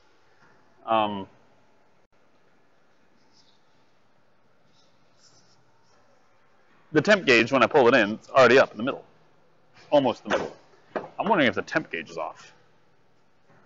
Or somehow misreading. So I got a headache. I wonder what I've eaten that I might have been allergic to. It better not be shrimp or I'm going to be pissed. Is the short answer for that. It smells like a... Well, I see a car seat in the back. And it's a booster seat, so the child's at least 4 or 5. Maybe 6 or 7. So I'm thinking this is, judging from this car, possibly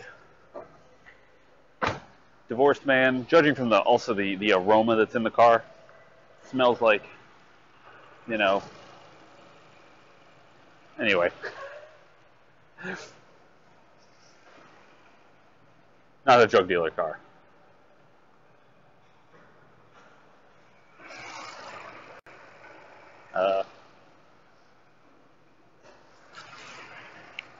What year is this thing?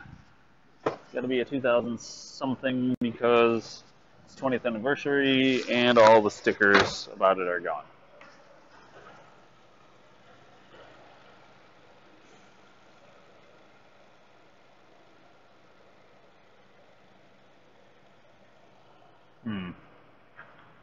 I didn't get a ticket for it yet. Check engine lights on. It's got 175,000 miles on it. Just scan it.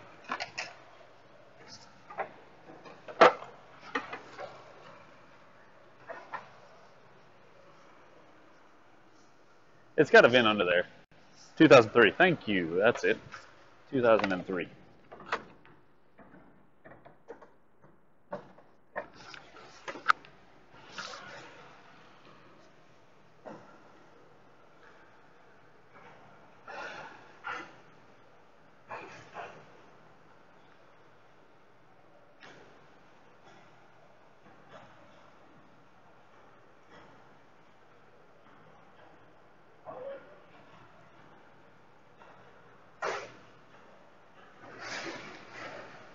I know the VIN's right there.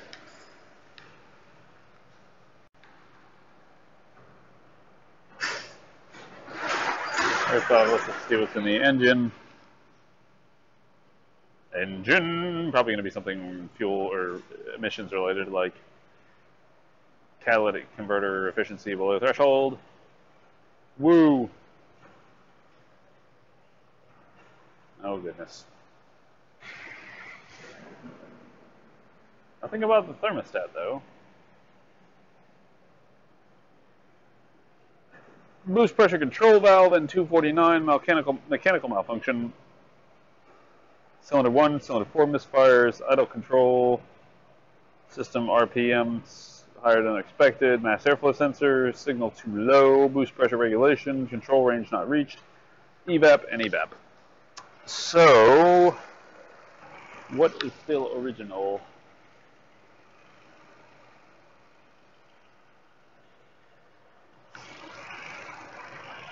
This is the coils.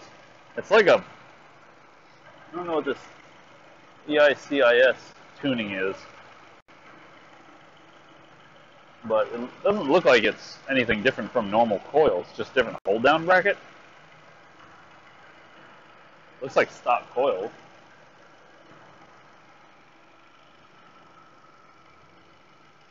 Got a problem with the key rack? That's the 2-liter coil pack conversion. Huh. It looks like the rest of the stuff's all still hooked up. Like, here's the brake booster. It's all intact. What? waste oil. Out back. There are like 10 of them. This is different because this is supposed to go over here. Typically, or it usually goes right there. But due to this new harness, we can see here we do have coolant flow right there. It's pretty hot though.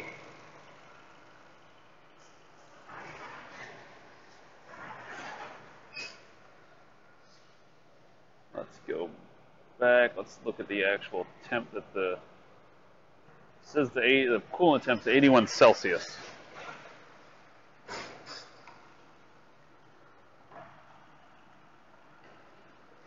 Oil cap's upside down. It's a 710 cap now, so clearly it's not going to run any good.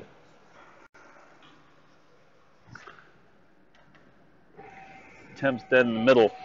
Temp's dead in the middle at 80 Celsius already. That seems a little low. I think the gauge is off.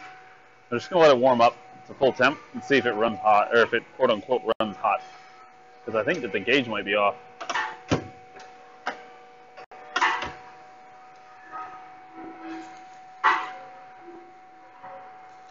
It may be air in the system as well. It doesn't appear to be, though. The coolant jug's full and everything.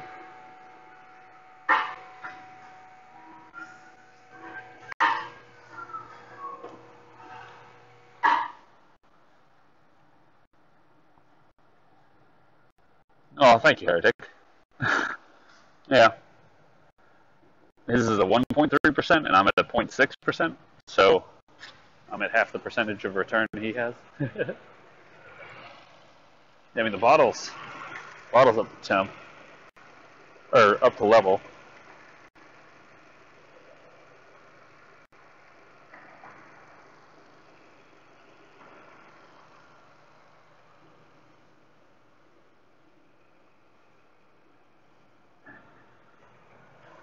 He's saying that according to the amount of followers I have, I'm at roughly the same level that the rest of the streamers are where it comes to follows versus how many people watch.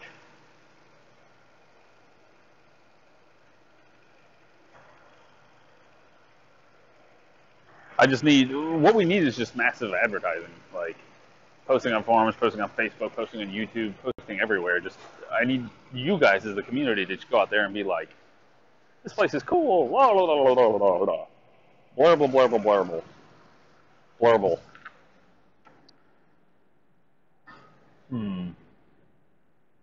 His temp gauge is weird. It's very weird.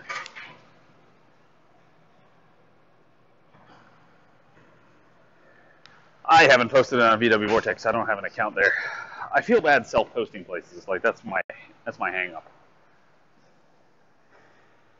Hey, you want to post? I think it's been posted on 4chan before.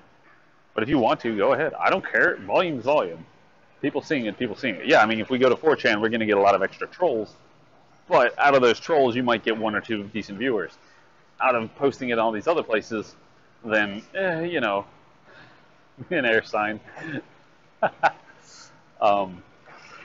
Posting it on Facebook, you know, 90% of the, like 100 out of every, 1 out of every 100 people might actually come. But, you know, you might get 1 good viewer out of it, etc., etc. What's up with the boat? It's got a blown motor, and it's a jet ski.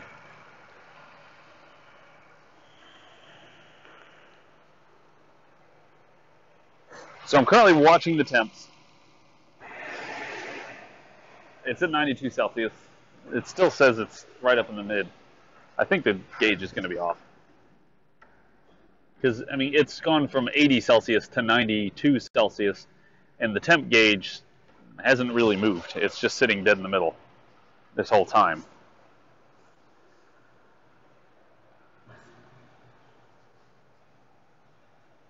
So something somewhere is going to happen to help. I don't know what it is yet. It's something.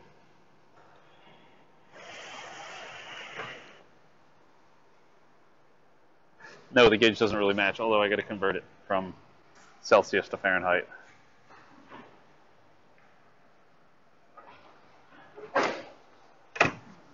Well, let's see if the temp, according to the temp gun, matches even close to the sensor readings.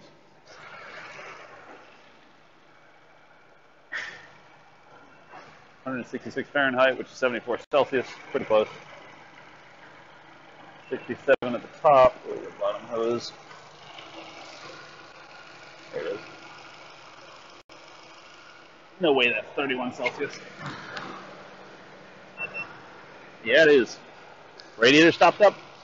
This top hose is pretty hot. You see this bottom hose.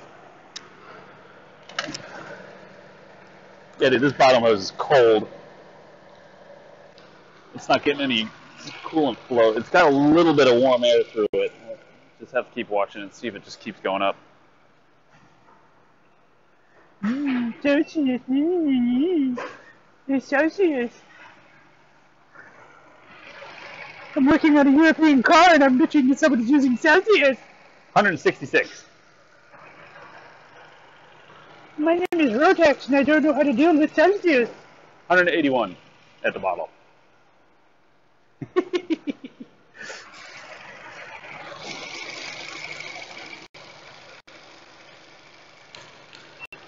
But the radiator at the top is 142 and the bottom's at 80 Fahrenheit.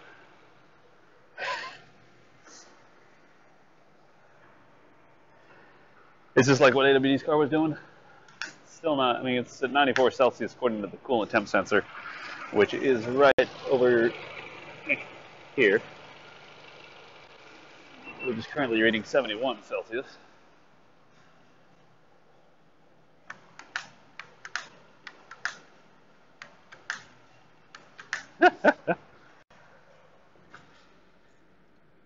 Temp gauge still pretty much in the middle. Let me give it a little rev, see if we can get the...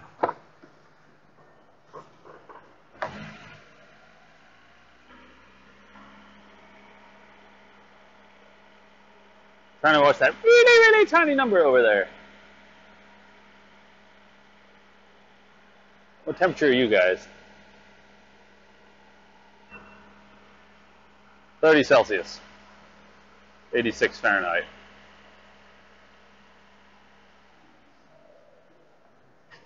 Get a little more water flow going there. Going there. Didn't do anything for the temp. Ah, my eyes! I don't think it's a head gasket. And the coolant quality is nice. Honestly. Like, the coolant quality is... It's very pretty. So I don't think it's had any contamination of, you know, blowing up in this. Still at 67. Problem right now is we're going to have to get it to actually spike. Let me turn off the AC, because that's going to be having the fans on, cooling it off and stuff like that. We need to turn this off so it'll actually just heat up.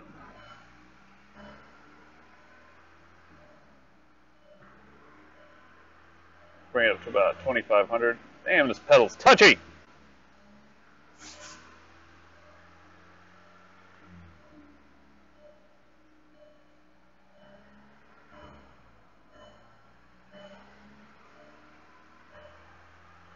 Yeah, I don't actually have to be pushing down on the pedal to make it go higher. I just trigger the pedal and it starts going up.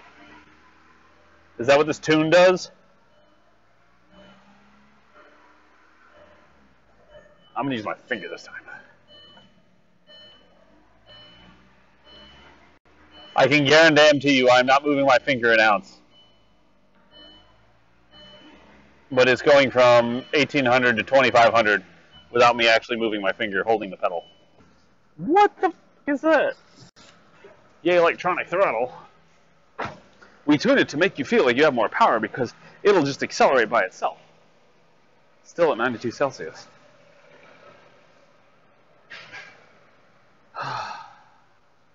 I've honestly never had that happen before.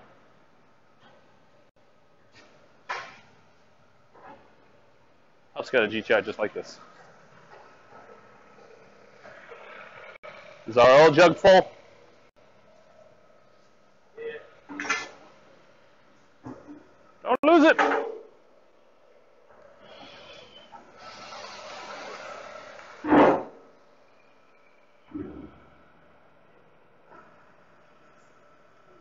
Head throttle from under the hood. Ha! Hold on, let me find the throttle cable. Oh wait, there isn't one. Smells like a gym. Like that plastic smell? No, that kind of like rubber mat smell. I'm not kidding. It has that like rubber mat smell to it.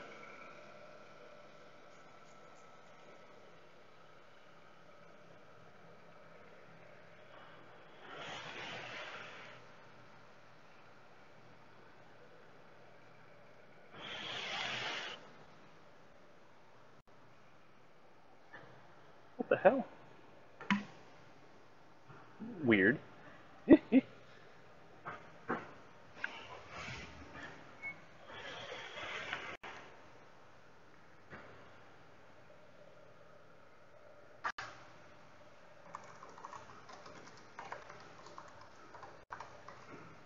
Nerd. Rubber mat, not meth.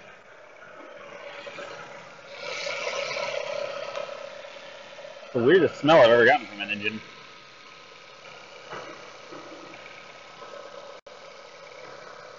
Especially like right here. 95 Celsius, we've gone up by 3 degrees.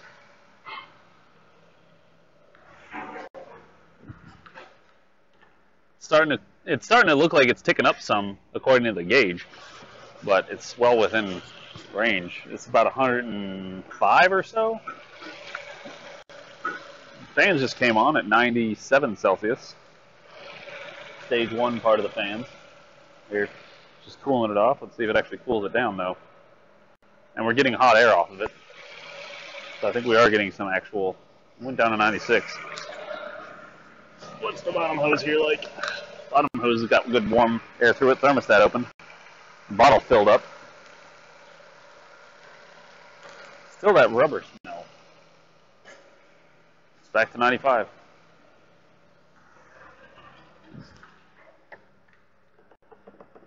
Temp came back down. Oh, Jesus Christ. Well, we're only going to be able to do this test for so long before we run out of gas. And like me and all other mechanics do, if you bring me a car with no damn gas in it and I got to go fill it up with gas, you're going to get charged for it. I mean, like, you're going to be paying $5 a gallon for gas. I'll only put in like $10 worth, but it's going to irritate the hell out of me having to go down to a damn gas station so I can run your frickin' car and test it. I see he's gotten rid of like 90% of the front end here. I wonder where it is. 96, 97, will the fans cut on again? Yep, there they go.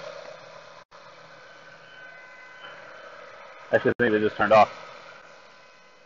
Yeah, we're down to 95 again.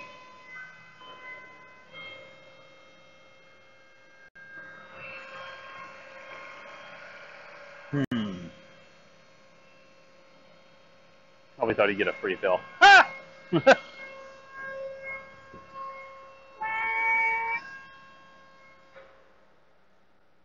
Toot that horn, baby. The gauge is just a little bit past center. No, that sound is from Sam over there emptying out an oil bucket into the oil drum. Fans are going again. It's a 97 Celsius. Yeah, it doesn't have a ratcheting thing on it. You've noticed, huh?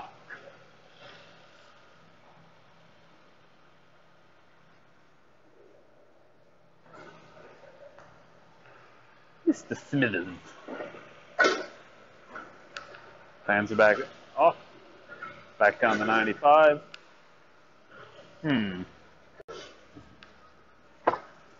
Hoonigan. Hoonigan. With brackets around it like Adult Swim. Because Adult Swim did it first.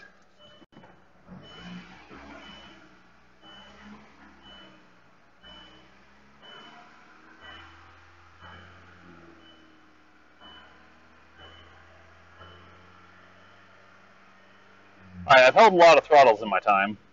And this is It's like there's a trigger point. If I'm actually accelerating the throttle at all, then it automatically ups it.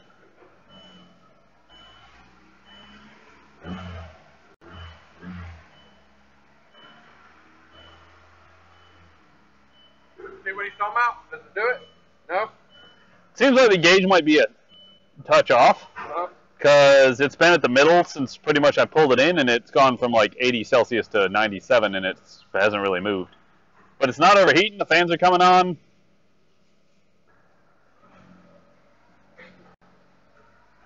There's no fans on right now. Well, I don't have them on right now. What's the temp on the computer say? Other computer.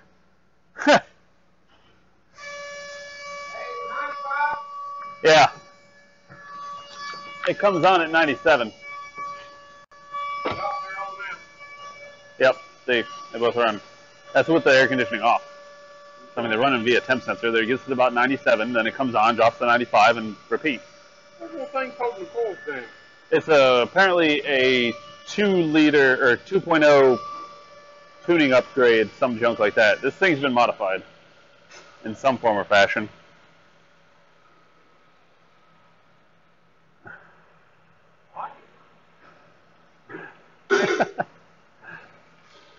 What? That fan creeping that moved a little and stopped, moved a little and stopped. But I guess if they're both off, it's doing what it's supposed to do. Yep. Did you ever see it go up 3/4? No. There, fan came back on again. Is that all the complaint was? I gotta get a ticket. I just forgot to grab it while I was up there. Yeah, you had something else on there. I'll let hot soak for a minute.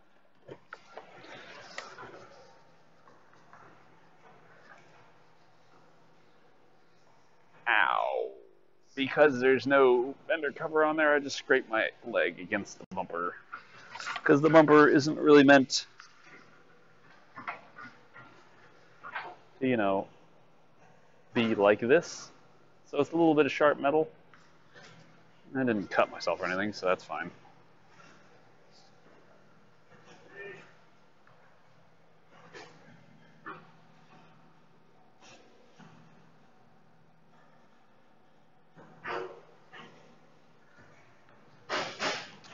Let me go up and get the ticket for it and see what else was on the complaints list.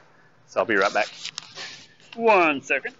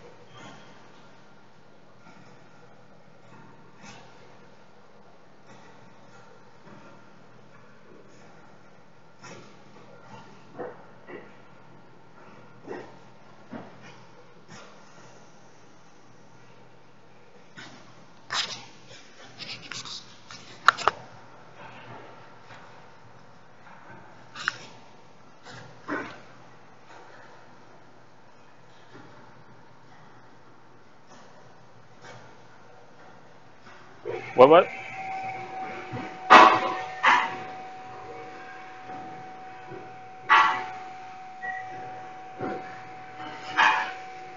Oh, did I guess? I haven't tried the CO2 test on it yet. Think it's something we should try? I mean, it's not building up any pressure in here at all, to speak of. Doesn't mean it's not, but it doesn't seem to be. But now that we got it good and warm, let's try the CO2 tester on it. Because why not? Because why not?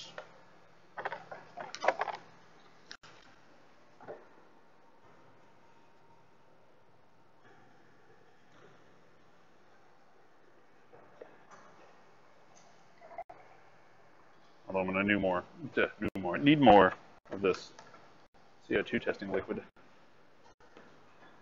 But wait, shouldn't this thing always be going off because of the high concentrations of CO2 in our atmosphere causing global warming? Wait, what?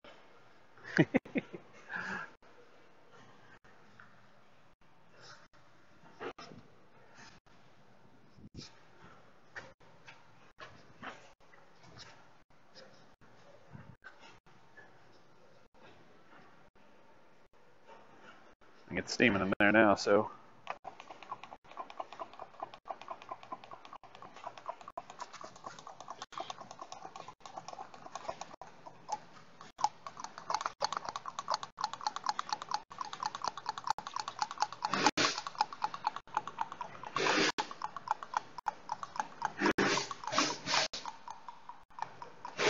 I don't see anything at the very moment. We can start it and find out. He already replaced the thermostat radiator and coolant temp sensor, but it's still doing it. I don't know if this thing has a clutch switch installed. Yep.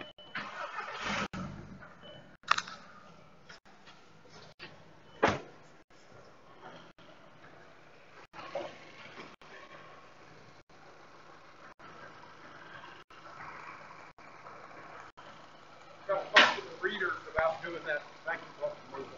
Okay. I don't think they do it very often. That's up to them. Just want them to be aware it could be a very CO2 check. It's got combustion gases in the head, or in the coolant. Doesn't do what? Green. It's not doing anything, no. What, the Mitsubishi? Yeah, it did. It didn't change color either.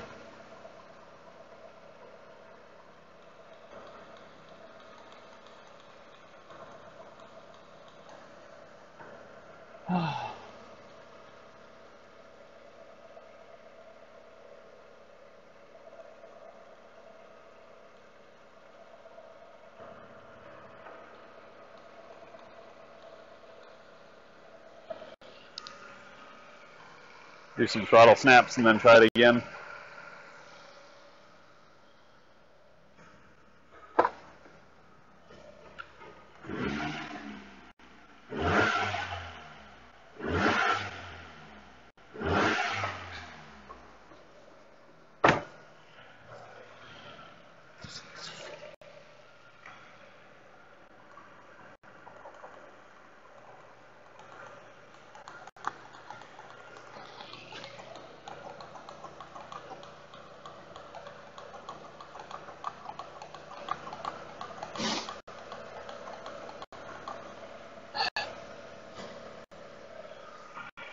No Dyson Arrow.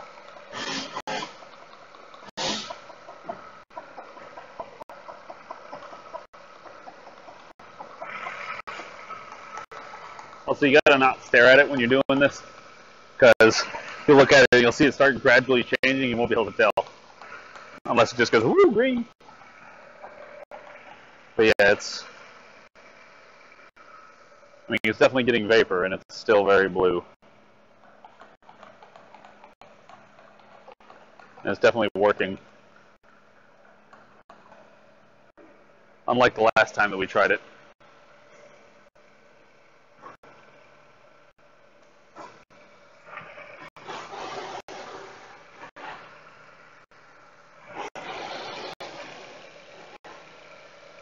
Well, fuel pressure regulator, that's all. We just need the vacuum from that.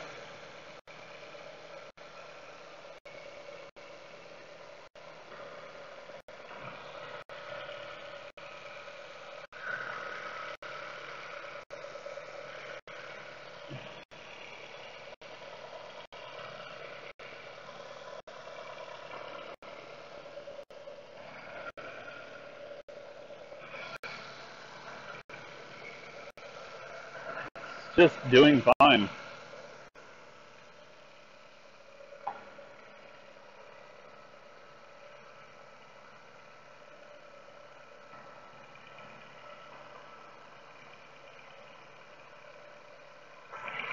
Yeah, you can just use a regular thermostat.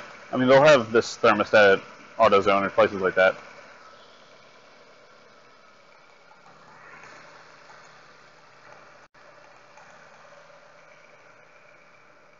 It's just not changing color.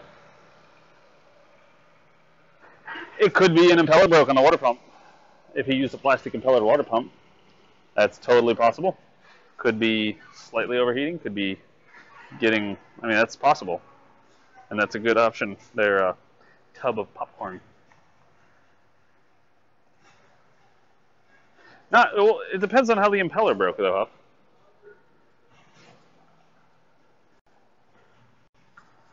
Yeah, I'm not removing the thermostat right now. Thing is way too hot.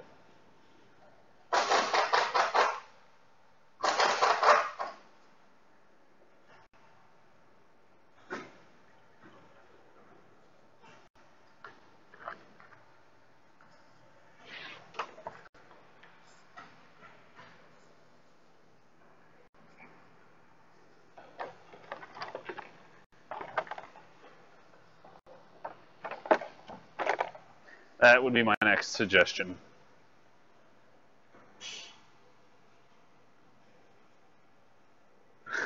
Couldn't drive 5 feet. Well, it depends on how it broke. There's a couple ways that these impellers can break. If it broke the way you're talking about, Huff, like it just straight up broke, then yeah, it'll overheat like a bastard. But some of them, I've had them where they come loose on the impeller shaft. And so they kind of work and they kind of don't. So it could be that like the plastic, if it's a plastic impeller, it could be that it's loose on the shaft, but when it warms up, it might get tighter, it might get looser, it might maybe when you rev it, it doesn't spin as well, or spins better, maybe it grips it better. But it'll just continue to get worse until it kills it. So let me go ask him if he had, because I mean that's been a problem on these Mark IVs forever. So I need to go make sure that because at 175, he's had to have done the time belt at least once, preferably twice by now. But if he has put a plastic impeller on there, that would be the first place I would look right now. So let me go ask.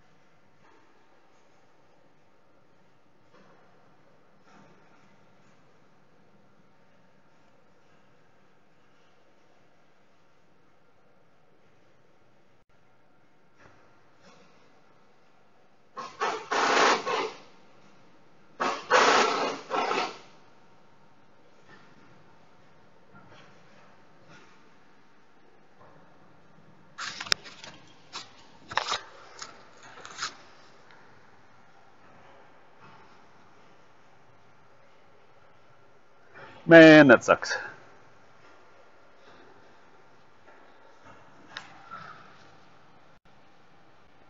For this year being 2017?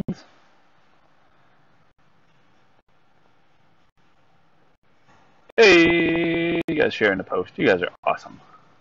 So, again, if you guys are on the Facebooks, I would very much appreciate any... What you need? Sure. I just need you to look at the steering wheel on this truck.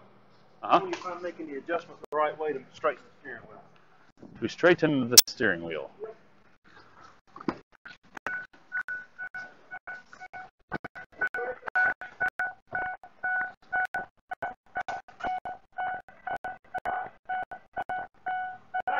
Yeah? I do what? Yeah, I see where it's at. That wrong way. Yes. Better. Better. Right there.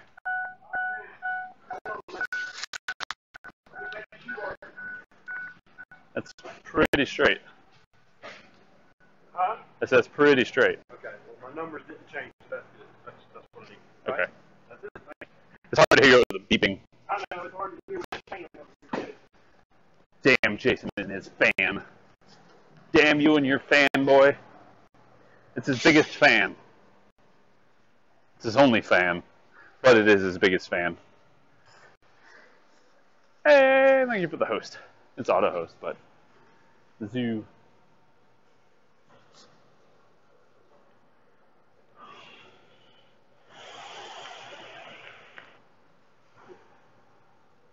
I like the Chevy Spark. It's what my friend has. Matt, you guys know him. It's his wife's car, and it's not bad. It's got it's got a lean code, I think. It's got some sort of code in it, in the engine, that is about a thing with the intake boot, but I just need to take it off and check it for cracks or something like that. Which, if that's all it is, not a big deal. You know, rubber happens. Rubber getting old is a thing. So, who here is new today? Who is here is new today and never been here before, or hell, haven't been here since we have a little bit of time because David is currently the only one up in the office, and I wonder if I got my other 90 degree. I need to go find out. But this is one of our other projects that we have been working on. Joshua attacks. This came out of a Honda Pilot? No, Honda CRV. There we go. And here's the bolt organization I have for all the stuff I've taken out, because I've taken out this. These are all the bolts. This is the engine, and that dash over there also goes to it. So all of this is going to go back in. It was a body shop car. This car came up from the body shop because it got a frame bent, so they're straightening out the frame, and then we're going to put the motor and the dash back into it after it's done. And so this is how I keep it all organized for the fact that it's going to be gone for a couple weeks. That way I know where all the bolts go, all the stuff like that goes, got all the bolts marked and labeled, what goes where, what order they came off at, etc. You know, stuff like that. So, mainly, like I said, because it's going to be gone for... I really like that organizational method, personally. I love it. I think it's great. But yeah, it's tough to remember where bolts go a month later, especially when you've worked on 30 cars in between that time. And then they bring it back and they're like, okay, put it back in. And you're like, ugh, right. Where did that bolt go? Also, because I don't want to possibly miss anything. Like, the thing that got me the most, that's why I started writing all that list of stuff that I did on the left side, is because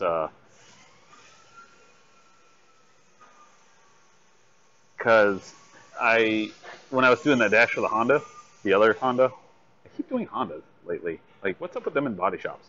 Anyway, I forgot to plug in the rain sensor at the very front of the dash. I had to fish wire the damn cord up to the sensor after I found the sensor in the dash. And I got it fixed without taking the dash back out, but it was like the first thing I should have put back on. And I just forgot about it. Didn't remember it being there. And when the car came back, the little wire had like wiggled its way down behind the blower box, so it looked like it was just a wire that goes to your blower box. And I didn't think much of it. And then when they were like, we're missing a thing, and there wasn't even a code, like I scanned it all when I was done, because the sensor was still plugged in. It was just a little hole in the dash, though. It's like this little hole about that big, and they're like, I think something's supposed to go there. Yeah, something is supposed to go there. And it's down in the dash. Shit. But I got it.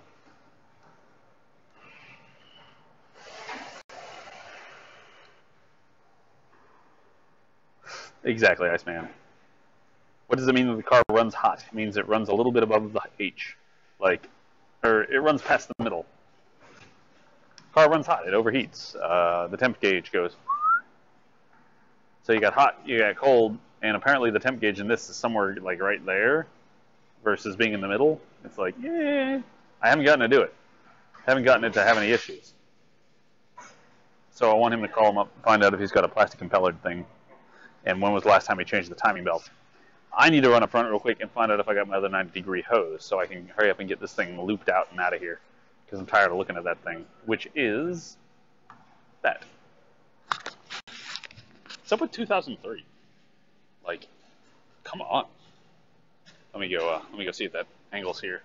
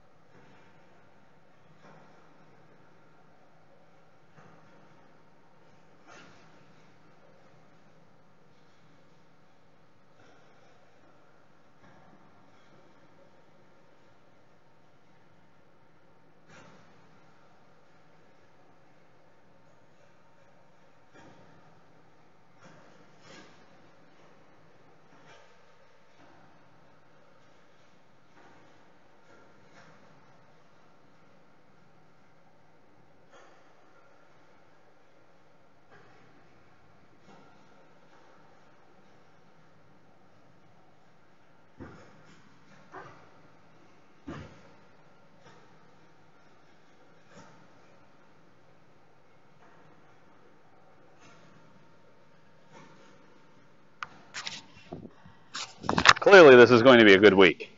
Clearly this is going to be a good week. Because I just can't stop bleeding everywhere, can I? One day these things will heal.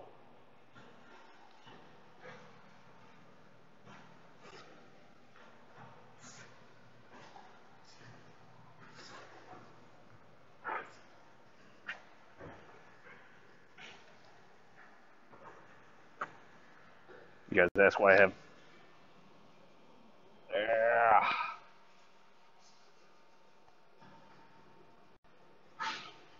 Stop bleeding. Doesn't hurt. It just itches, really. I don't even know what I did. I just felt a trickle. I don't remember hitting it on anything. I was just like, some of the itching. Oh, look at that. Am I using a stream delay? No, not any. Not any intentional one. There we go. Not any intentional stream delay. Whatever it is between you and me and latency and all that crap. If you want to know the stream setup, laptop, that does all the stuff. Does all the chatty, the streamy, and it has hooked up to the camera that I'm looking at.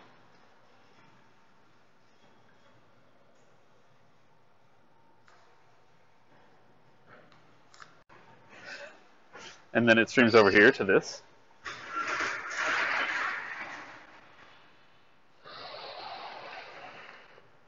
I get those. I know exactly what you're talking about, Huff.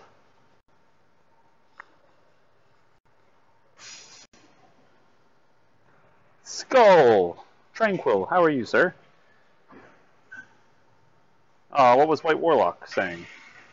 Did somebody ban him?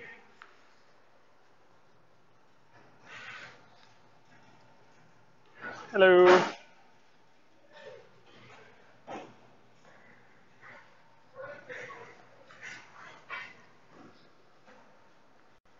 There's no timestamps on this other one. That makes me aggravated.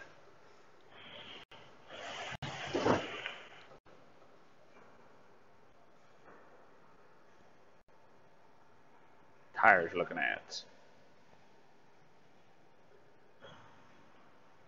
Winter Contact? They're Continentals, so they're not terrible.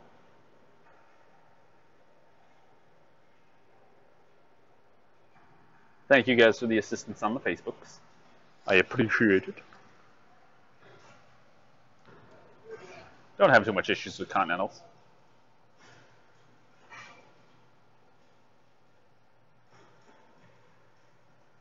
Oh, did you have to bathe them in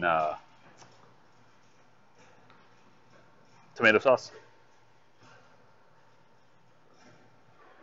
Ooh, Iceman! Yeah. That'd be cool. That'd be cool. I'll be off that day. Anybody else coming to South Carolina or Columbia, South Carolina for the eclipse? Because if you'd be down here, maybe we should all meet up somewhere and watch the eclipse.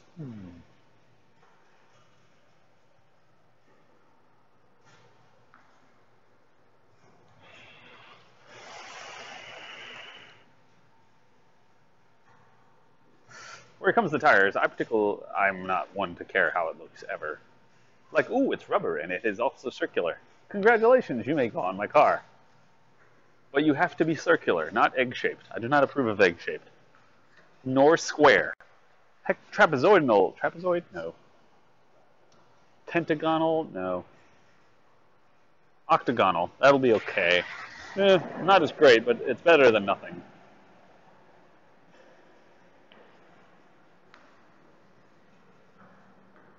Aren't they going to be working when the eclipse happens? Ah! We're taking the day off. The shop will be closed that day. Because everybody's taking the day off, so.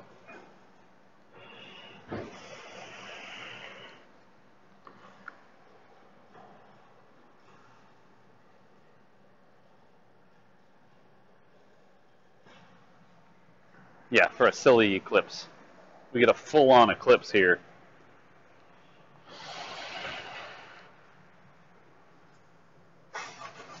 The last time we had a total eclipse here, I don't think I was born. Or if I was like 4. Also, kids. I want to make sure my kids get to see it very well. Our neighborhood is too full of trees to see a good eclipse. So we're going to go out to probably the local park. Ooh, it's darker outside. Oh, but it's a celestial body that is moving in front of us, another celestial body way out in the far reaches of space. You don't have an appreciation for the just scale of what is happening. We are getting blocked by a giant ball of rock. It's amazing.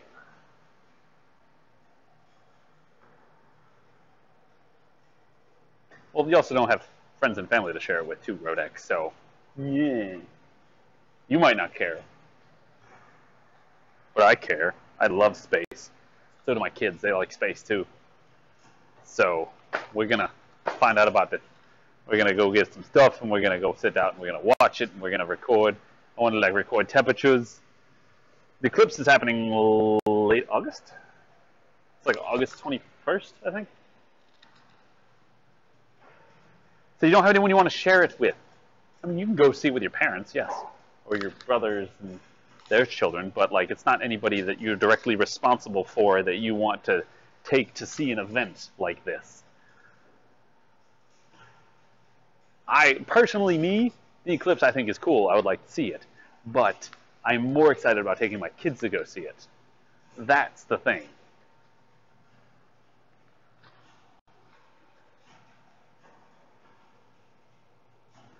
It's just I think it's the first time like we will here in South Carolina we will have a total eclipse.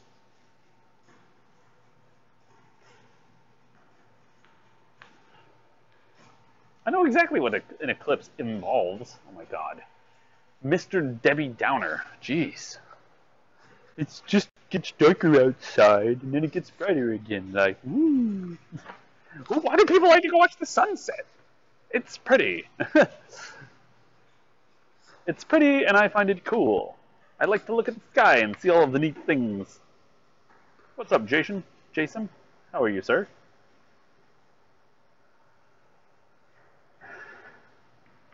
The moon moves in front of the sun. It's so scary. I think it's August 21st.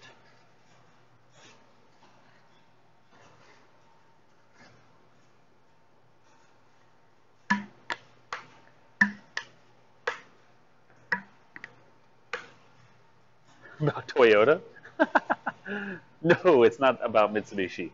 Not about that kind of eclipse. Let me go get some water for my delicious, joyous energy drink. Yeah.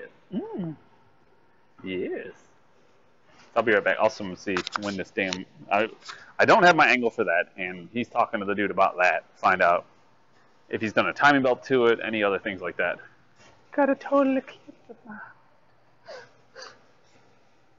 Anyway, 2 seconds. 4 seconds.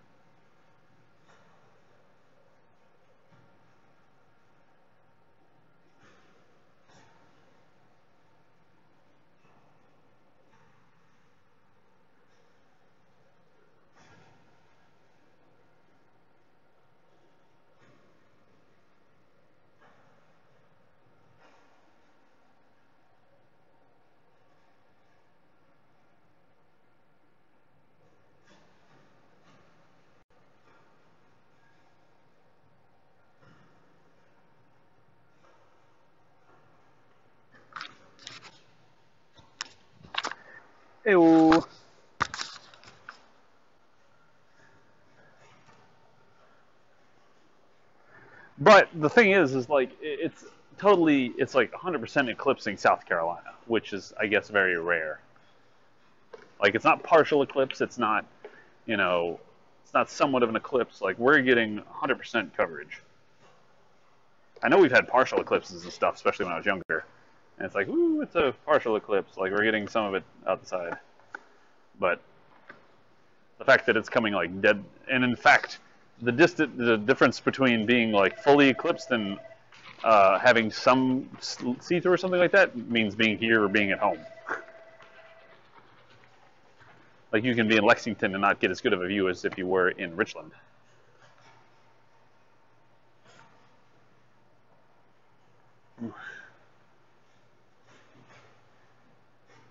That's just because you're hearing it from everybody.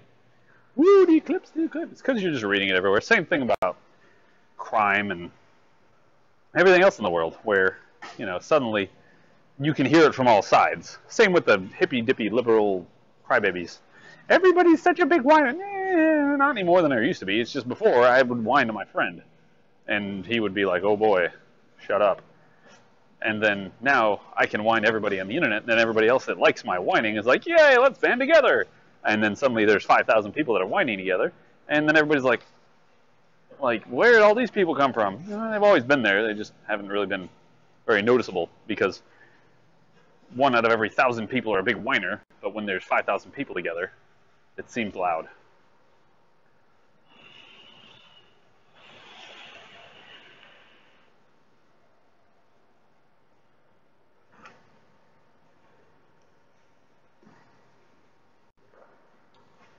That, and also the news loves to hype up stuff. If it's something that can get them views, hype, hype, hype. News and reporting is a business. Reporters want to get paid for reporting information. News places need money to pay those reporters for the information, because news places want to get money for you looking at the news that they reported. So they get money from you, they pay them, and they keep some. The story of business. So, if nothing's going on, what do? We have to find some sort of interesting story to talk about. Like, in fact, there was a story here the other day about a young child. He is 5. I think it was nearish, in the state. A young child, he was 5 years old, he died in a car that was left running. So, this is the sad part. My wife she knows the lady. So the news reports, like, you read the news report, it says child dies in car after being left alone. After being left alone in car. That's what it says. What they don't tell you was, 1, the mother got out of the car. There were 2 other kids in the car. The mother got out of the car because they got to a friend's house. The car was in the driveway. She went inside to go get something or do something with the friend, and then was coming back out. In that time, in the few minutes that she was inside, something in the car caught fire. The car caught fire. She got the other 2 kids out, and she got severely burned while getting the 3rd kid out. The 3rd kid died from his injuries. She's in intensive care right now for her injuries. But they made it sound like just some neglectful mother let her kid die in the car. Like, come on, dudes. You guys could be better than that.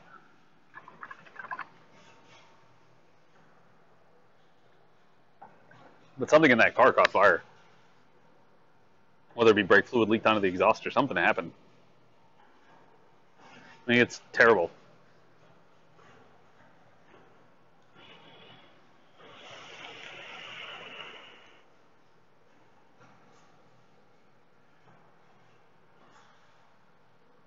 But, you know, the news.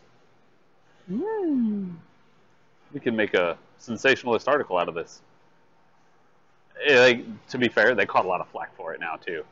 The news got some shit. Because the news got out of what exactly happened. And yeah, it is... no, I think it started as an engine fire.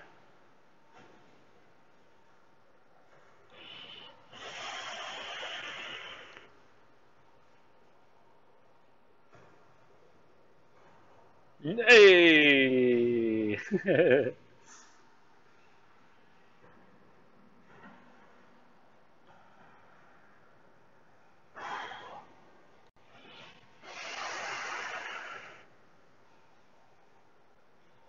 I don't know. That was the thing. I asked my wife that. I was like, what kind of car was it? She's like, I don't know. No, there's no news on what kind of car it was. I'm like, damn it.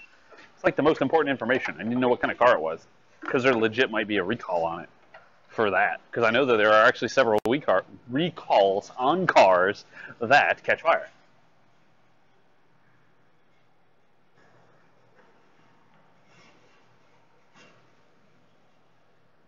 Also, most things don't have lighters in them anymore. And even if a lighter had happened, but if you're going to leave your kids in the car, like for instance, I have gotten out of my car when it's in my carport to run inside real quick to be like, yo, usually somebody else's, like my wife's in the car, but I forgot my sunglasses that are on the counter right there inside the door.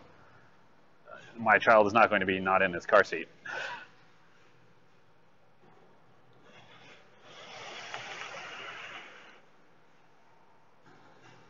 Cars in park, handbrake pulled, all the stuff. Mostly because I'm super paranoid of my car rolling down the damn hill. Like, I don't even want to stand behind my truck when it's parked in my garage because that thing lets, like, if the brake or something lets go or the parking pawl lets go, that thing's going to go doom, doom. It's going to crash into the neighbor's house because of how big of a hill I'm on. That thing will not stop until it hits their house.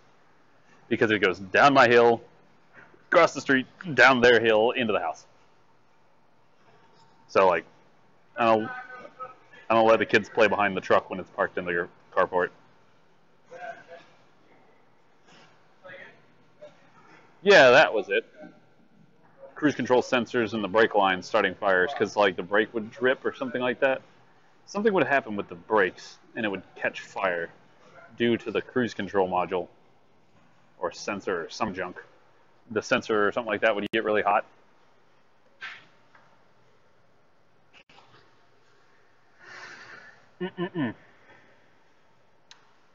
Tisk, tisk, tisk. Oh, that was it. It would short out or start to overheat and catch the brake line on fire.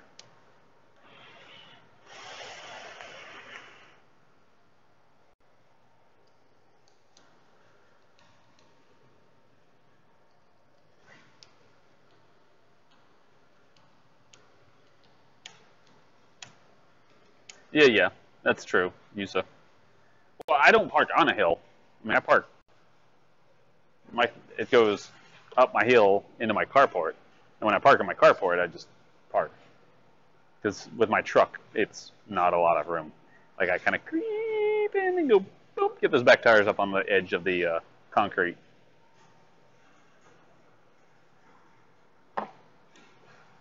Actually, if I were to turn the wheels on my truck and it were to just start rolling down the hill, it would roll down to the neighbor's house. That's how damn steep my hill is. It would go this way, it would flip, and then it would roll. It might not make it all the way to the house, but it would definitely take out some stuff in the road. I would be a little concerned that it would actually flip. I'd be a lot concerned it would actually flip. How's that? Not a little concerned.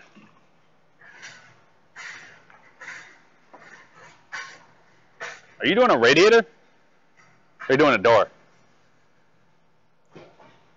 Door panel! Door panel.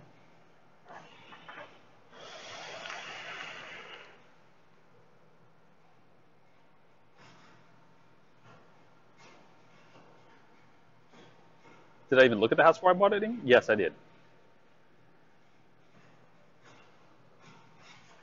-1N. I don't mind the hill. Doesn't bother me. Nope. We got extreme edge. Exclamation point supplements. This stuff's really good. It's good for you too. It's a lot better than like G Fuel or Red Bull or anything like that. This is vitamins and minerals and some caffeine. Right, Spadoodles? I do complain about my house a lot. I mostly complain about everything at my house I can't control. And about the people that had it before me. House itself's alright. Okay, the things that I've complained about my house lately. I mean, the bathroom toilet leaks into the floor, so we shut that off, so we all use our bathroom for the moment until I've managed to one day have good enough time to rip all that up and get it fixed and make sure that the floor isn't causing the issue. My roof leaks some. That's just something that needs to be fixed. Sometimes it leaks. The backyard's currently covered in a pine tree that was cut down by the power company, so it kind of kills the backyard. The front yard's a really big hill. I mean, there's only so much you can do on a really big hill. It's really awesome during the wintertime when it snows, though. If it snows, holy crap, our yard is like, boom. It is perfect. It is the best thing ever. It might be the wax seal, or it might be the pipe in the floor. I'm not sure. I'm probably just the wax seal. The toilet's a little loose, like you can rock it back and forth if you sit on it. And other than that, that's pretty much it. Other than that, it's the neighbors. Like, the back door neighbors are ass wipes. The side door neighbors, crazy lady with too many dogs. And the other neighbor is not great, not awful, so it's just kind of there. And what else? Front door neighbors suck because they have this big old RV parked literally in front of my driveway. Like, you pull out my driveway, they have now halved the amount of room I have to back out because the RV and their big F-250 Super Duty blah blah blah.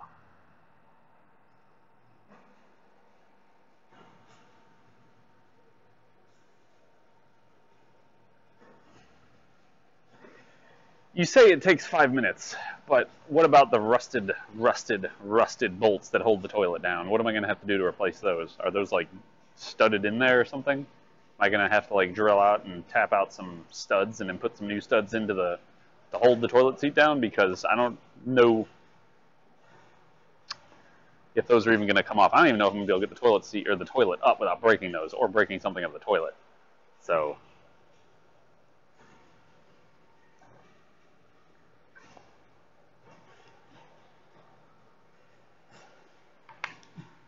the new hardware to reinstall it comes with the seal.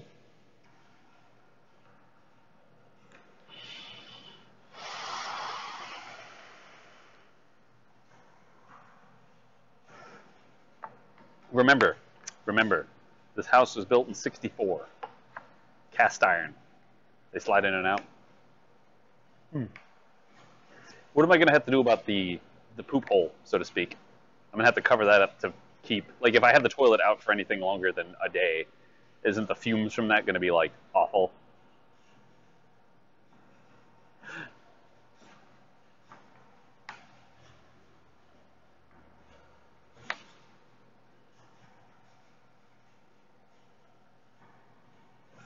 A big rag? Just stuff a big rag into it.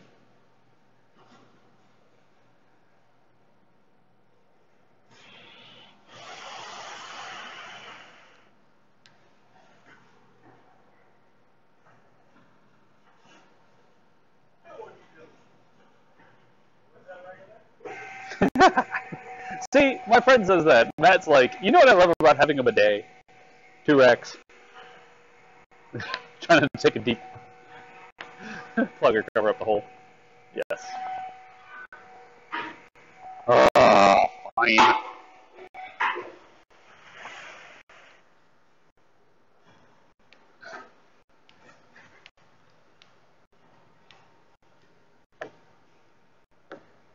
But see, now here's the other problem, though. I don't want to do that because the other reason I don't want to do that is because the floor in there is completely, like, tiles are missing. There's chunks of floor missing. The floor in there is just ruined. I need to tear up the whole damn floor. But do I have to take out the entire cabinets and everything too? Do I have to pull up the tub? I mean, obviously I'm going to pull out the toilet. If I'm going to pull out the toilet, might I well is just pull out. You remember the episode of Malcolm in the Middle where Hal is, his wife's like, when are you going to fix that squeaky thing? So he goes to change a light bulb or something like that. So he goes into the drawer to grab a light bulb, and he opens the drawer and the drawer wiggles. And so then he goes to find a screwdriver to tighten up the drawer. When he goes to the thing to find the screwdriver, something else is broke. And so he starts going on to that. And then, like, the final scene is you see him with the engine pulled out of the car. And his wife's like, what are you doing? He's like, can't you see I'm changing a light bulb? It's like, I was like, I totally feel his pain.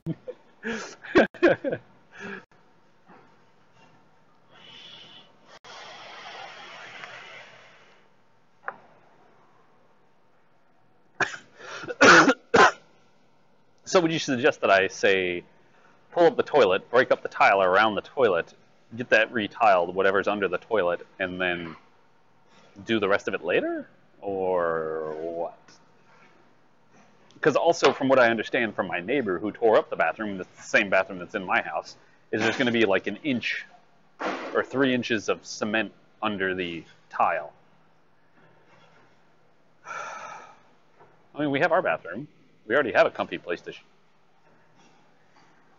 So I'm afraid I'm going to have to bust up all the concrete under there. And how is that going to affect the toilet?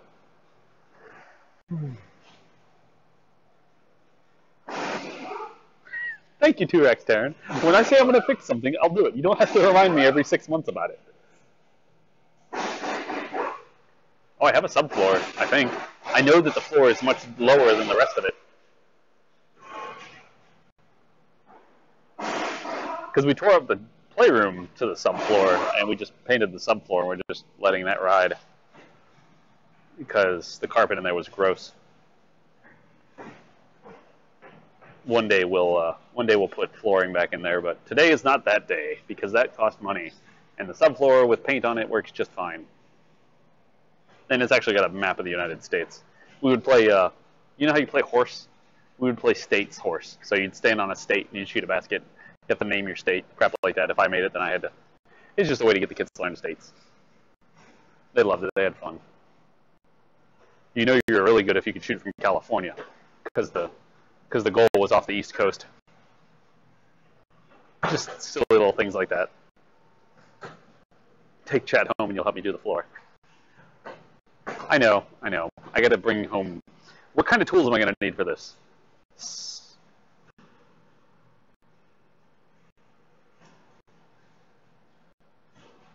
The current tiles are about that big. These little 1-inch tiles. And they're awful.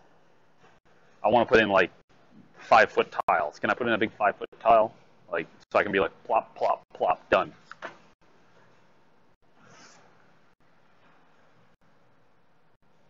Swedish nut lathe and elbow grease. That's what I was figuring. And a hammer and a chisel. I need like a metal chisel, like one of the chisels from here. I don't think I need to replace the floor joists. I mean, they're wet, but they dry out. I mean, I might need to jack them up. This will make my life easier. Is it a lighter? Yes. The brown car, the BR6 scrap pipe, it's not doing anything. So we need to bring it all back together. Nope. They can just come and pick it up. Good deal. He said he saw on the internet where it could be done for $700. So I'm like, okay. Well, I mean, You don't even know for sure what's wrong with it, but okay.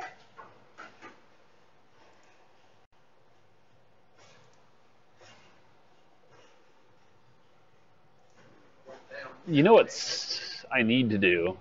I need to call up Lisa. God, it sucks. I wish I'd gotten him to do that before he died. So, our across the street neighbors, they were tilers. Like, he would do tile... He would tend to the prison down the street. It was his, like, contractor duty. It's Mikey and Lisa. And they did it as a pair. They were just two independent contractors, and that's how they would make their money post-retirement. And he was a really good floor tiler. Sadly, he had cancer and passed away. But I should see if his wife, because she knows how to do it too, should see if she's available to come help me. Because she would at least know what to do.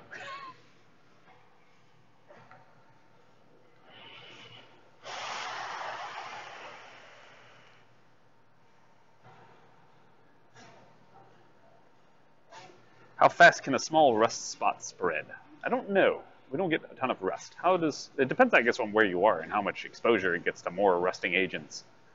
If it's like, it's a small rust spot and you keep it dry and keep it not an issue, then, and it's not constantly getting rained on, probably shouldn't be too terrible. But if it's constantly in soggy weather, salty conditions, things like that. Hodor's right. Hodor, you have an answer. Are you learning, or is this what you already know?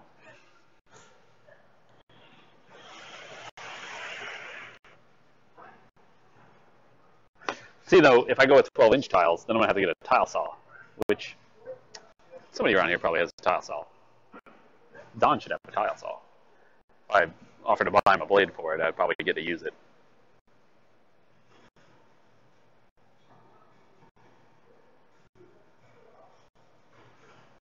I'm sure somebody around here has a tile saw I can use. Senpai noticed me. Oh, yes. I guess.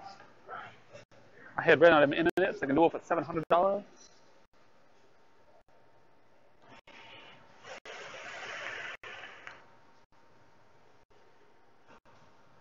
I want something to do. See, the problem I have right now, if you are new to the stream, the problem I'm having right now is, one, I'm waiting for parts on this other car. There's one more piece of hose I need. I need one more piece of hose to come for this, which should be getting here any minute, any moment for the past 4.5 hours. Or I need more information on that car, and that's pretty much all I have to do. Because the other car that he just told me that they're going to come pick up, because they saw on the internet that it was easy to do somewhere else, they are going to take care of that themselves, I guess. What the fuck is that? Oh, Lord, you are a large dragonfly. You look like you have feet. Anyway, and then what other car? The Audi we just pulled out with the timing chain. We might need to do that. And then I think there's another car out back that's still kind of waiting on the customers. So I have like 4 different cars to possibly work on if they either approve it or don't. So we don't want to bring in a ton more stuff because A, there's nothing here to bring in, and B, what if all these people approve at the same time and it's like, holy crap, I'm filled up for like the next 3 days. And then suddenly all those people we said, yeah, bring it in, we'll check it out, are going to be like, yeah, it's going to be another couple days. Fire is oxidation. It's just really fast.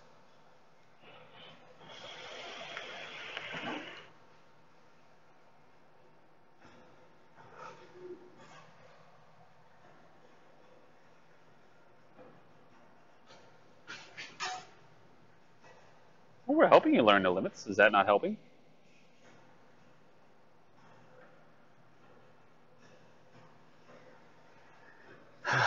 And then here's the other big question. If I'm going to go ahead and pull up the toilet and I'm going to have the pipe exposed, should I just go ahead and replace the cast iron pipe that's at the base of my toilet down to the PVC that's down under the house that they've replaced it with since then?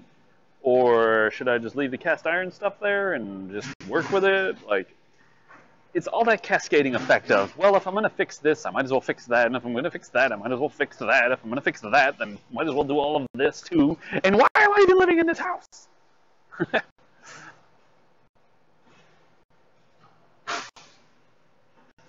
I guess that's the bane of being a homeowner. I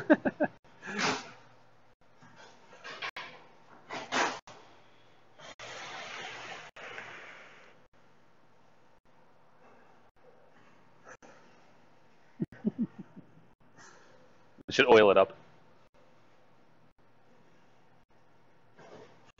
Although my water's been tasting a little weird lately. Kelly! Thank you for the host.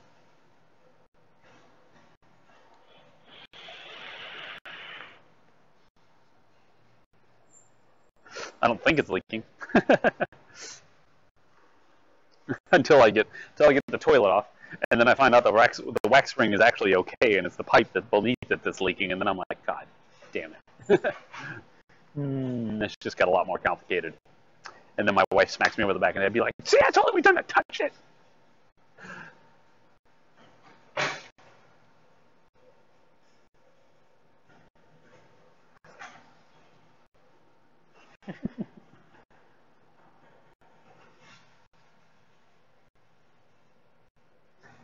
Cable.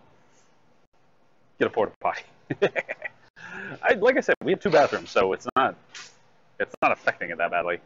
It's just kind of annoying because all the kids come tromping in our room when I'm trying to sleep. They gotta pee. Why do they gotta pee when I'm sleeping, man? Like, why can't they just hold it until I wake up?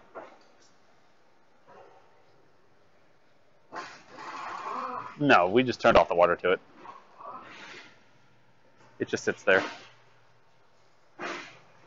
It is effectively out of order. About once a month or so, I'll turn it on and flush it and make sure it's not like stopped up or anything.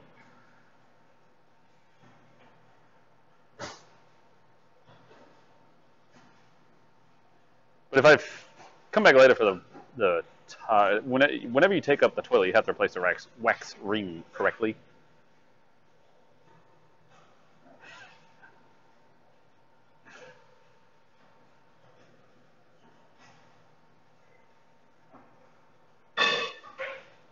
Yes, it's already broken. It's already not in order. Have you done a time and chain only? You can think of? Miss Clark, we did this on her head. Yeah. Not on a 2-liter. Like, not on a new... Okay. Definitely not on one of those. Look it up. Last one I know that I've done was a 1/8, and I don't even remember whose. It's a really long time ago. So look up a tensioner for the rear chain, a chain, labor, and then tell them they may need the timing belt if it's due. Yes. Correct.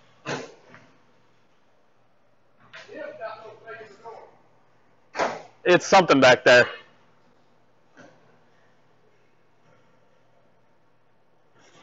Put a urinal in.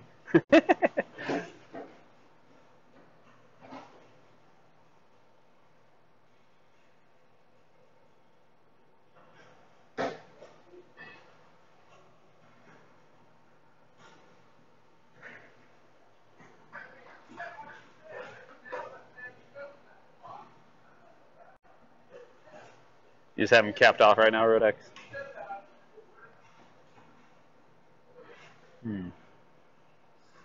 You know, with as many caps and stuff as I have around here, I'd probably have something I could use to plug up the hole. Just laying around here. That's like a rubber seal.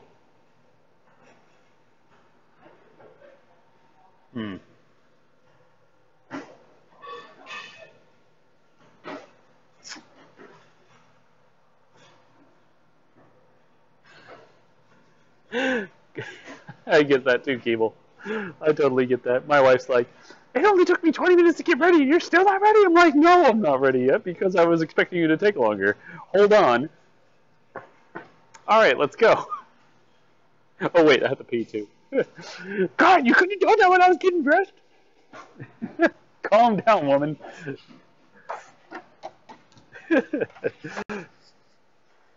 It takes me a whole 3 minutes to actually go from completely sitting around the house to completely out the door. And you're giving me a hard time because you've spent the past 15 minutes getting ready. You could have been doing all this while I was getting ready. I have no gauge as to how long, if it's going to take you 5 minutes or 50. So I'm going to enjoy my relaxation while I have it.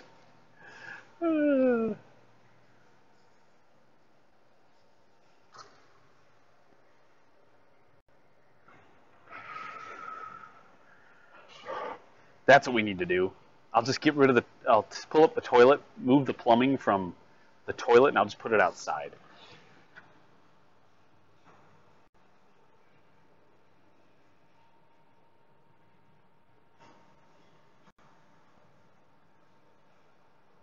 Exactly, Keeble. I'm not going to sit around in my shoes for 3 hours. Why would I do that when I can just wait?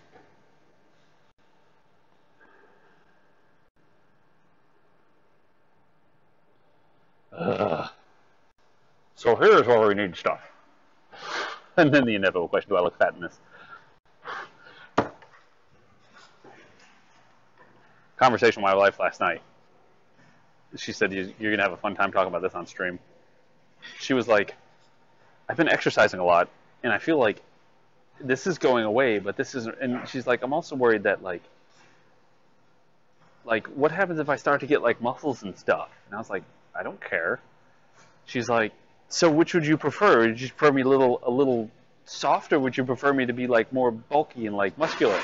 I was like, I can't answer this. She's like, why not? I was like, it doesn't matter. Which way I answer, I'm wrong. If I say, well, I want you to be a little more muscular, and you're like, you don't like me now? If I say, well, I like you to, you're fine like you are, then you don't want me to exercise? What? Like, I'm not answering this because there was literally no answer. She's like, oh, I see. Okay. There was legitimately no good answer for this, and I'm not falling into that trap. She's like, yeah, I see your point. Well, I guess that works. All right, then. Thank you.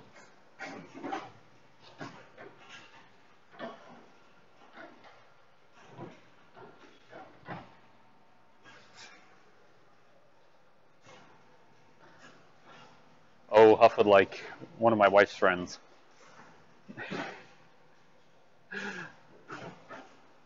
She is like 100% this and like this.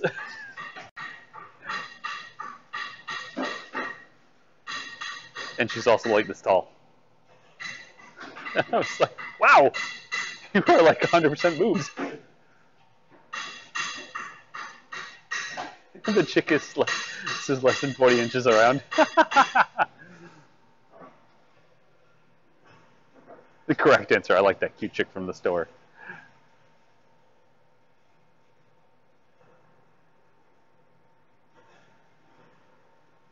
No, I'm not the owner. It's the boss is not here today, actually. But no, he's fine with me streaming. Could you look more like your sister? She doesn't have a sister. She's an only child, so.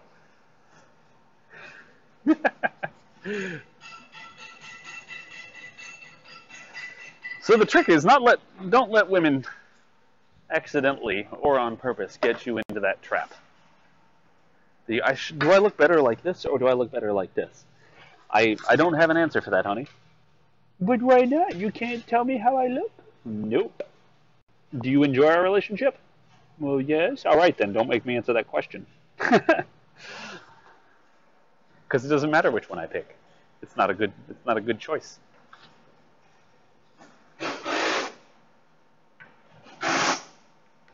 Oh God. Also be really careful if they ask you another girl looks good. Unless you're very comfortable with your wife and your relationship. I'm fine with mine. If she's like, what do you think of her? I'll be like, But then you still have to do it with a grain of salt. And I know she's accounting for that grain of salt, too. Because I'll be like, she's all right. You know, that kind of thing.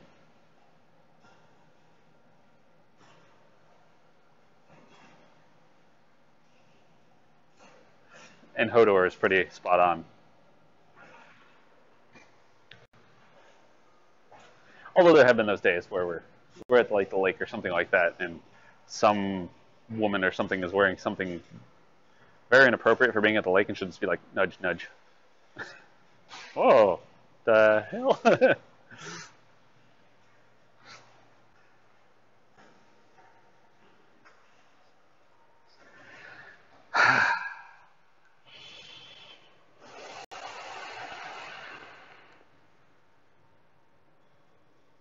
So, since we're sitting here waiting, what can we do for...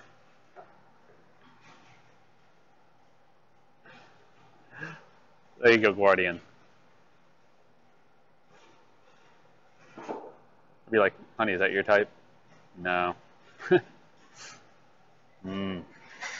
Although it's something interesting that I've discussed with her is I definitely have a type, and it's exactly what my wife looks like. But, and also it's weird. I'll see if you guys notice this. When you're out at the store or something like that, and you see a really thin brunette, like dark black hair kind of brunette. Isn't that what brunette means? Dark haired. How many of them walk with their feet together versus apart? Like they're more, I don't know what the hell you call it. There's a offensive term for it. It's like duck-footed, not duck-footed, but something like that, where their feet more turn inward. And it seems to be more prevalent with thin brunettes. Blondes, I don't ever really see with this problem or this, the way that they walk. And it seems like just pigeon-toed, that's it. No, I don't have a feet fetish. God, I don't have a feet fetish. It's more of like, because when they walk with their feet like that, then it changes how their hips set up and changes how changes literally how they walk and stuff like that. So it's really interesting. So I like to see how people move.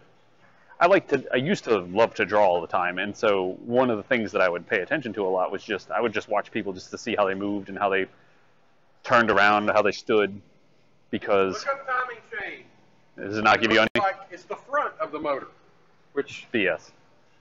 Go ahead. Yeah, I agree. There's a chain for the oil pump. Okay. At the front. All right. Here, So I'll look it That up. must be what those instructions are. I'll look it up. Good. But I did want to show you this. Heat up chain sprocket in the oven for about 15 minutes at 220.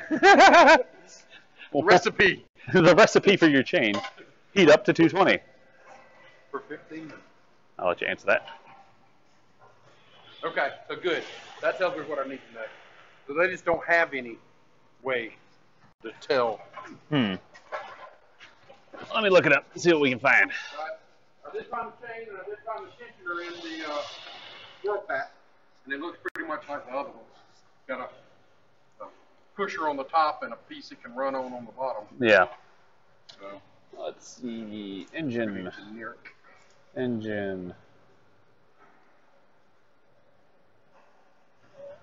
Timing chain.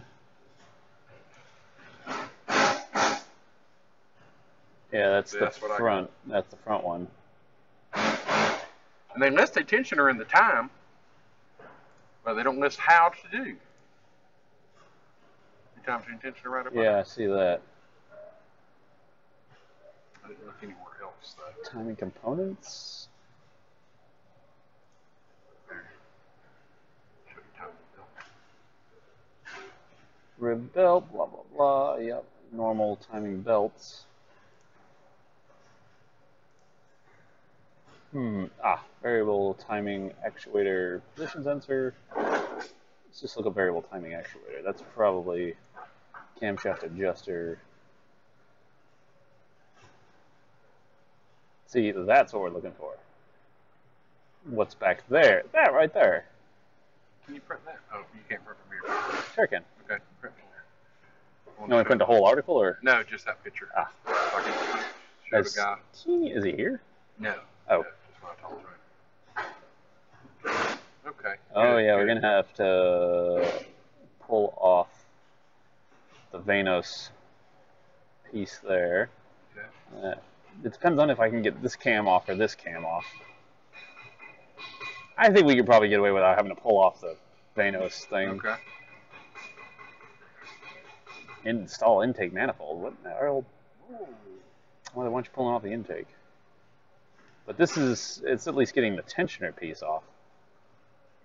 Because it's showing you pinning it down. Mm-hmm. What is this? Replace is 3.2, so it's not terrible. That's changing out the variable timing actuator, so it'd probably be somewhere around there for the 3.5 actual. is what it says for the adjuster. I mean the tensioner. Yeah. So it looks like this is on the exhaust cam, because this is going to be the intake cam. Right. So the gear's on the exhaust cam, so that's the cam that we could take out. And so we could roll the chain around that when we get it off. And should be able to do it without pulling out the timing belt, theoretically. Are any of those pictures any bigger? Nope. Well, Yeah, a little bigger. Oh, I didn't know you had a printer back here. Yeah.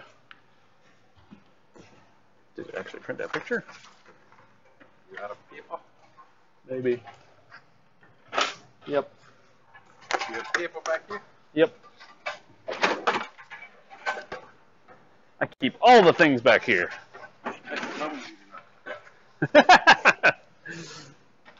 Hold on, honey. We're going to try something new. It's called the speed bump. It's called the speed bump. What did I do to deserve this? Damn it.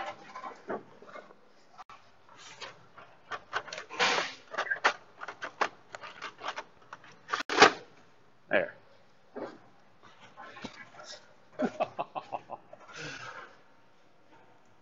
That's terrible. That should be those two. Yep. Yep, this one's much better. Yeah. Alrighty. CarQuest showed up? No. They're killing me. What am I going to do? Is there anything else for me to look at? I got you.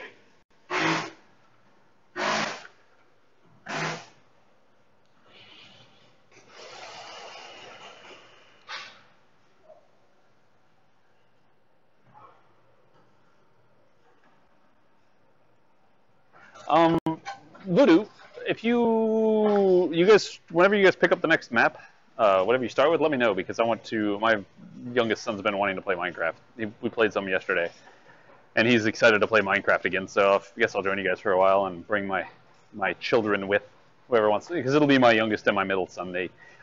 See, this is the thing that makes me mad when my middle son does this crap.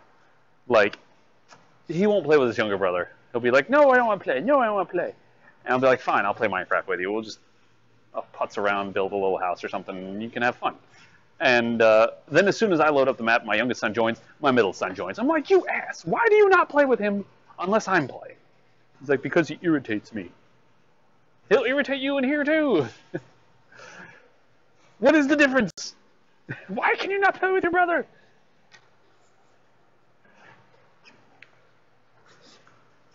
So yeah, if you guys want to start a new map tonight, I'll hop on. Just let me know whatever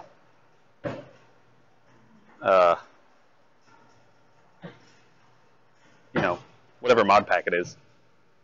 Then I'll get it for him.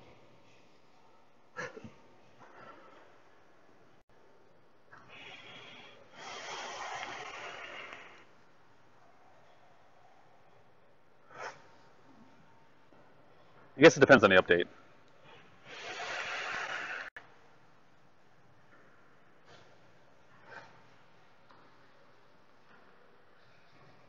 ...2009 VW Jetta with 150,000 miles. Has it life in it or is it about to blow the engine? What engine is in it, Ninja Bartender? Is it a 2.5, 2-liter, 2-liter turbo? I mean, it's only a 2-liter turbo, 2.5, especially in 2009. Is it the 2-liter with a chain? Is it the 2-liter with a belt? All of these things can make a difference where it comes to the longevity of the engine. If it is a 2-liter TSI or CCTA motor with a timing chain, you better damn well make sure that they change that timing chain tensioner. If they did change that timing chain tensioner, then you have some life left. And it's a good bit, too. I wouldn't pay anything more than like $3 or $4 grand for something like that. And that would be on the high end. It depends on where you are. Where it comes to a BPY, that is the other one that's got the timing belt. That one is much more better to things.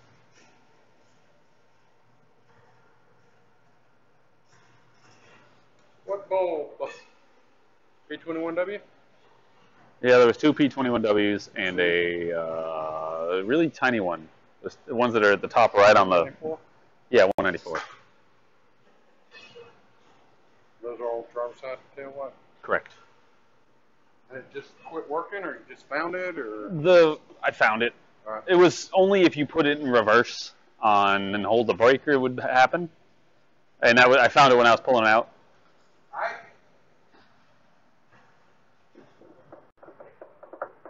2.5 liter? Oh, those are much more. Those are much more reliable. The 2.5 liters, I haven't, other than the crankcase vent valve and the vacuum pump on the 2.5. Which one? That? Another angle? CarQuest was supposed to deliver it like 3 hours ago when they called them back and they said it's on the way. What is this? Ooh. Scan for light on the dash. Advanced, and that's the code. Oh, secondary injection system. Common. Double check it. What's that mean? It could be. It's the on a 1.8. It's the secondary injection pump or something. It's emission stuff. It's nothing that's going to leave it broken on the side of the road by any stretch. I could do that too. I prefer to just bring it back here though, because that's going to be easier.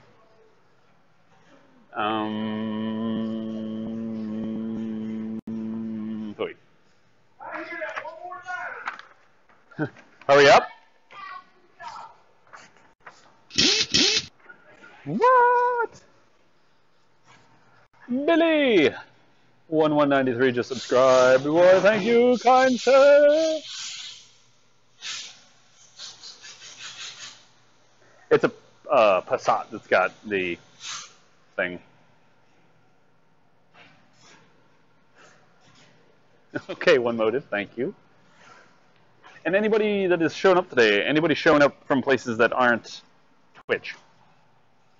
Like anybody here come from Facebook, YouTube, other posts elsewhere? Yeah, 87 boys. All right, let me just pull this back real quick. I want to scan it with a good scanner, or the actual scanner. Hold on.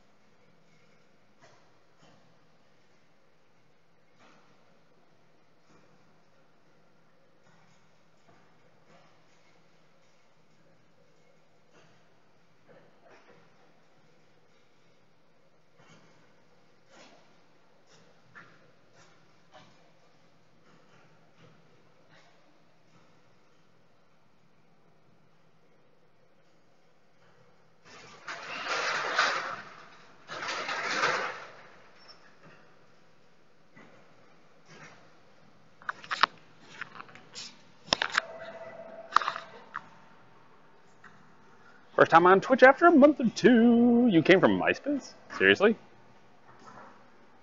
Where in the devil did you find me on MySpace? Like, honestly, if you're not trolling. I'm just trying to figure out what kind of... There's a lift here? We just installed it like 5 minutes ago, so clearly I'm not used to it being there. I don't know why I thought I'd fit through that.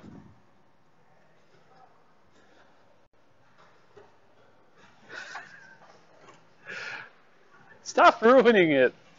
Alberto Tron, you're ruining it. MySpace is lit. Does that even still exist? Honestly. Oh, chat room. A rise door. It's the only thing I don't like about these damn carts. It like barely squeaks through.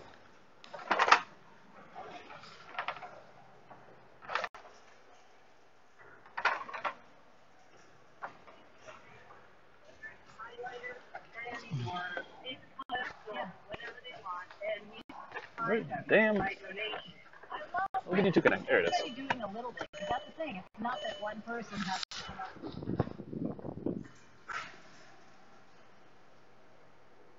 Engine.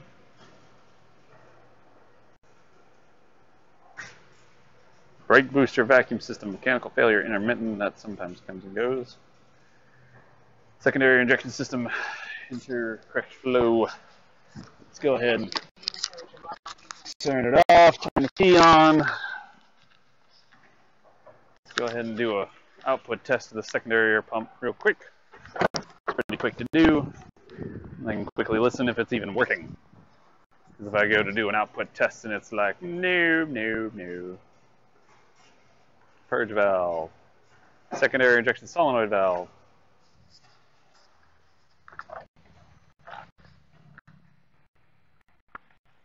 I hear it going, so at least it's doing a thing.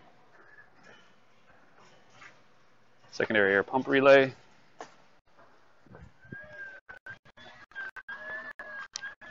Sounds like it's working. I don't hear any major air leaks or anything. What up? Have you done everything else for this? What is that? The Audi? Yeah. Yeah. You done the whole thing? Everything else is done. That's the last thing that, if they want us to check it. That crazy thing. What? Hey, wear a wiper off. I mean, what do you need it for? You don't. I just never seen one delete. Somebody delete it. And then you got this. It's like the guy from Guardians of the Galaxy said. Yeah. We need to make some of those. His little. Yeah, what does he call it? Yondu. I know his name's Yondu, but what is that little? The fin. That's it. His shark fin. This one can go up front. Which one is that? This is one that just got brought in because of a check engine light, and it was for a secondary air injection system. and it's currently working. So I mean, it's not really anything to worry about anyway, unless they're really worried about that check engine light being on. Some people do.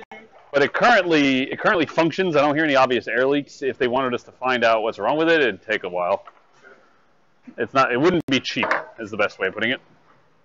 It's not like, oh, there it is, done.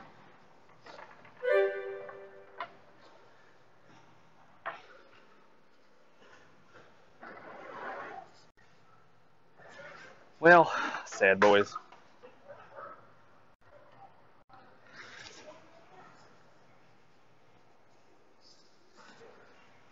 Oh, so in other news, the other location that I was looking at getting was it's just kind of still going to be in limbo. We don't have any particular way of purchasing it or anything like that. So, oh well.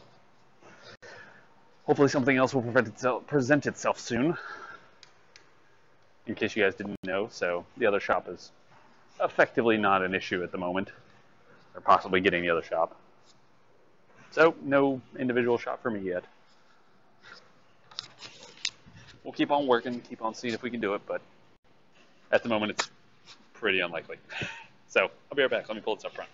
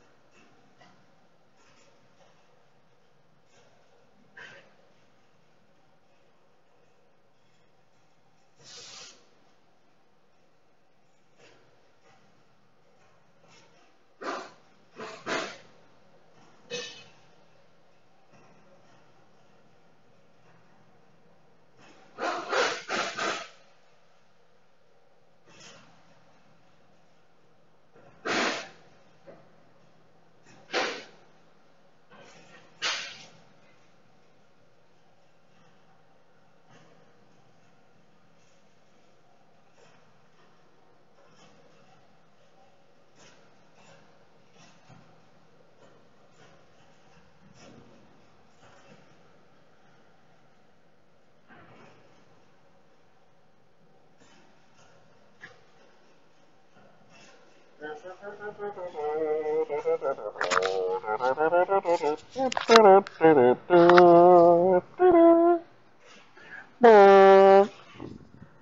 horn of Condor calls for aid! We ride! Are we riding, boys? Are we riding?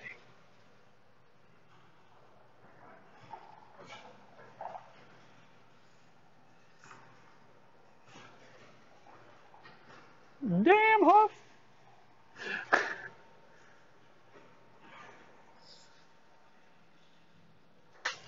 That is one! And that is two!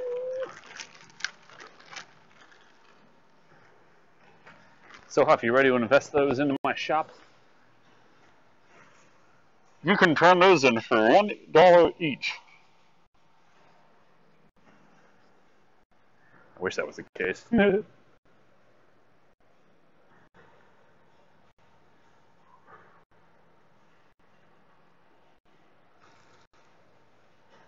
Alright, there. You'll cut this piece. You just go get the scissors thing. The blade. The blade. This is what you need when you want to castrate somebody. Except for Huff. Then you just need some toenail clippers. But this is what you need when you really want to cut something off.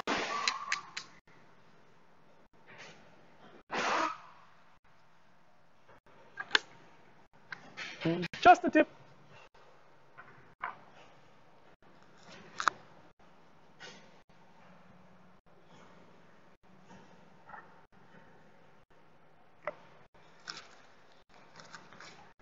$1 Zimbabwe dollar for each. What's up, Hey Diff?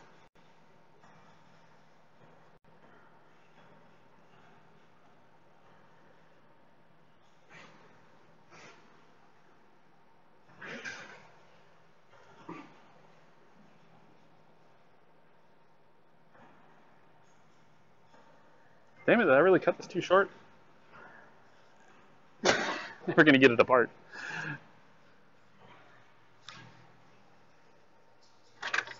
Ooh.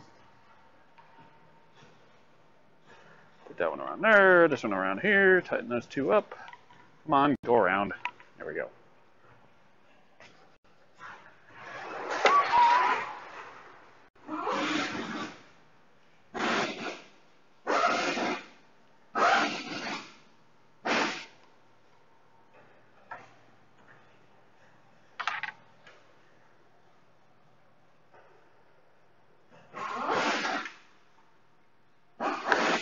Thank you, Tortured. Yes, I figure if we haven't gotten it yet, then something, as my wife explains, I have a damn golden spoon in my mouth, so. A silver spoon, whatever it is. A charmed life. Things just kind of work out. They don't always work out great, but they work out. So she's like, whatever happens, you'll do fine. Alright, now we need to go from here to here. So we need another short piece. About that long. About here.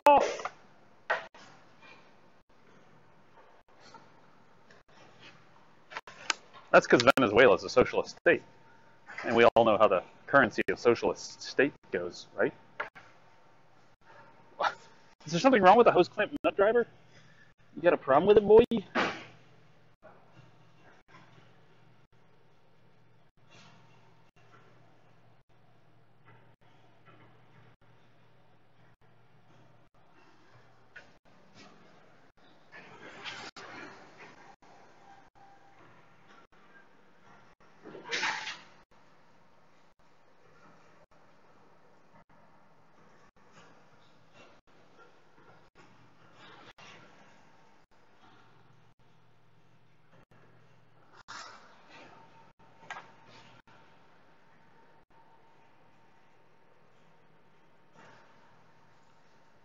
Because this car ain't worth replacing the heater core on, to be honest. No, that one's a 6.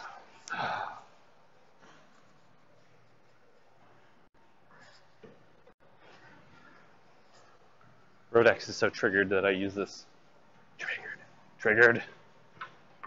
Triggered!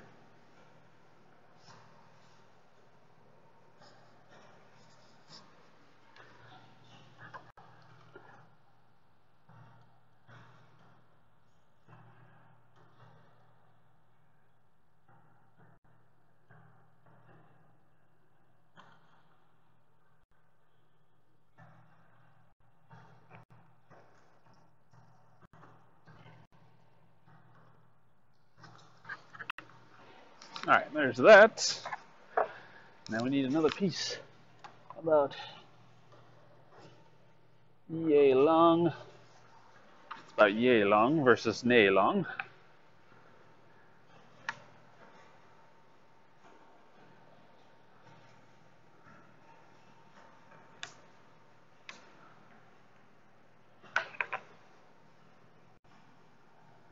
I don't know if he's going to want it. Like, the whole point of this car, I think, is just to not die.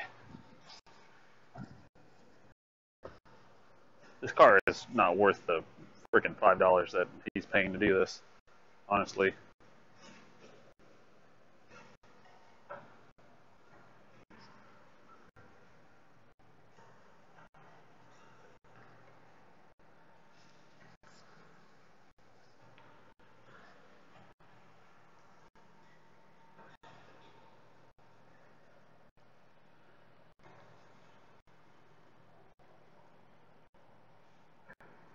See what I built? I'm building a little loop.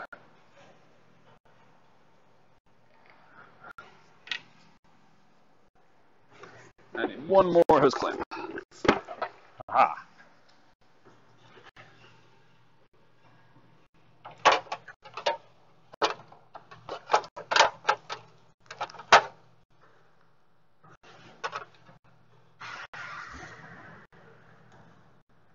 Oh, I need 2 more hose clamps. Crap. I need one more down there.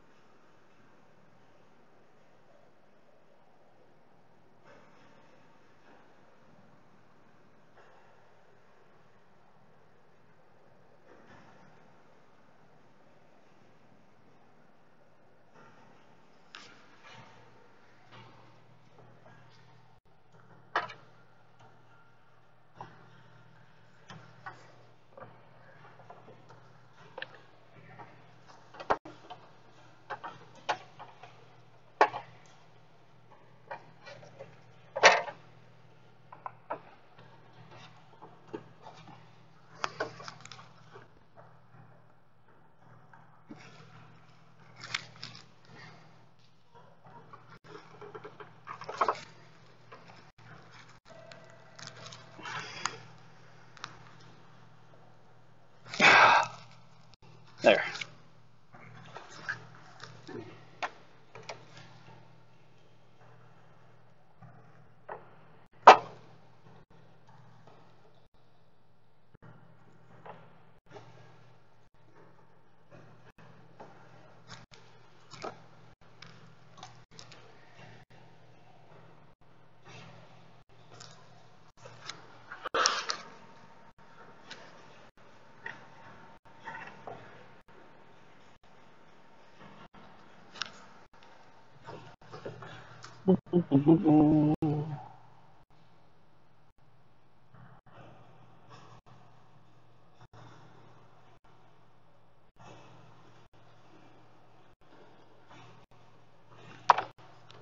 There.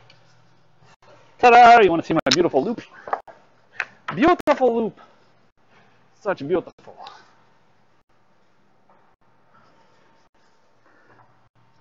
See it right here. Goes from this one up to this one, back to this one. Because the heater core was leaking, and we need to loop it out. And that's all we're doing is that. How to bleed it without a heater? You just bleed it with a bottle like you would anyway. Why do you need a heater to bleed it?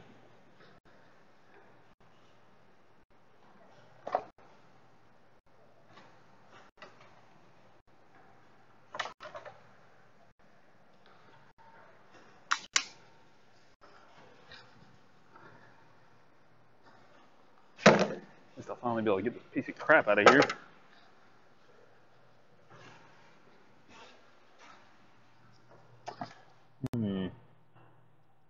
Is this the coolant bottle?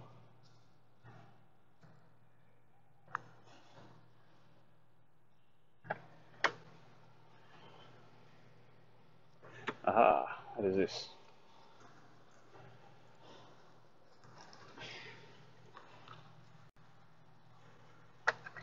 Aha, that is the coolant.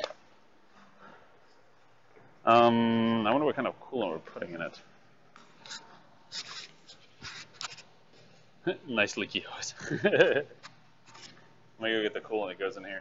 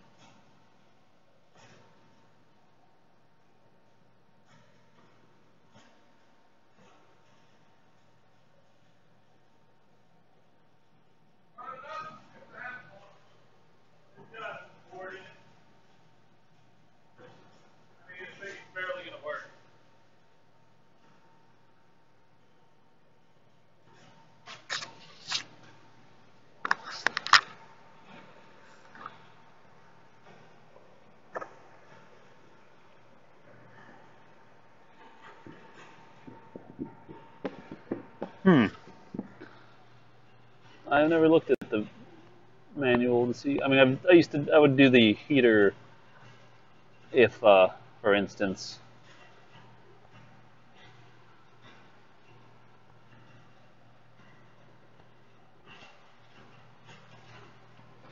it can't be all the coolant this thing's gonna take.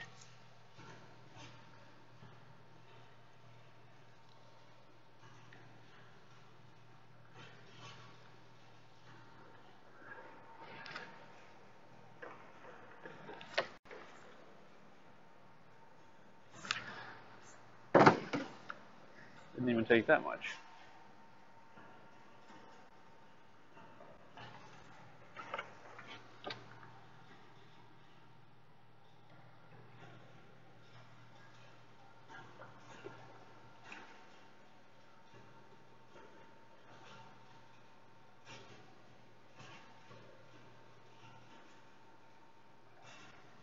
I guess that is all it's going to take.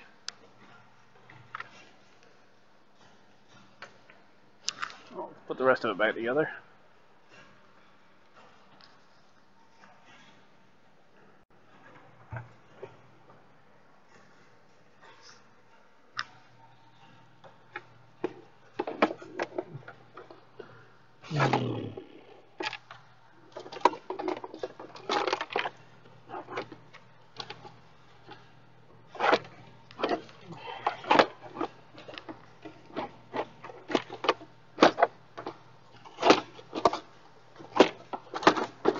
this was going to be part of the problem and not part of the solution.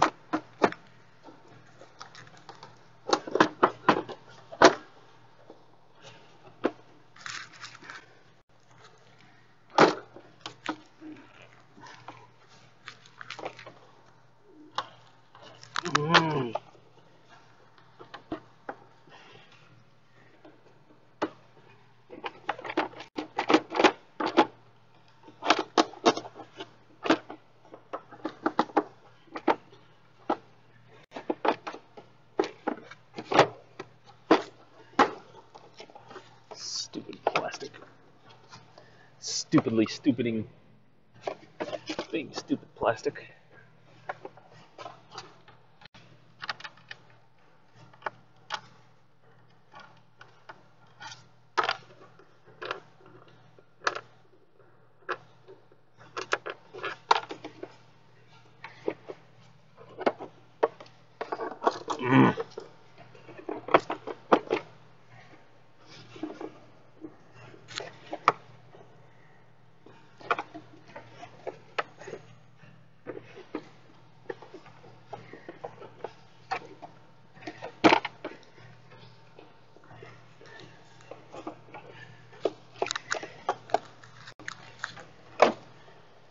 Of course, there's probably something under there that's in my damn way.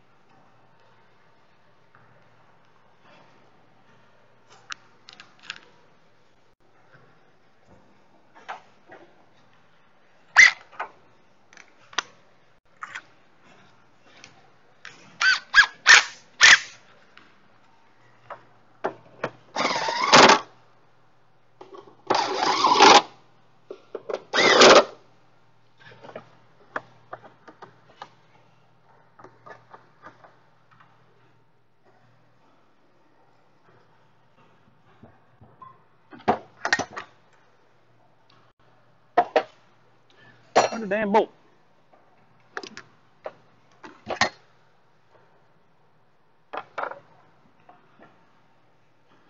The hell, Bobby? We got those two.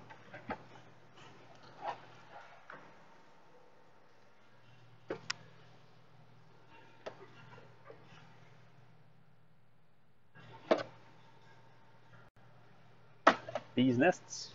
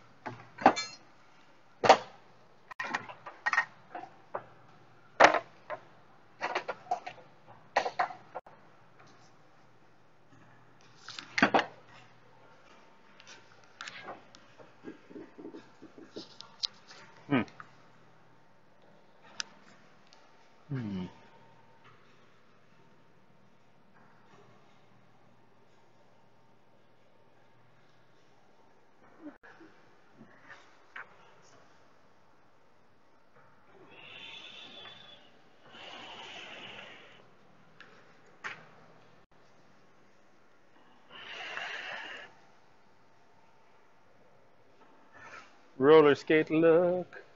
This sober skate look. The October skate look. With a sober skate look. Okay. Now we got to put the ECU back in, which is this way. This way.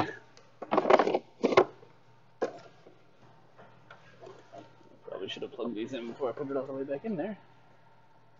Like this.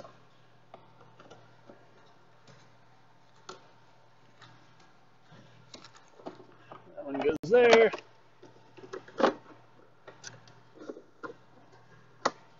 That one goes there, and that pops in like so. That goes in there like so. Now we put the battery in.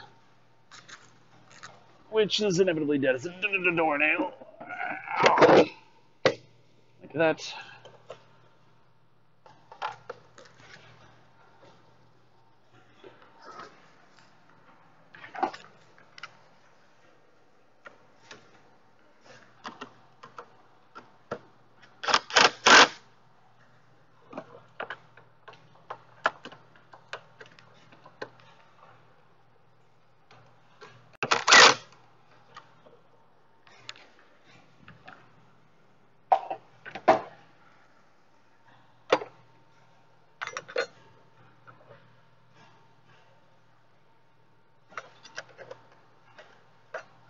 This one goes here, and that one goes there.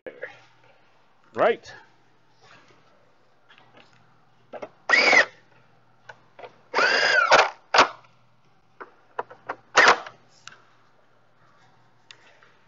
And the battery is held down. I just need a yump box.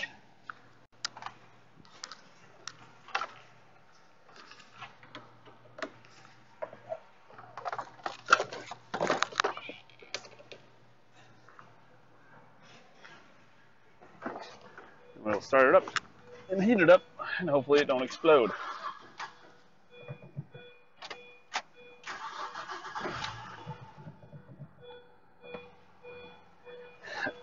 You got no damn power steering, service engine light, brake light, ABS, seatbelt light, hood open, TPMS light, traction control light. Brake light's probably because of this. Yep. So ABS light, traction control. Of course, the hood lights up. Seatbelt light. Yeah. Check engine light. Every damn light's on, boys. Every damn light. Except for all the lights that aren't on. Alternator any good? Hey, look at that.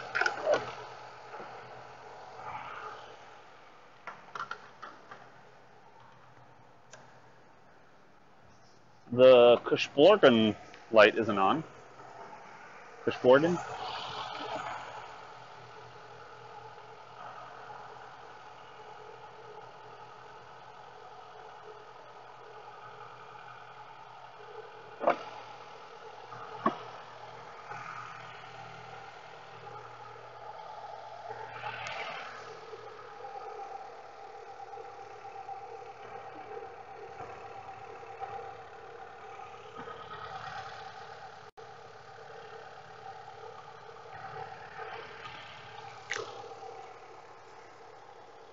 Come off, you goddamn cap.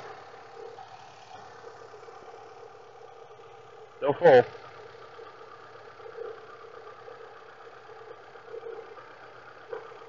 Bubbling like a bastard, too.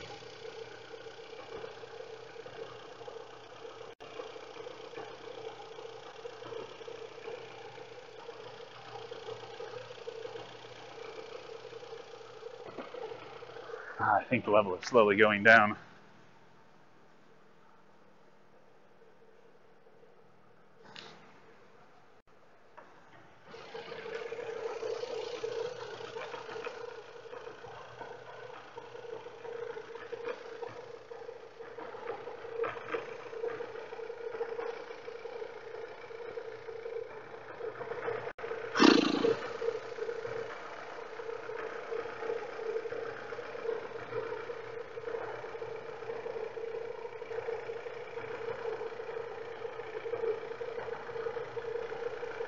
There's a lot of bubbles for a lot of not going down.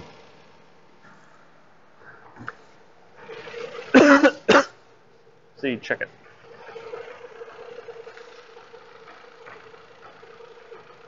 Just steady bubbling. As you can see, the level's not really going down or anything. It's going down a little bit, but not a lot for all them bubbles. Thing don't have a damn bit of power steering on it.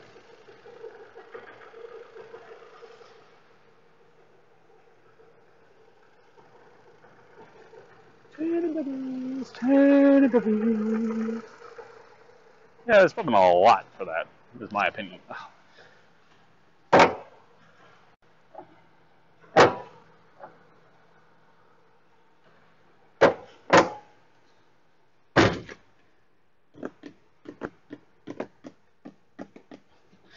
According to the temp gauge, it's already up to temperature.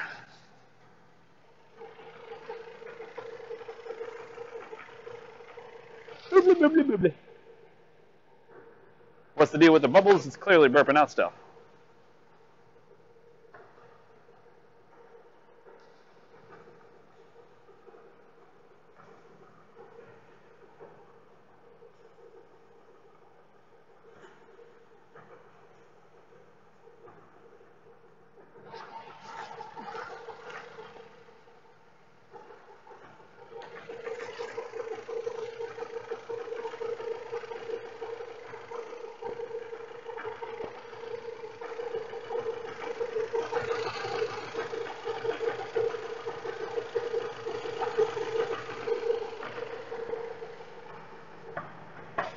Yeah.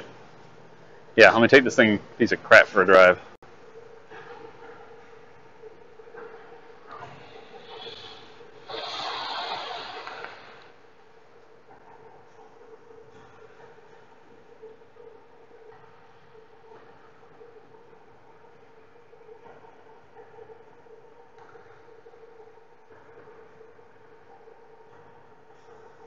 But the only thing that worries me about waiting on said possible opportunities is if you don't seize opportunities and they pass you by, then what do you look back at and say, well, damn it, I could have had something, but I just decided to wait and nothing happened. And here I am, still with nothing. Nothing to show for it, stuff like that. You can't wait for life to happen, you gotta make stuff happen too.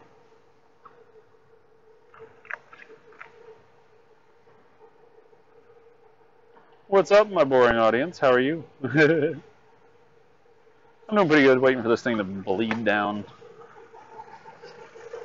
Oh, build back up.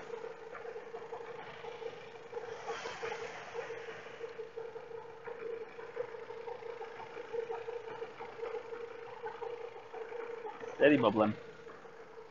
Steady bubbling.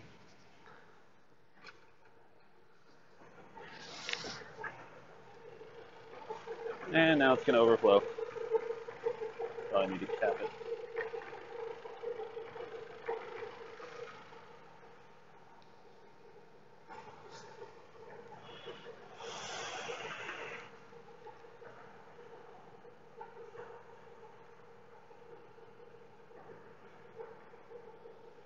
Because an Acura Integra and an RSX wouldn't be having this problem. Oh, take that, Mini. Oh, burn. Oh.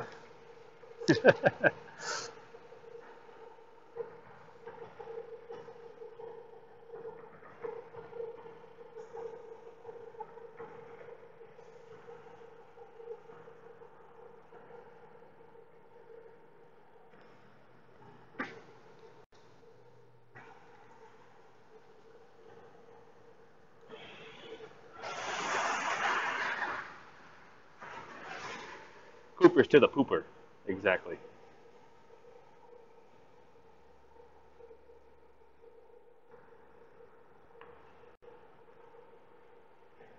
Yeah, a Toyota.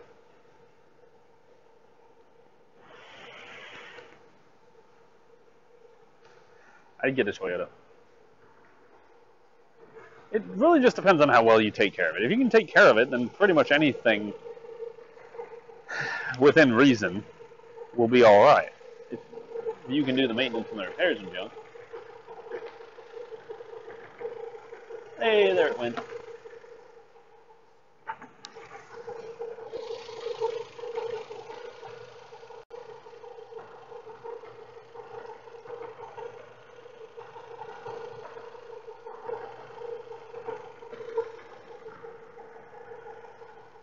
And there it all comes back up. Oh my god.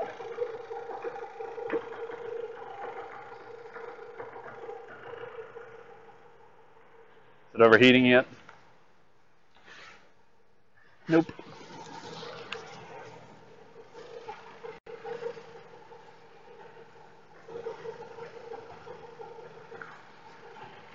Get a little revvy rev, see what happy happens.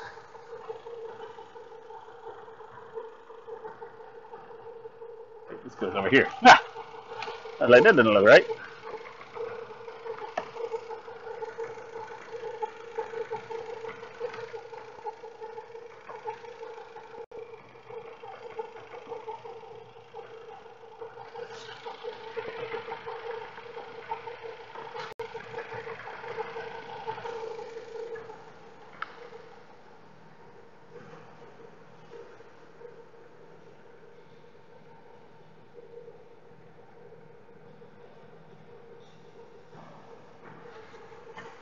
But those engines, will they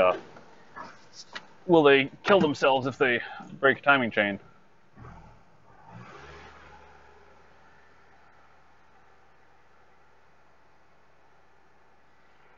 Yep, jump it. Yeah. Okay. You heard we can remove the vacuum pump and inspect? No? Yes. Cool.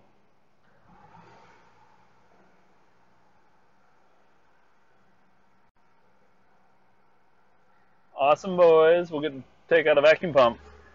Inspect. Anything on the Golf? Anything on the Golf?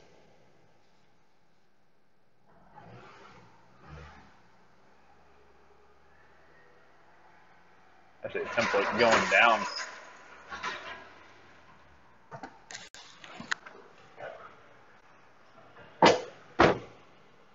What a pile of I mean,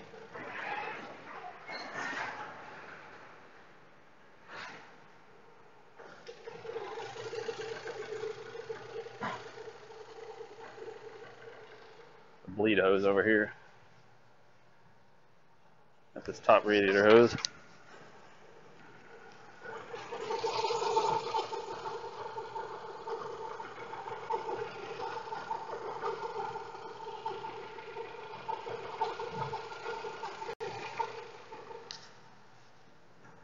Too big. You seen anything? I don't know how much you look at Kickstarter about mist box. Mist box? Yeah, the mister for your AC unit. Actually mist the condenser. Help your AC. I was talking about that one day on stream, saying that, air conditioners work better when, like, you were to run it like a fountain and run water over it. Right. That's what this thing is, and it's got all kind of computer processors to know when it needs it and all kind of stuff. Supposed to launch next month. Seems to make sense. Yeah, I mean, the evaporative, by putting on water on something, you increase its evaporation cooling loss or gain by like 70% or something stupid high like that. That's why if you fall into a lake and it's freezing, you better hurry up and get dried off, if anything.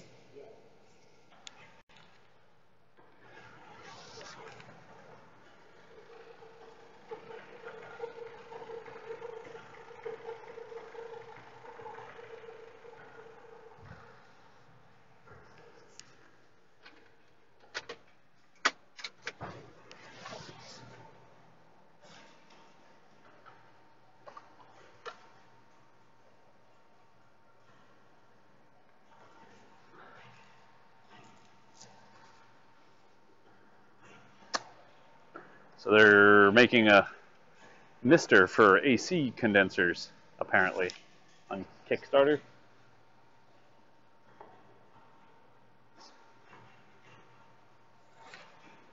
It has sucked in more.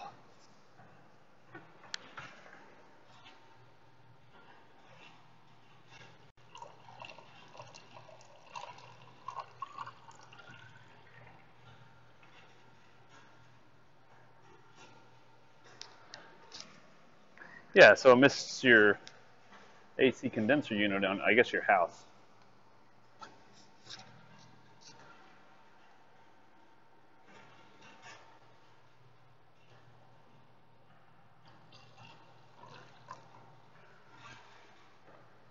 Aha. Yes, like spraying water mist onto a condenser.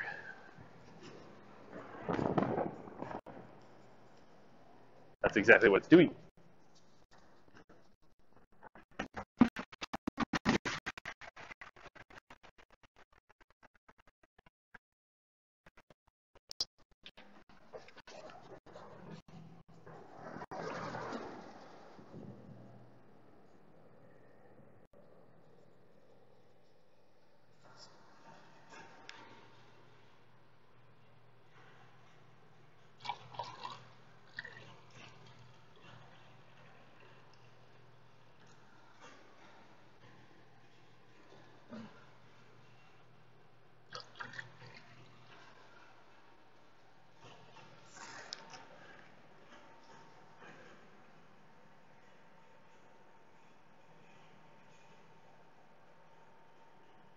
Yeah, the lights are attached to the hood.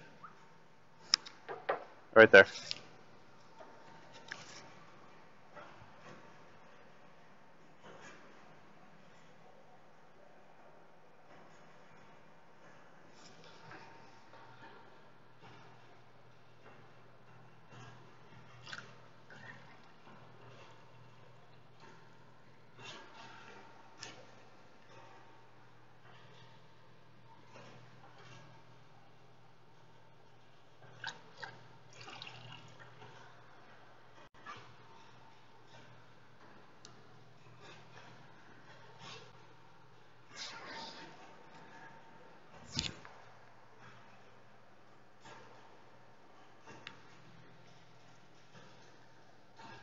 What up?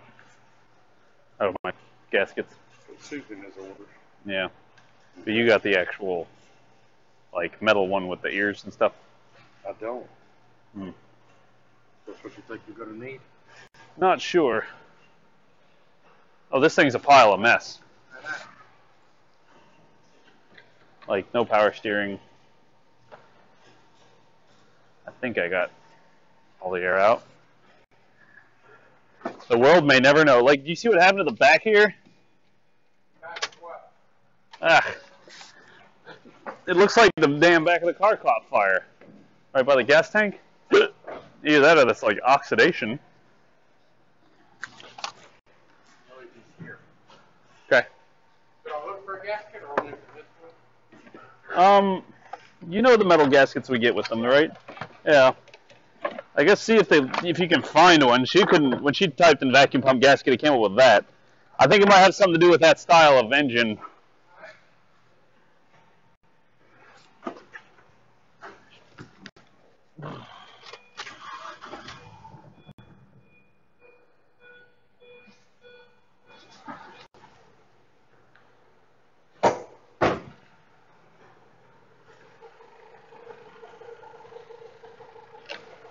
More better to go straight to AutoZone and get that battery swapped out.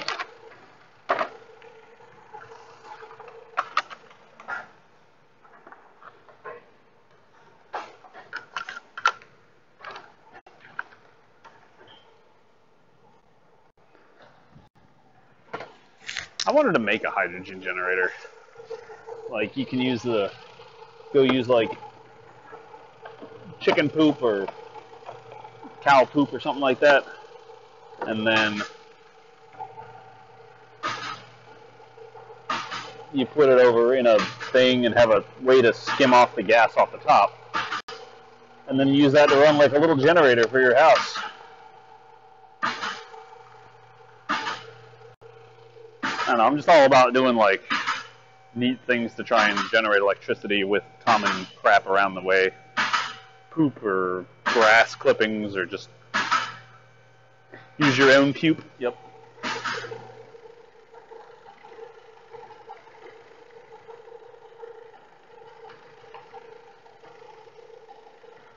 Well, I think this thing's about as good as it's going to get. It's not overheating, the water's staying full.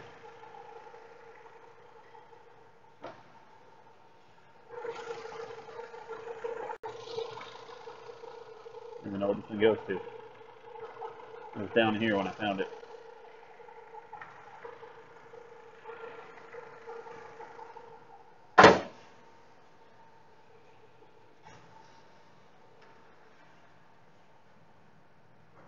Yeah, methane.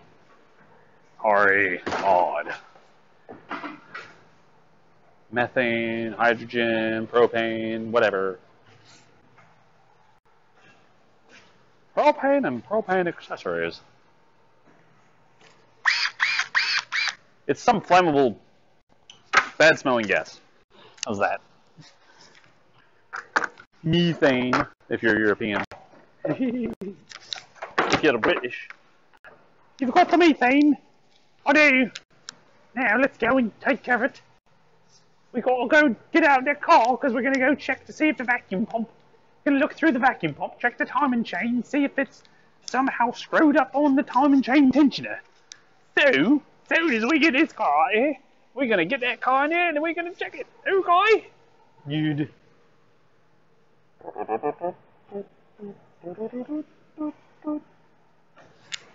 I'm just kind of dilly-dallying, waiting for this thing to overheat. Which don't look like it's gonna. Hello, Governor!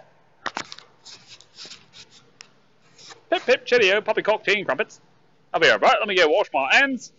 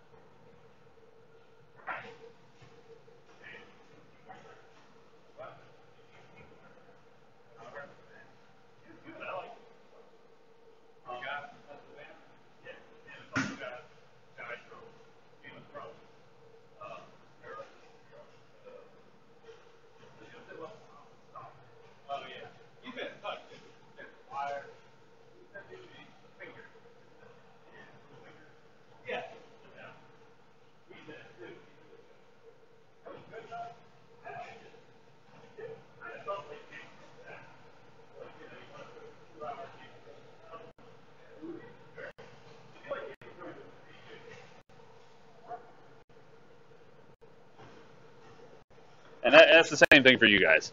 If you guys out there like Game of Thrones, you'll get a kick out of King Arthur. It's a little different, but in the end, it's pretty much the same. I liked it. When I was watching it, I was like, damn, I think I see the inspiration for freaking Game of Thrones here. Alright, let me get this car out, then we're going to go ahead and get in the Audi A4, and we're going to pull off the vacuum pump, check the timing chain, because something's making a damn noise back there. We're going to find out what it is. So let me pull the car front. And what I just said.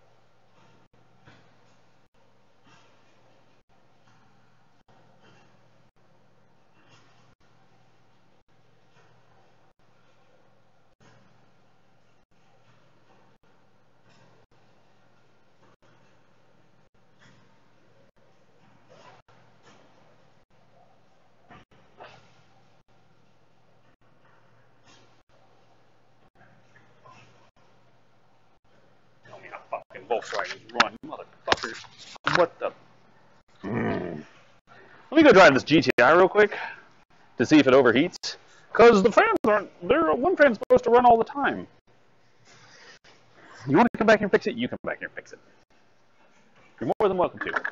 I even got tools you can use. I hate backseat mechanicking from the front. Yeah, I think you better check that again. It's not how that should work. No, it's exactly how this should work. I know how these GTIs run with their fans. Not one damn fan that runs all the time.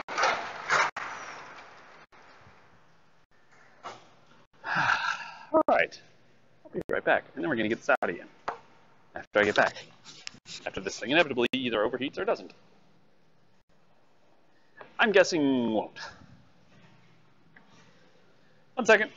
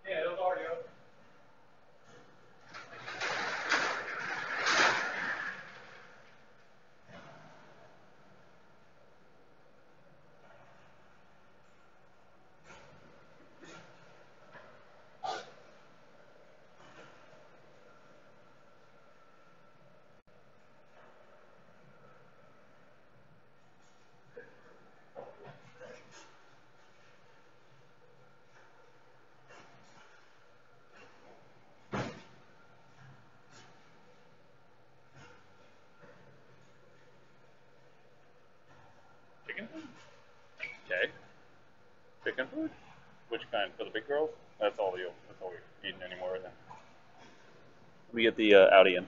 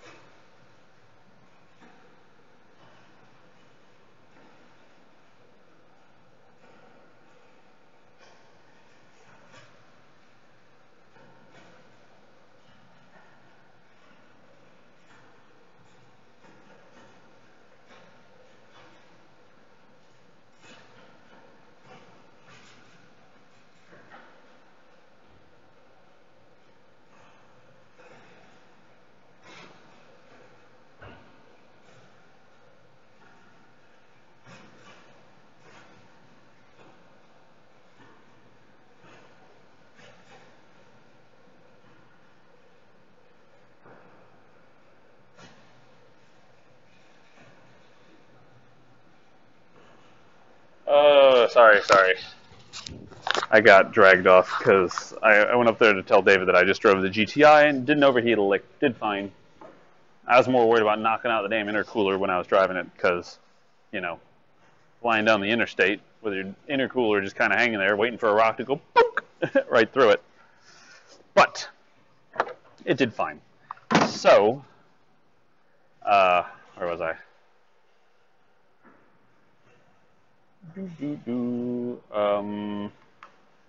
So I got stuck up front talking to Rodex. I mean, a really older person that's just like, man, I miss them days with Shade Tree Boys and their points and spark plugs, or their points and plugs.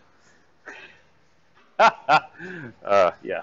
So, yes, I got stuck talking with Rodex, complaining about new cars and the fact that he keeps having to add oil to it. Even though Audi doesn't have a good answer, we don't have an exact answer. The Golf seems to be fine right now.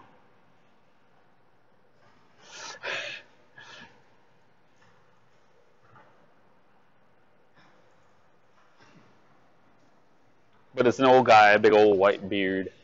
It's about that long. Real nice. But I mean, I see his problem. He's just doesn't like change. Doesn't like the fact that it's not as reliable as it used to be, so to speak.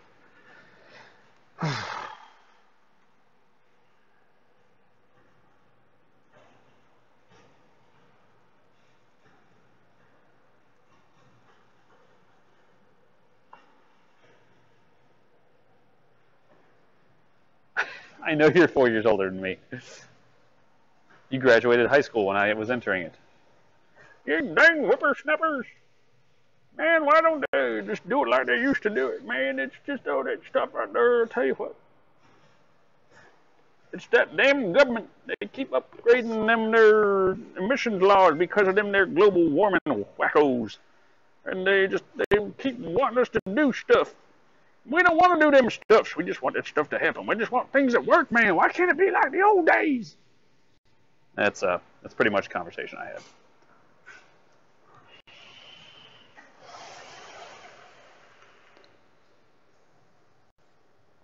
(2001) was when I graduated.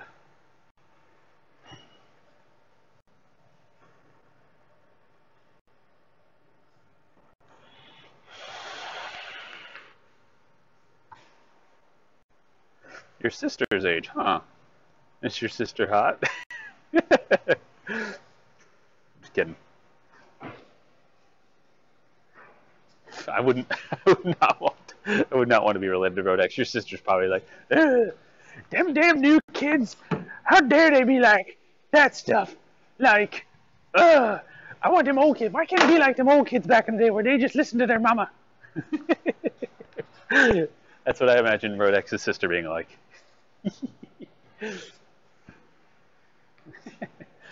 Oh, I'm sure she's married. If she's got any damn sense.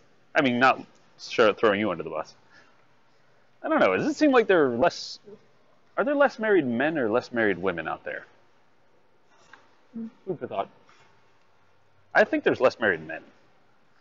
Because I think women usually get... I think there's less married women if the women are being batshit. I didn't have internet in middle school. Kinda. Did I have internet in middle school? Yes. No. Yes. No. I had dial-up.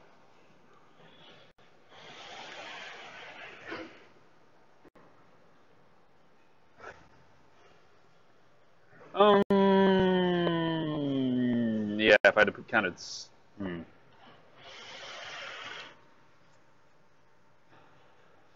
a good point. You count single mothers.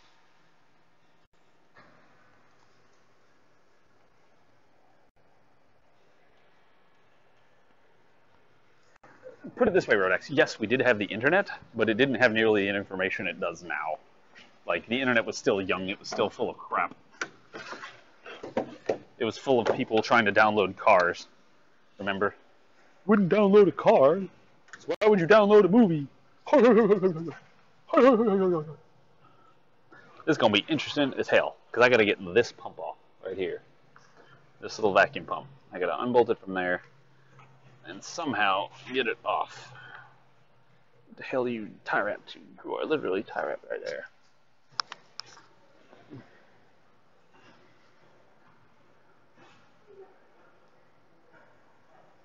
Yeah, that was using Netscape and original Dogpile. Is that still around? Dogpile. I remember that was one of the later ones. I think Yahoo came pretty early.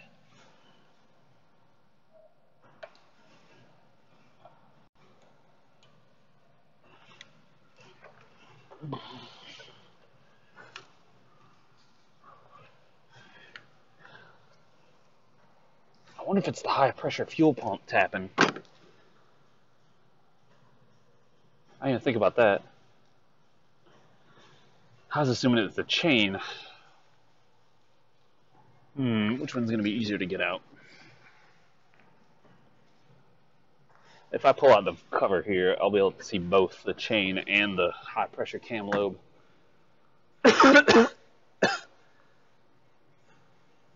Mosaic, that was it.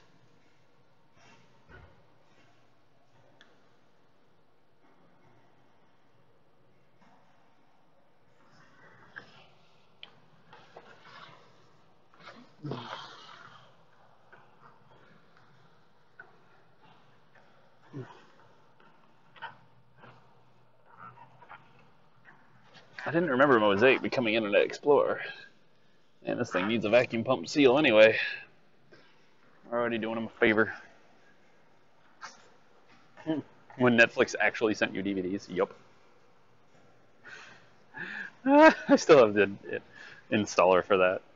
Nice. Nice, Sleepy. Nice.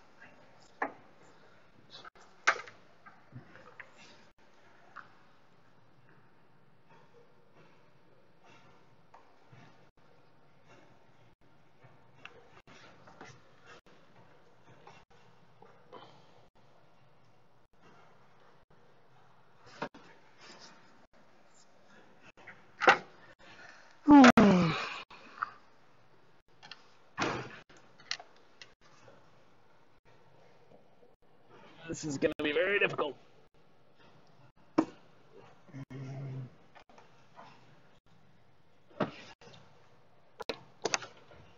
pull it off there, and this rubber hose can just kind of sit this way. There we go.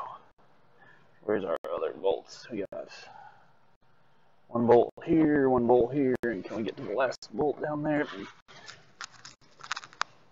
That bolt right there is going to be the hardest bolt of all of them. This one here isn't too bad. This one here isn't too bad. Hopefully we got enough room to back it out. That's something that I'm really concerned with actually right now, is that I might not literally have enough clearance between the firewall and the block to get the vacuum pump out. Because that would be a bit of a bitch. If that is the case.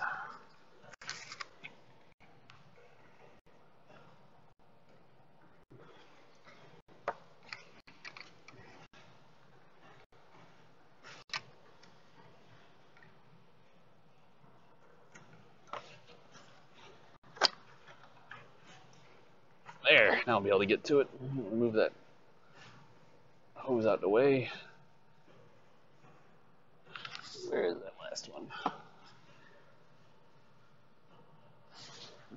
Let me get a mirror so I can confirm what I'm looking at. Make sure it is in fact the bolt for that thing that I want to thing out. I want to thing it out.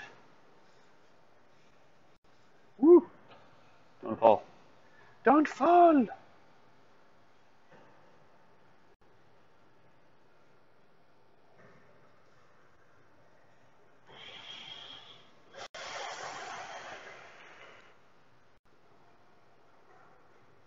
Wait, Netscape Navigator became Firefox? Really?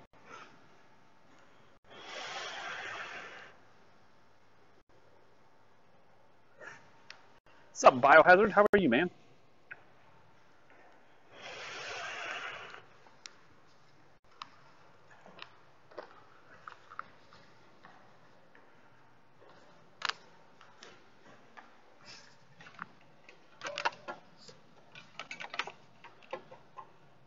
Yep, that's the vacuum pump. And that little bracket is going to be a pain in my ass.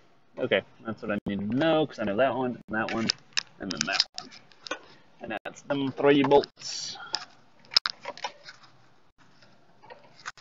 That is them 3 bolts, boy. Arr. Arr.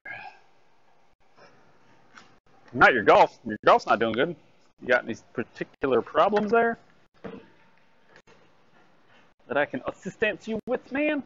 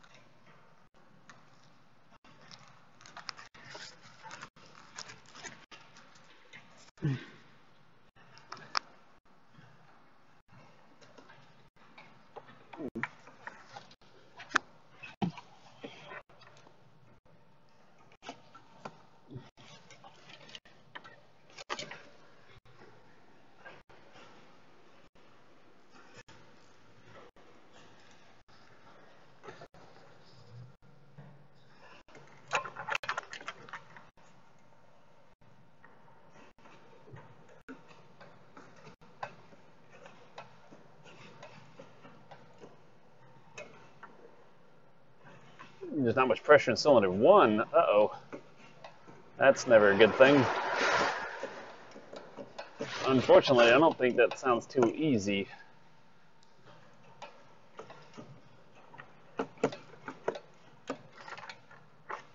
Son of a biscuit. This thing's going to have to be ratcheted out the entire way.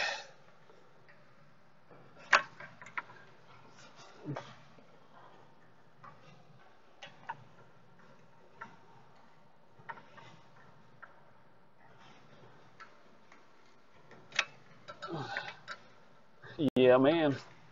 Technology. Fun heretic.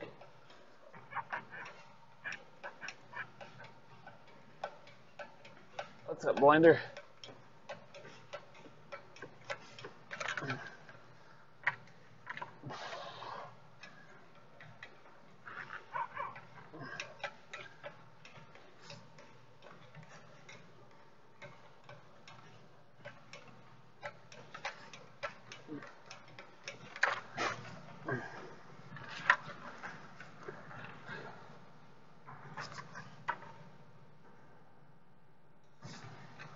Does your girlfriend live with you?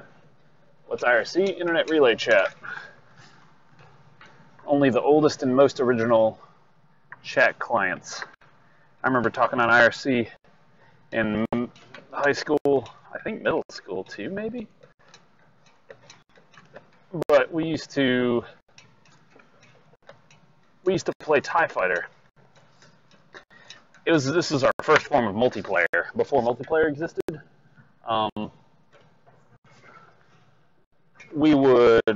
So if you guys remember TIE Fighter, you used to be able to fly missions, and you would get a score for the mission. Like, you got the mission done this fast, you killed this many you killed this many X-Wings or Y-Wings or whatever it was, you scored this much. Yeah. Anyway, so we would compete to see who could get the best score on the missions.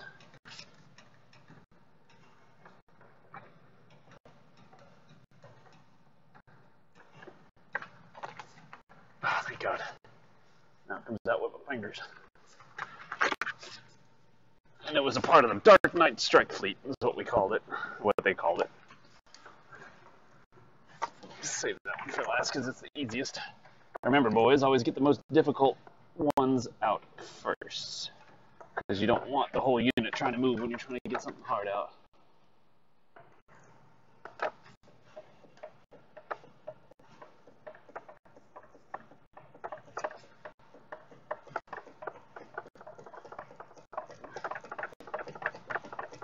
Hey, cool part. Once we get this pump out, we can look in there with the no. We can look in there with the horoscope, the inspection camera.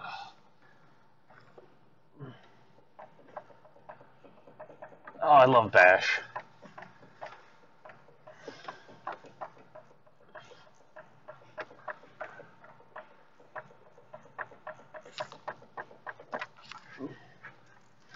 So this is what you have to do when you are working in the backs of engines and places like this. You must learn the art of the lean.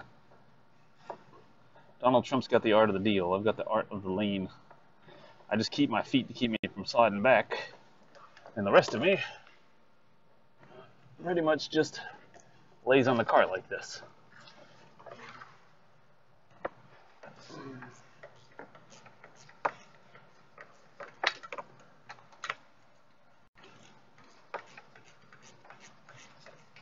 Oh shit, I actually am going to have to take out the No, not if I'm not taking off the carpet, I don't. What's wrong with me?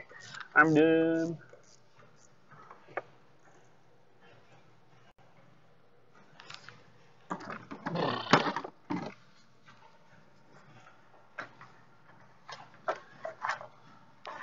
Oh, hi. Can we get it all the way out? Which way we gotta go?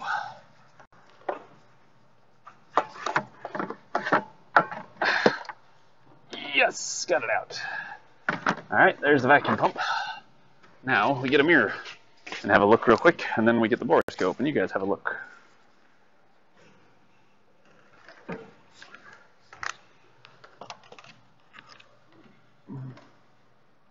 Yeah, I figured I can't really see crap without getting the borescope out. Alright, borescope it is.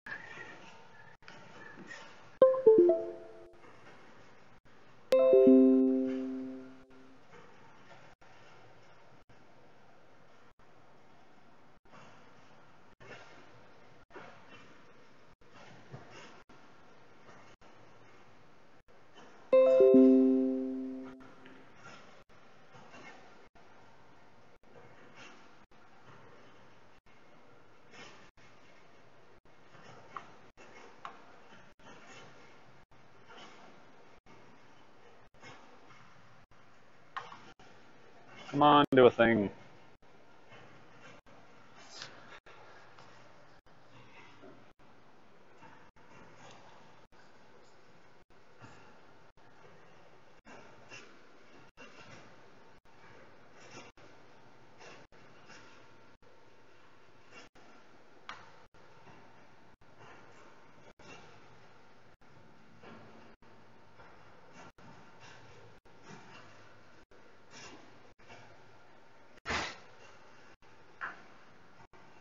Damn it.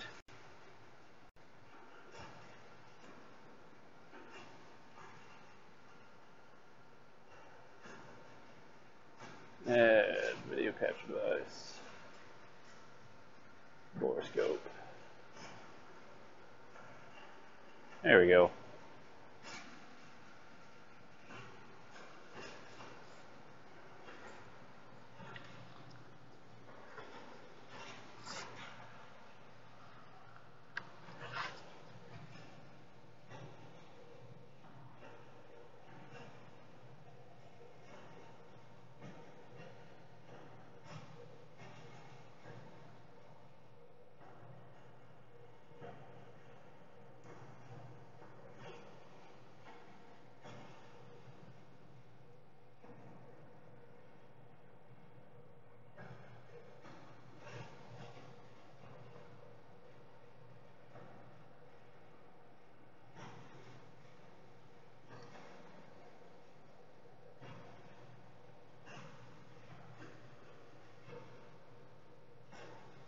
Can't tell what the hell I'm looking at.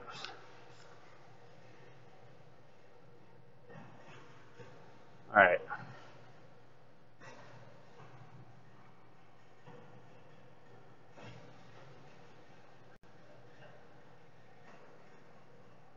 Cam lobe.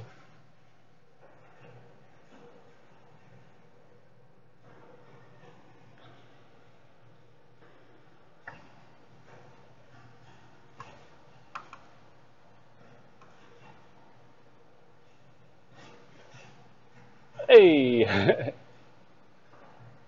God, this shitty monitor is not helping me in the slightest.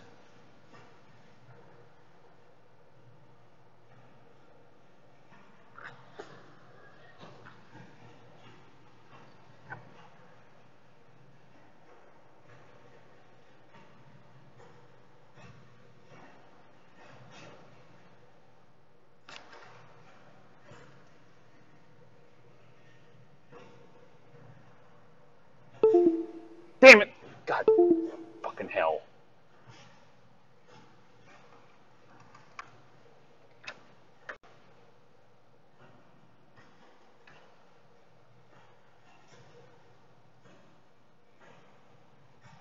Great, that USB port's just like, nope, not doing it anymore, boys.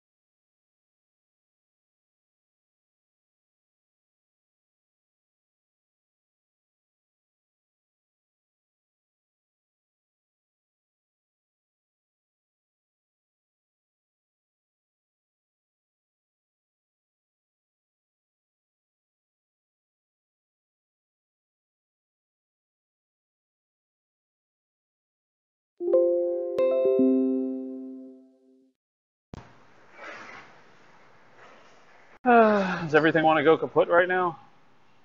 Kaput! It's like all the USB devices just crapped. Thing's got oil all over it now.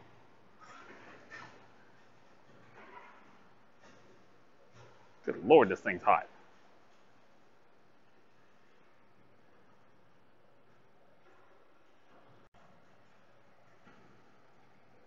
Oh, oh.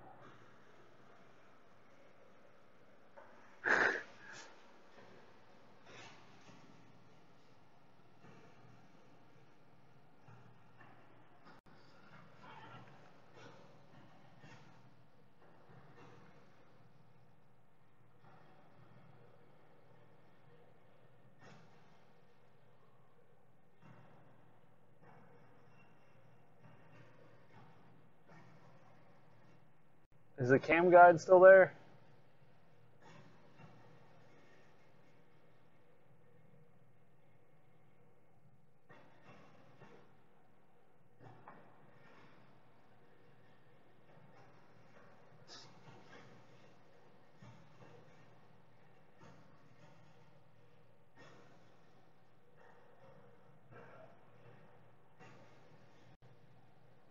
Looks like the time and chain guides are still there.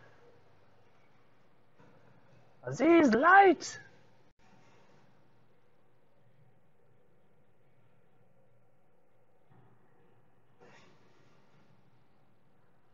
This thing's so hard to maneuver, and there it goes. If I murder everything here.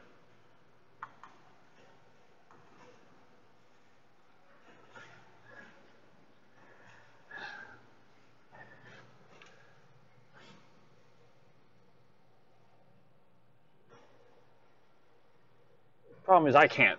You wanna know what's fucking pissing me off right now? Is the fact that my monitor is so shit. I can't tell anything about it. There's the chain.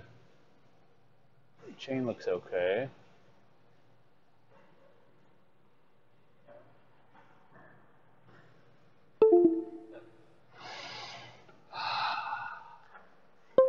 The whole fucking USB port's shutting off.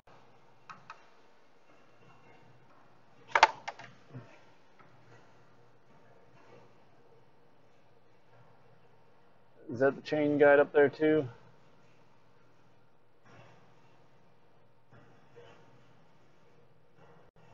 I think that's the chain guide, that orange thing right there that I'm looking at.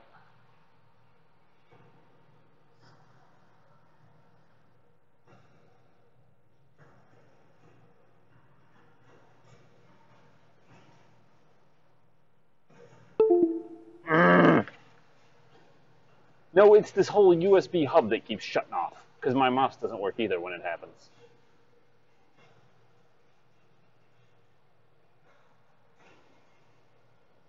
Would you just fucking turn on, you piece of shit?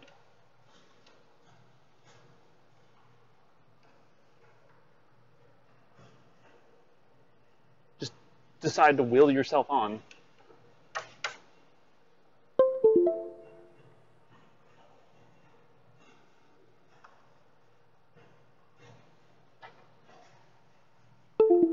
Oh my god.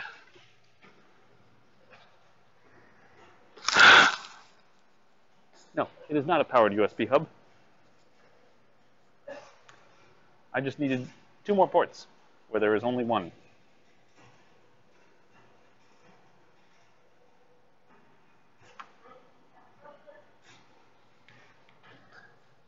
Because there's too much information passing? Is that what it is? Is it because I'm getting too fucking close to looking at this thing?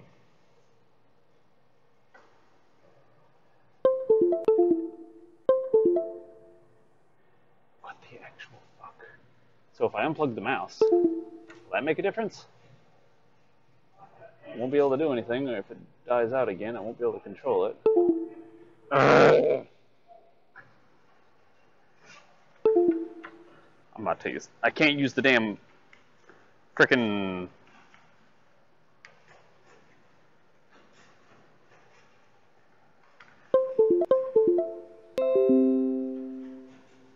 Now it's got to set it up again for the swap port. Oh my god. I can't even frickin'... Turn the light down.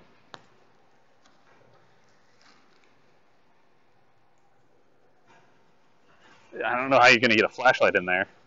You see the small area that I'm working with?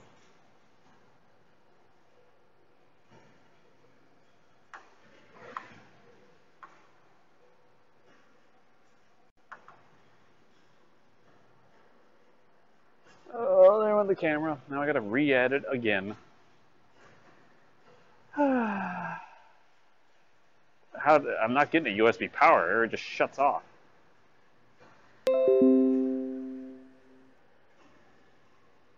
Just says my stuff's undergoing additional setup.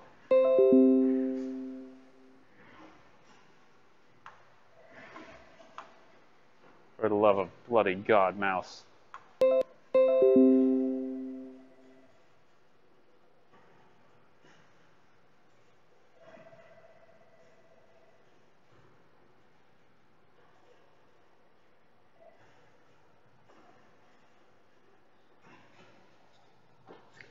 Bigger and blurrier we go.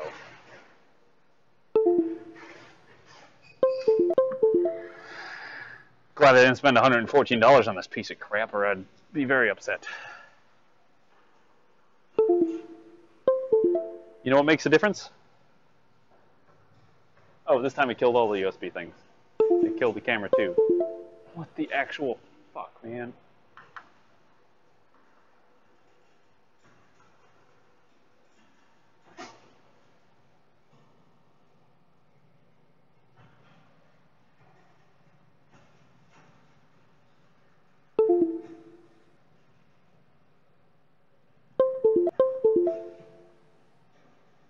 I can't only try with the scope because I have to have the mouse. The only other thing I can do is unplug the regular camera. Oh, let's do that. Unplug the regular camera. Then we'll plug the scope into the other camera's port.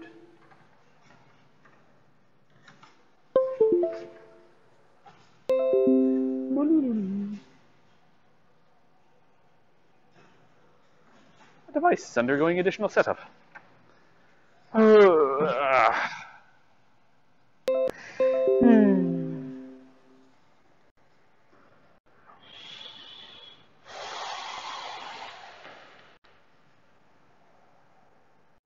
Let me just let the thing think about what it's doing.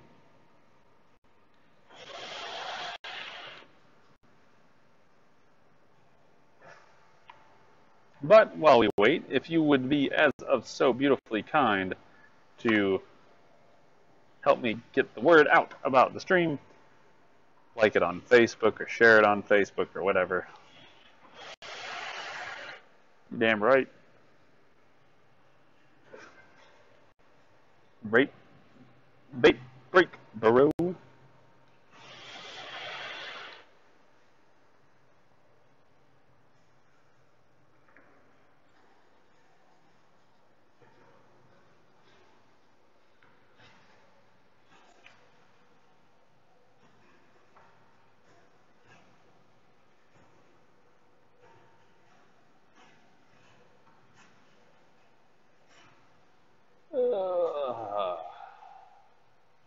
I get to add and re-add it again. Add video capture device. We're just gonna call it BO. Maybe it's called BOR, is jinxing it.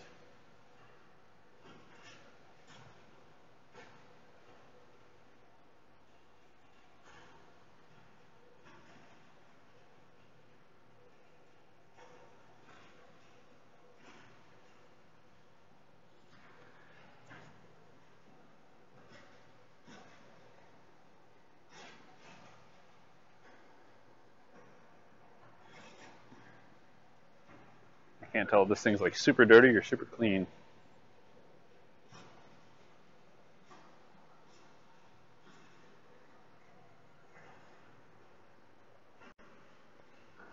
Looks clean enough.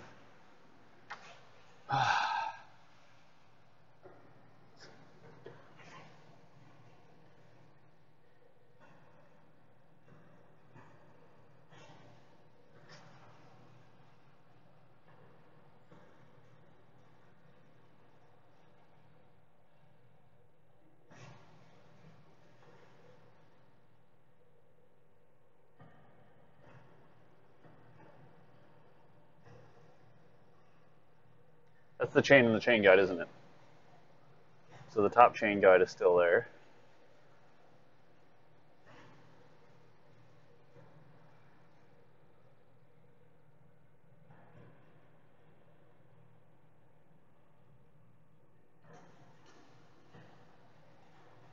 And then the bottom chain, we already confirmed that the bottom chain guide was there. Where's that damn bottom hole? That's the bottom chain guide, and there's the bottom chain.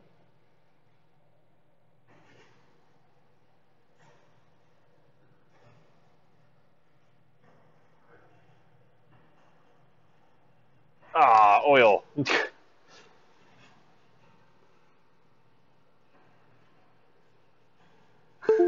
Ah, damn it.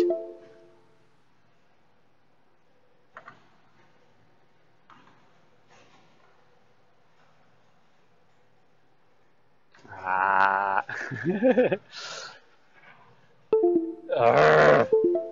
I'm not even a fucking USB port this time. I mean, I'm just in a regular one.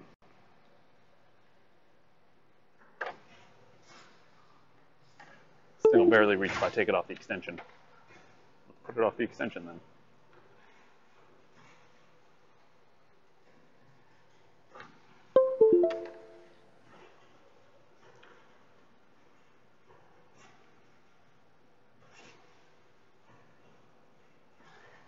I hate the fact that my monitor can't show blacks.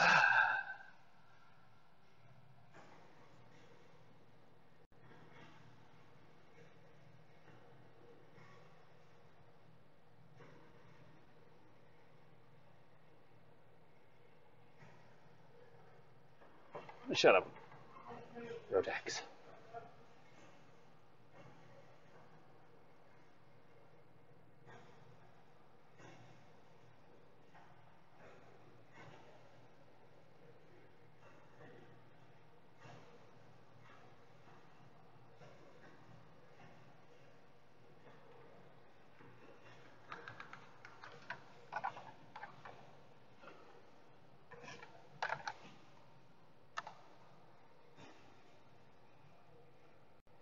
It's the bottom chain and chain guide right there.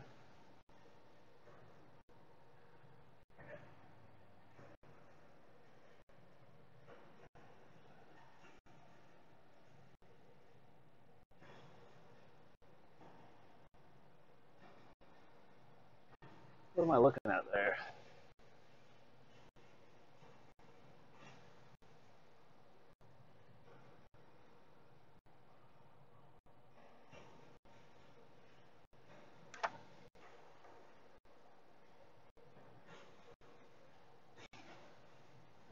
Do I see a chain guide?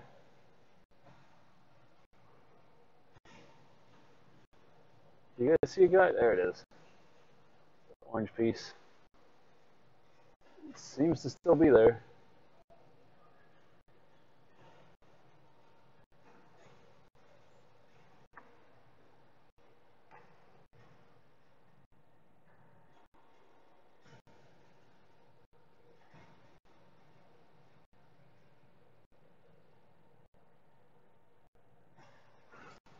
And now we got oil on it again.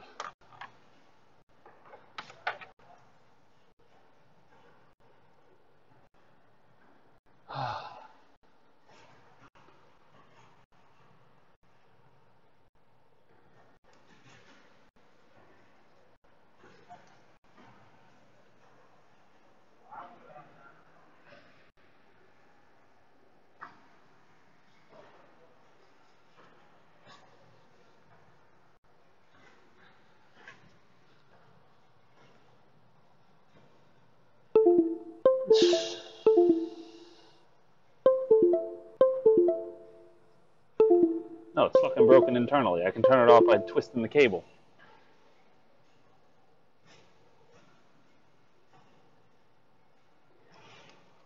If I pinch the cable a little bit right at the housing, it'll just stop.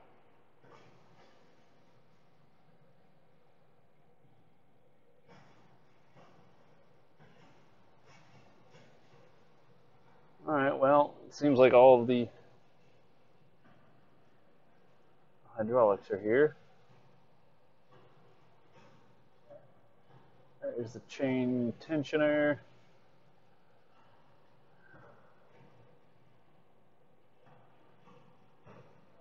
That one pushes, and then the bottom one just simply gets oil on it.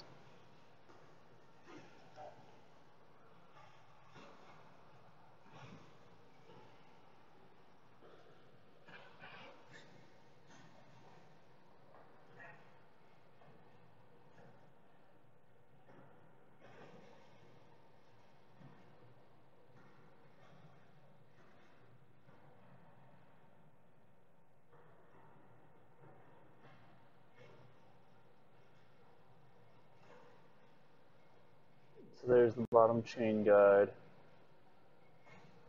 and chain. And there we go. Alright, I'm done. They're both there.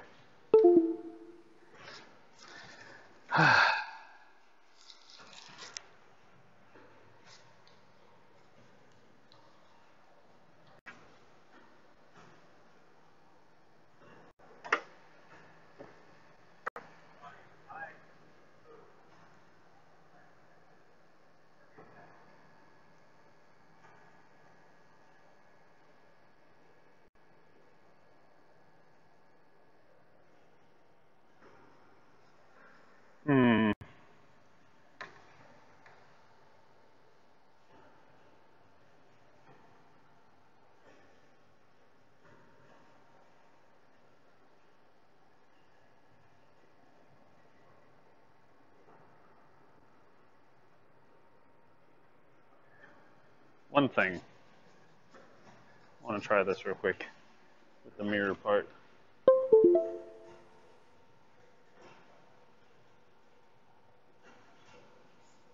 Oh, that looks just delightful. Can't see crap.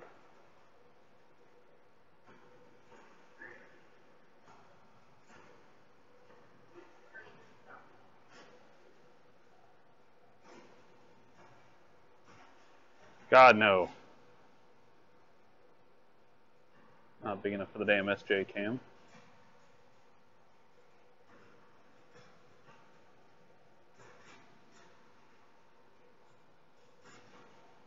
I couldn't even tell you what I'm looking at.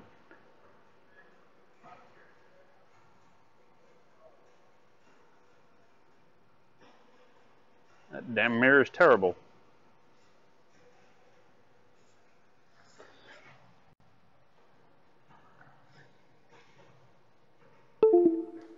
Fuck it. Done. Done, done, done. Done, done, done, done.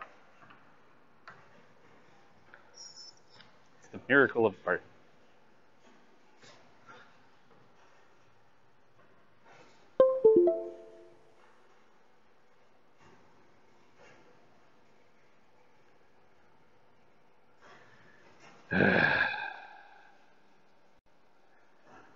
Really glad I only spent $14 on this. The mirror is spotless.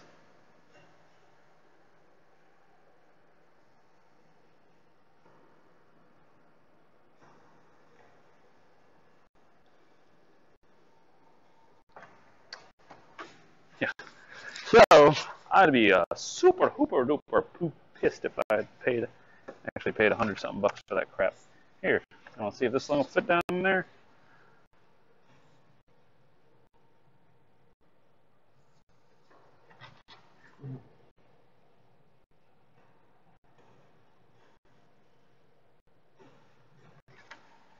Yep, it's great.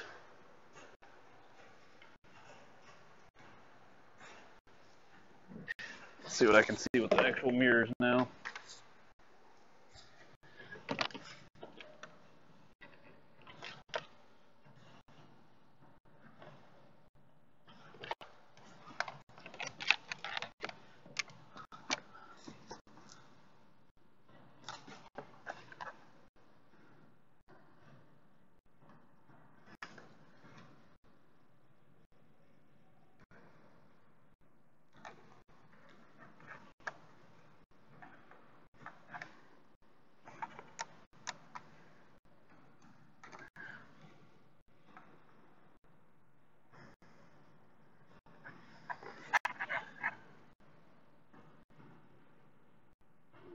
See the guide on the bottom.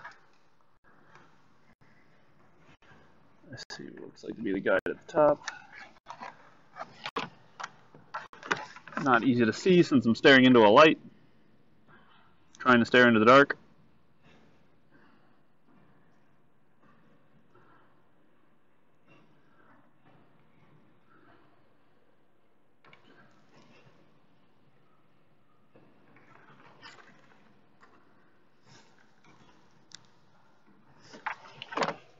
Looks like all the stuff's there.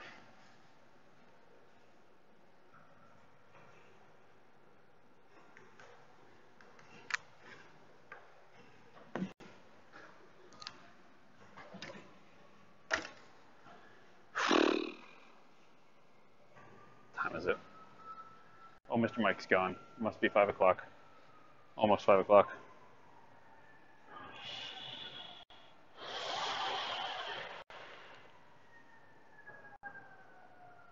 Oh, thanks, guys.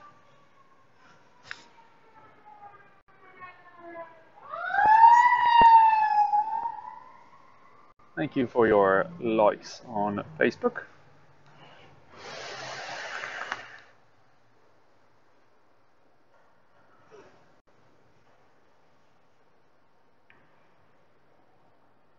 A.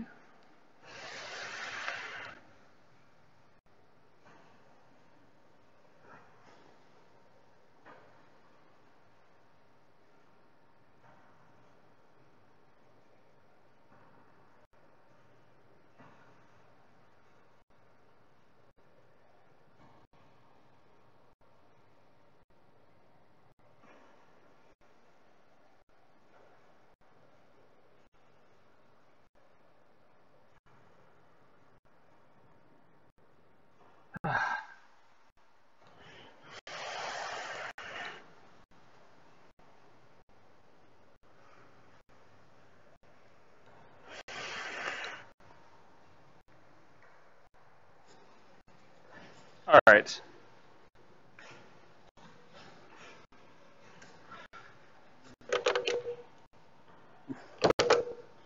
Doing okay. If you guys want to look at this light, beautiful wireless light. Exclamation point, hood light. So,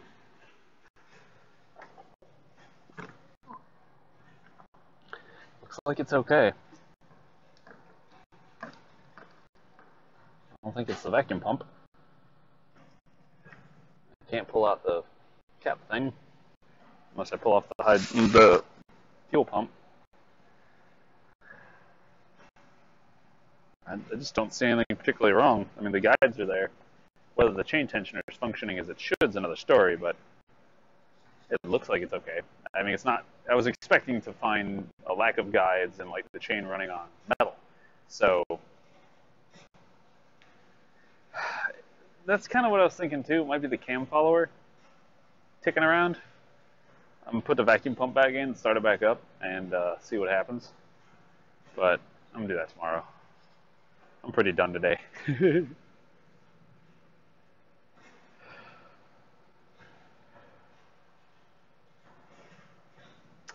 Yep. No, it's not a knocker pinging. It's just a ticking. Sounds like a chain. Sounds like the chain slapping around in there, honestly. That's what I would say. But it doesn't seem to be anything particularly wrong with it.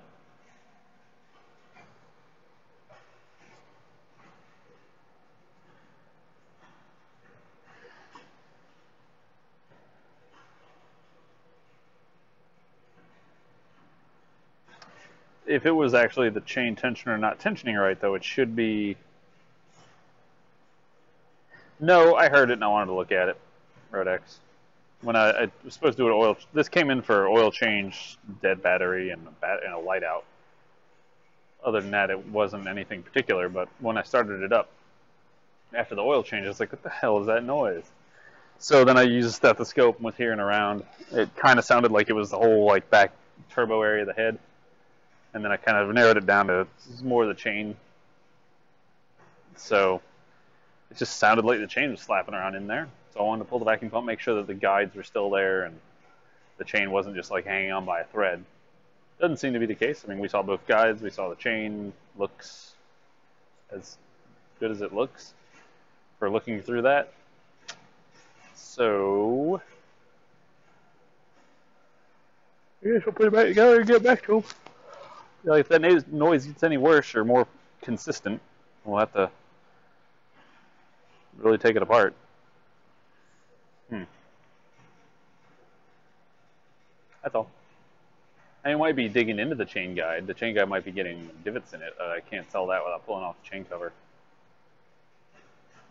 So, it's like I don't want to call it good because I'm not 1,000% sure, but at the moment, all the evidence is saying that it's fine. It's just noisy.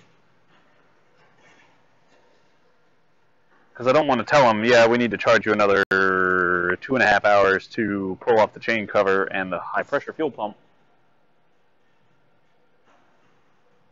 versus not. Looks like Nightbot's down.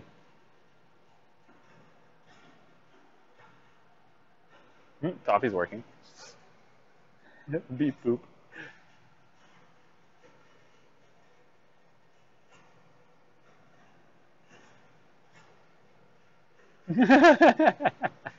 Didn't expect that.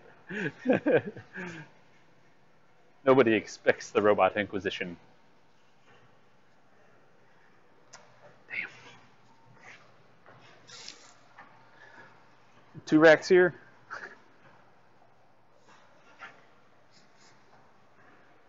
So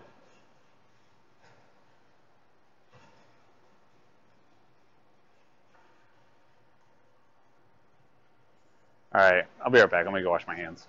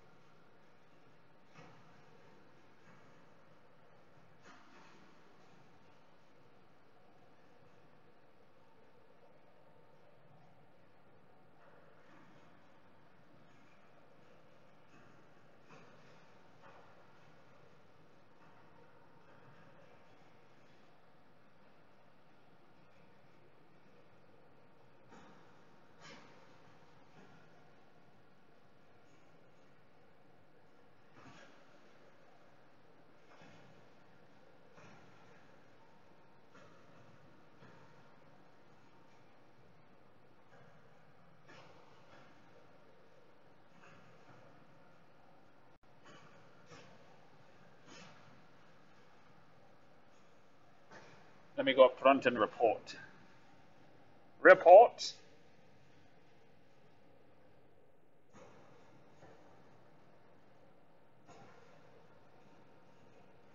One second.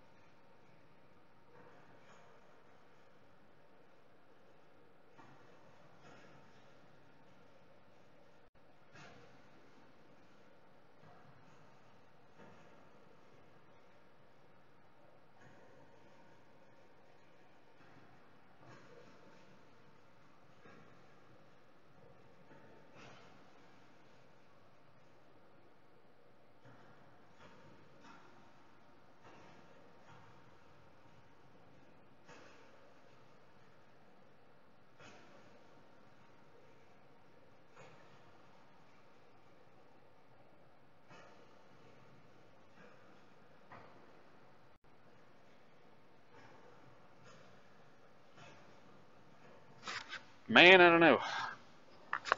I don't know. I feel wiped today. Why do I feel wiped right now? Like, I was doing so good earlier. And then now it's just like, oh, you're tired. But. No, I'm not. Yeah, you are. You're pretty tired.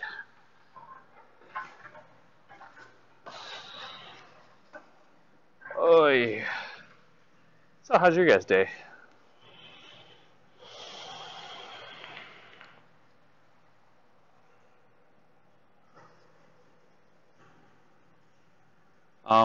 Again, the best way to put it is we're trying to push up towards 200 viewers concurrently instead of 80 to 100. We're looking for 180 to 200. So, how do we do that? Besides, just post on places. Mostly just posting. We need to post and advertise pretty hard.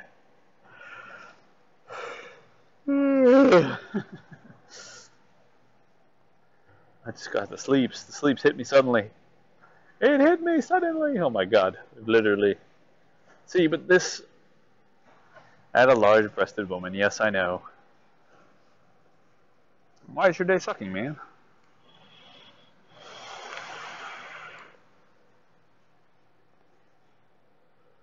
Oy. Like, suddenly I feel so out of energy and stuff. I don't know how to explain it.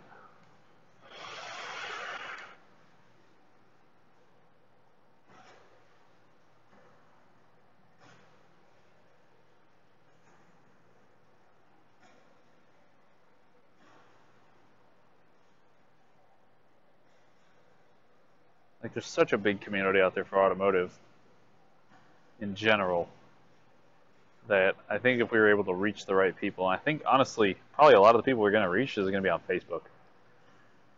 The older folks that have gotten on Facebook now to, meet up with old friends and stuff like that.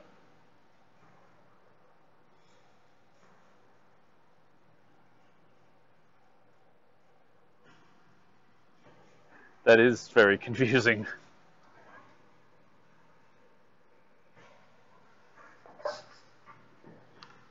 Because honestly, I think this stream is fine for, I think it's good for 25 and up, pretty much, up to nursing home.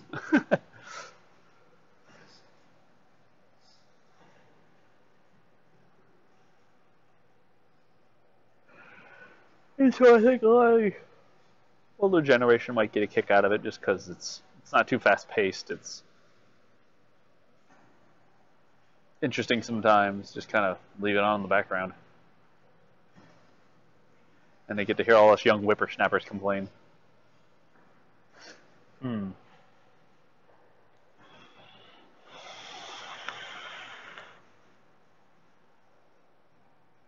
Plus, what is the demographic that sponsors really want? Don't they really want that 25 and up crowd because they're the ones with disposable income versus that 16 to 25? Yeah, they have some disposable income, but it's not much, comparatively speaking. College kids, high school kids. They're not looking to dump money at tools or equipment or, I don't know, changing their oil a lot.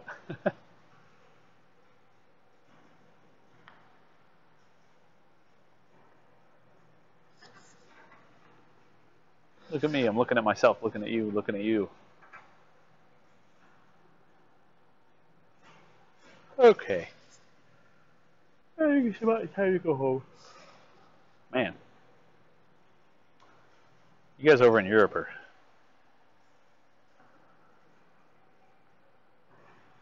No, the shop's not closed yet. It closed at 5:30. It's 5:09. Are we wound down for the day? Hell yeah. He said it's autogram hot in traffic. That one? Yeah. That's the same thing as sitting in the shop for me, but It is. It's exactly the same thing as sitting in the shop. It's because the fans wouldn't run. Now the fan controller or something like that could be intermittent. Could have quit. Maybe he didn't have it plugged in. Did he do this? Did he mess with the fan controller when he put on the radiator and stuff?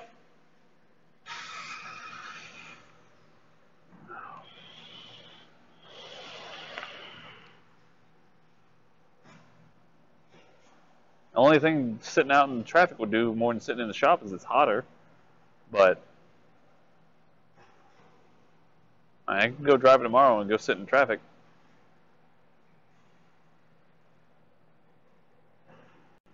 No, it's not abandoned. This dune buggy right here? This one?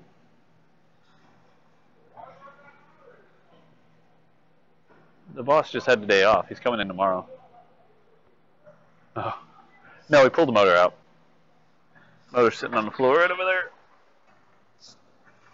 I don't know if you can see it on the jack. There it is. See the motor? Next to the motor. This guy sitting on the jack right now. We'll probably be working on that tomorrow. So he popped the motor. Oh, he's doing a clutch in it because the clutch was shot. That's right.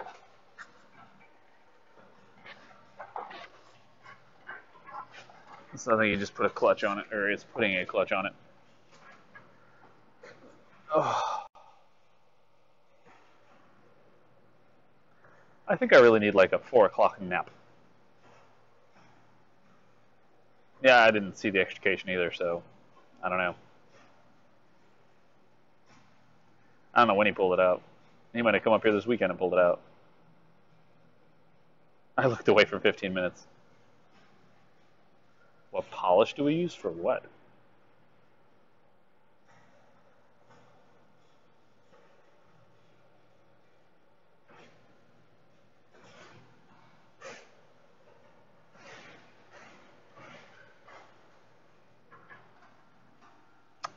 God damn it. We don't polish cars, so I don't know.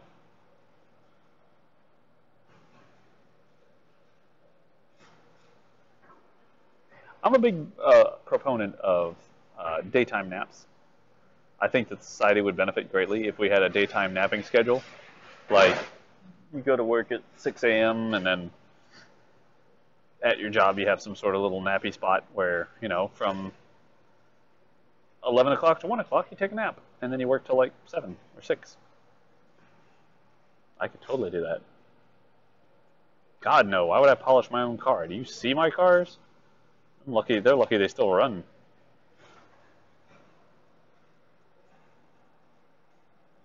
Last thing I care about is the body of it.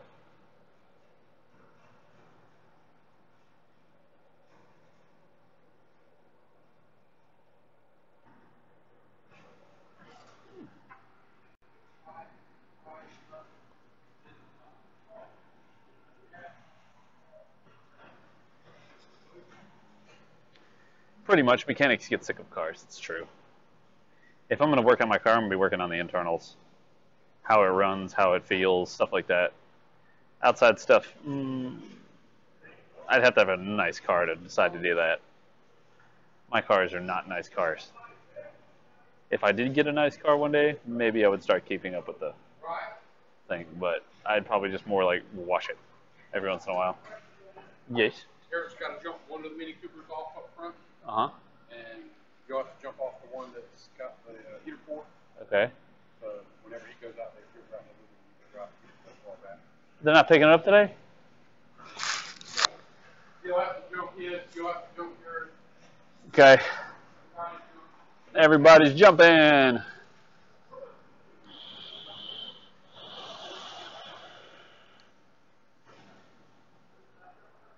All right. Well, it's time to go. I'm going to go ahead and run. I'm ready for bed. I got to run and get chicken food. And I got to grab this wrench. I don't want to take my Matco one home. I'll take my gear wrench set home. I'll just take my whole gear wrench set. And I need an Allen key set. I need this to work on some children's bikes. That should work. It's got most of that crap in there.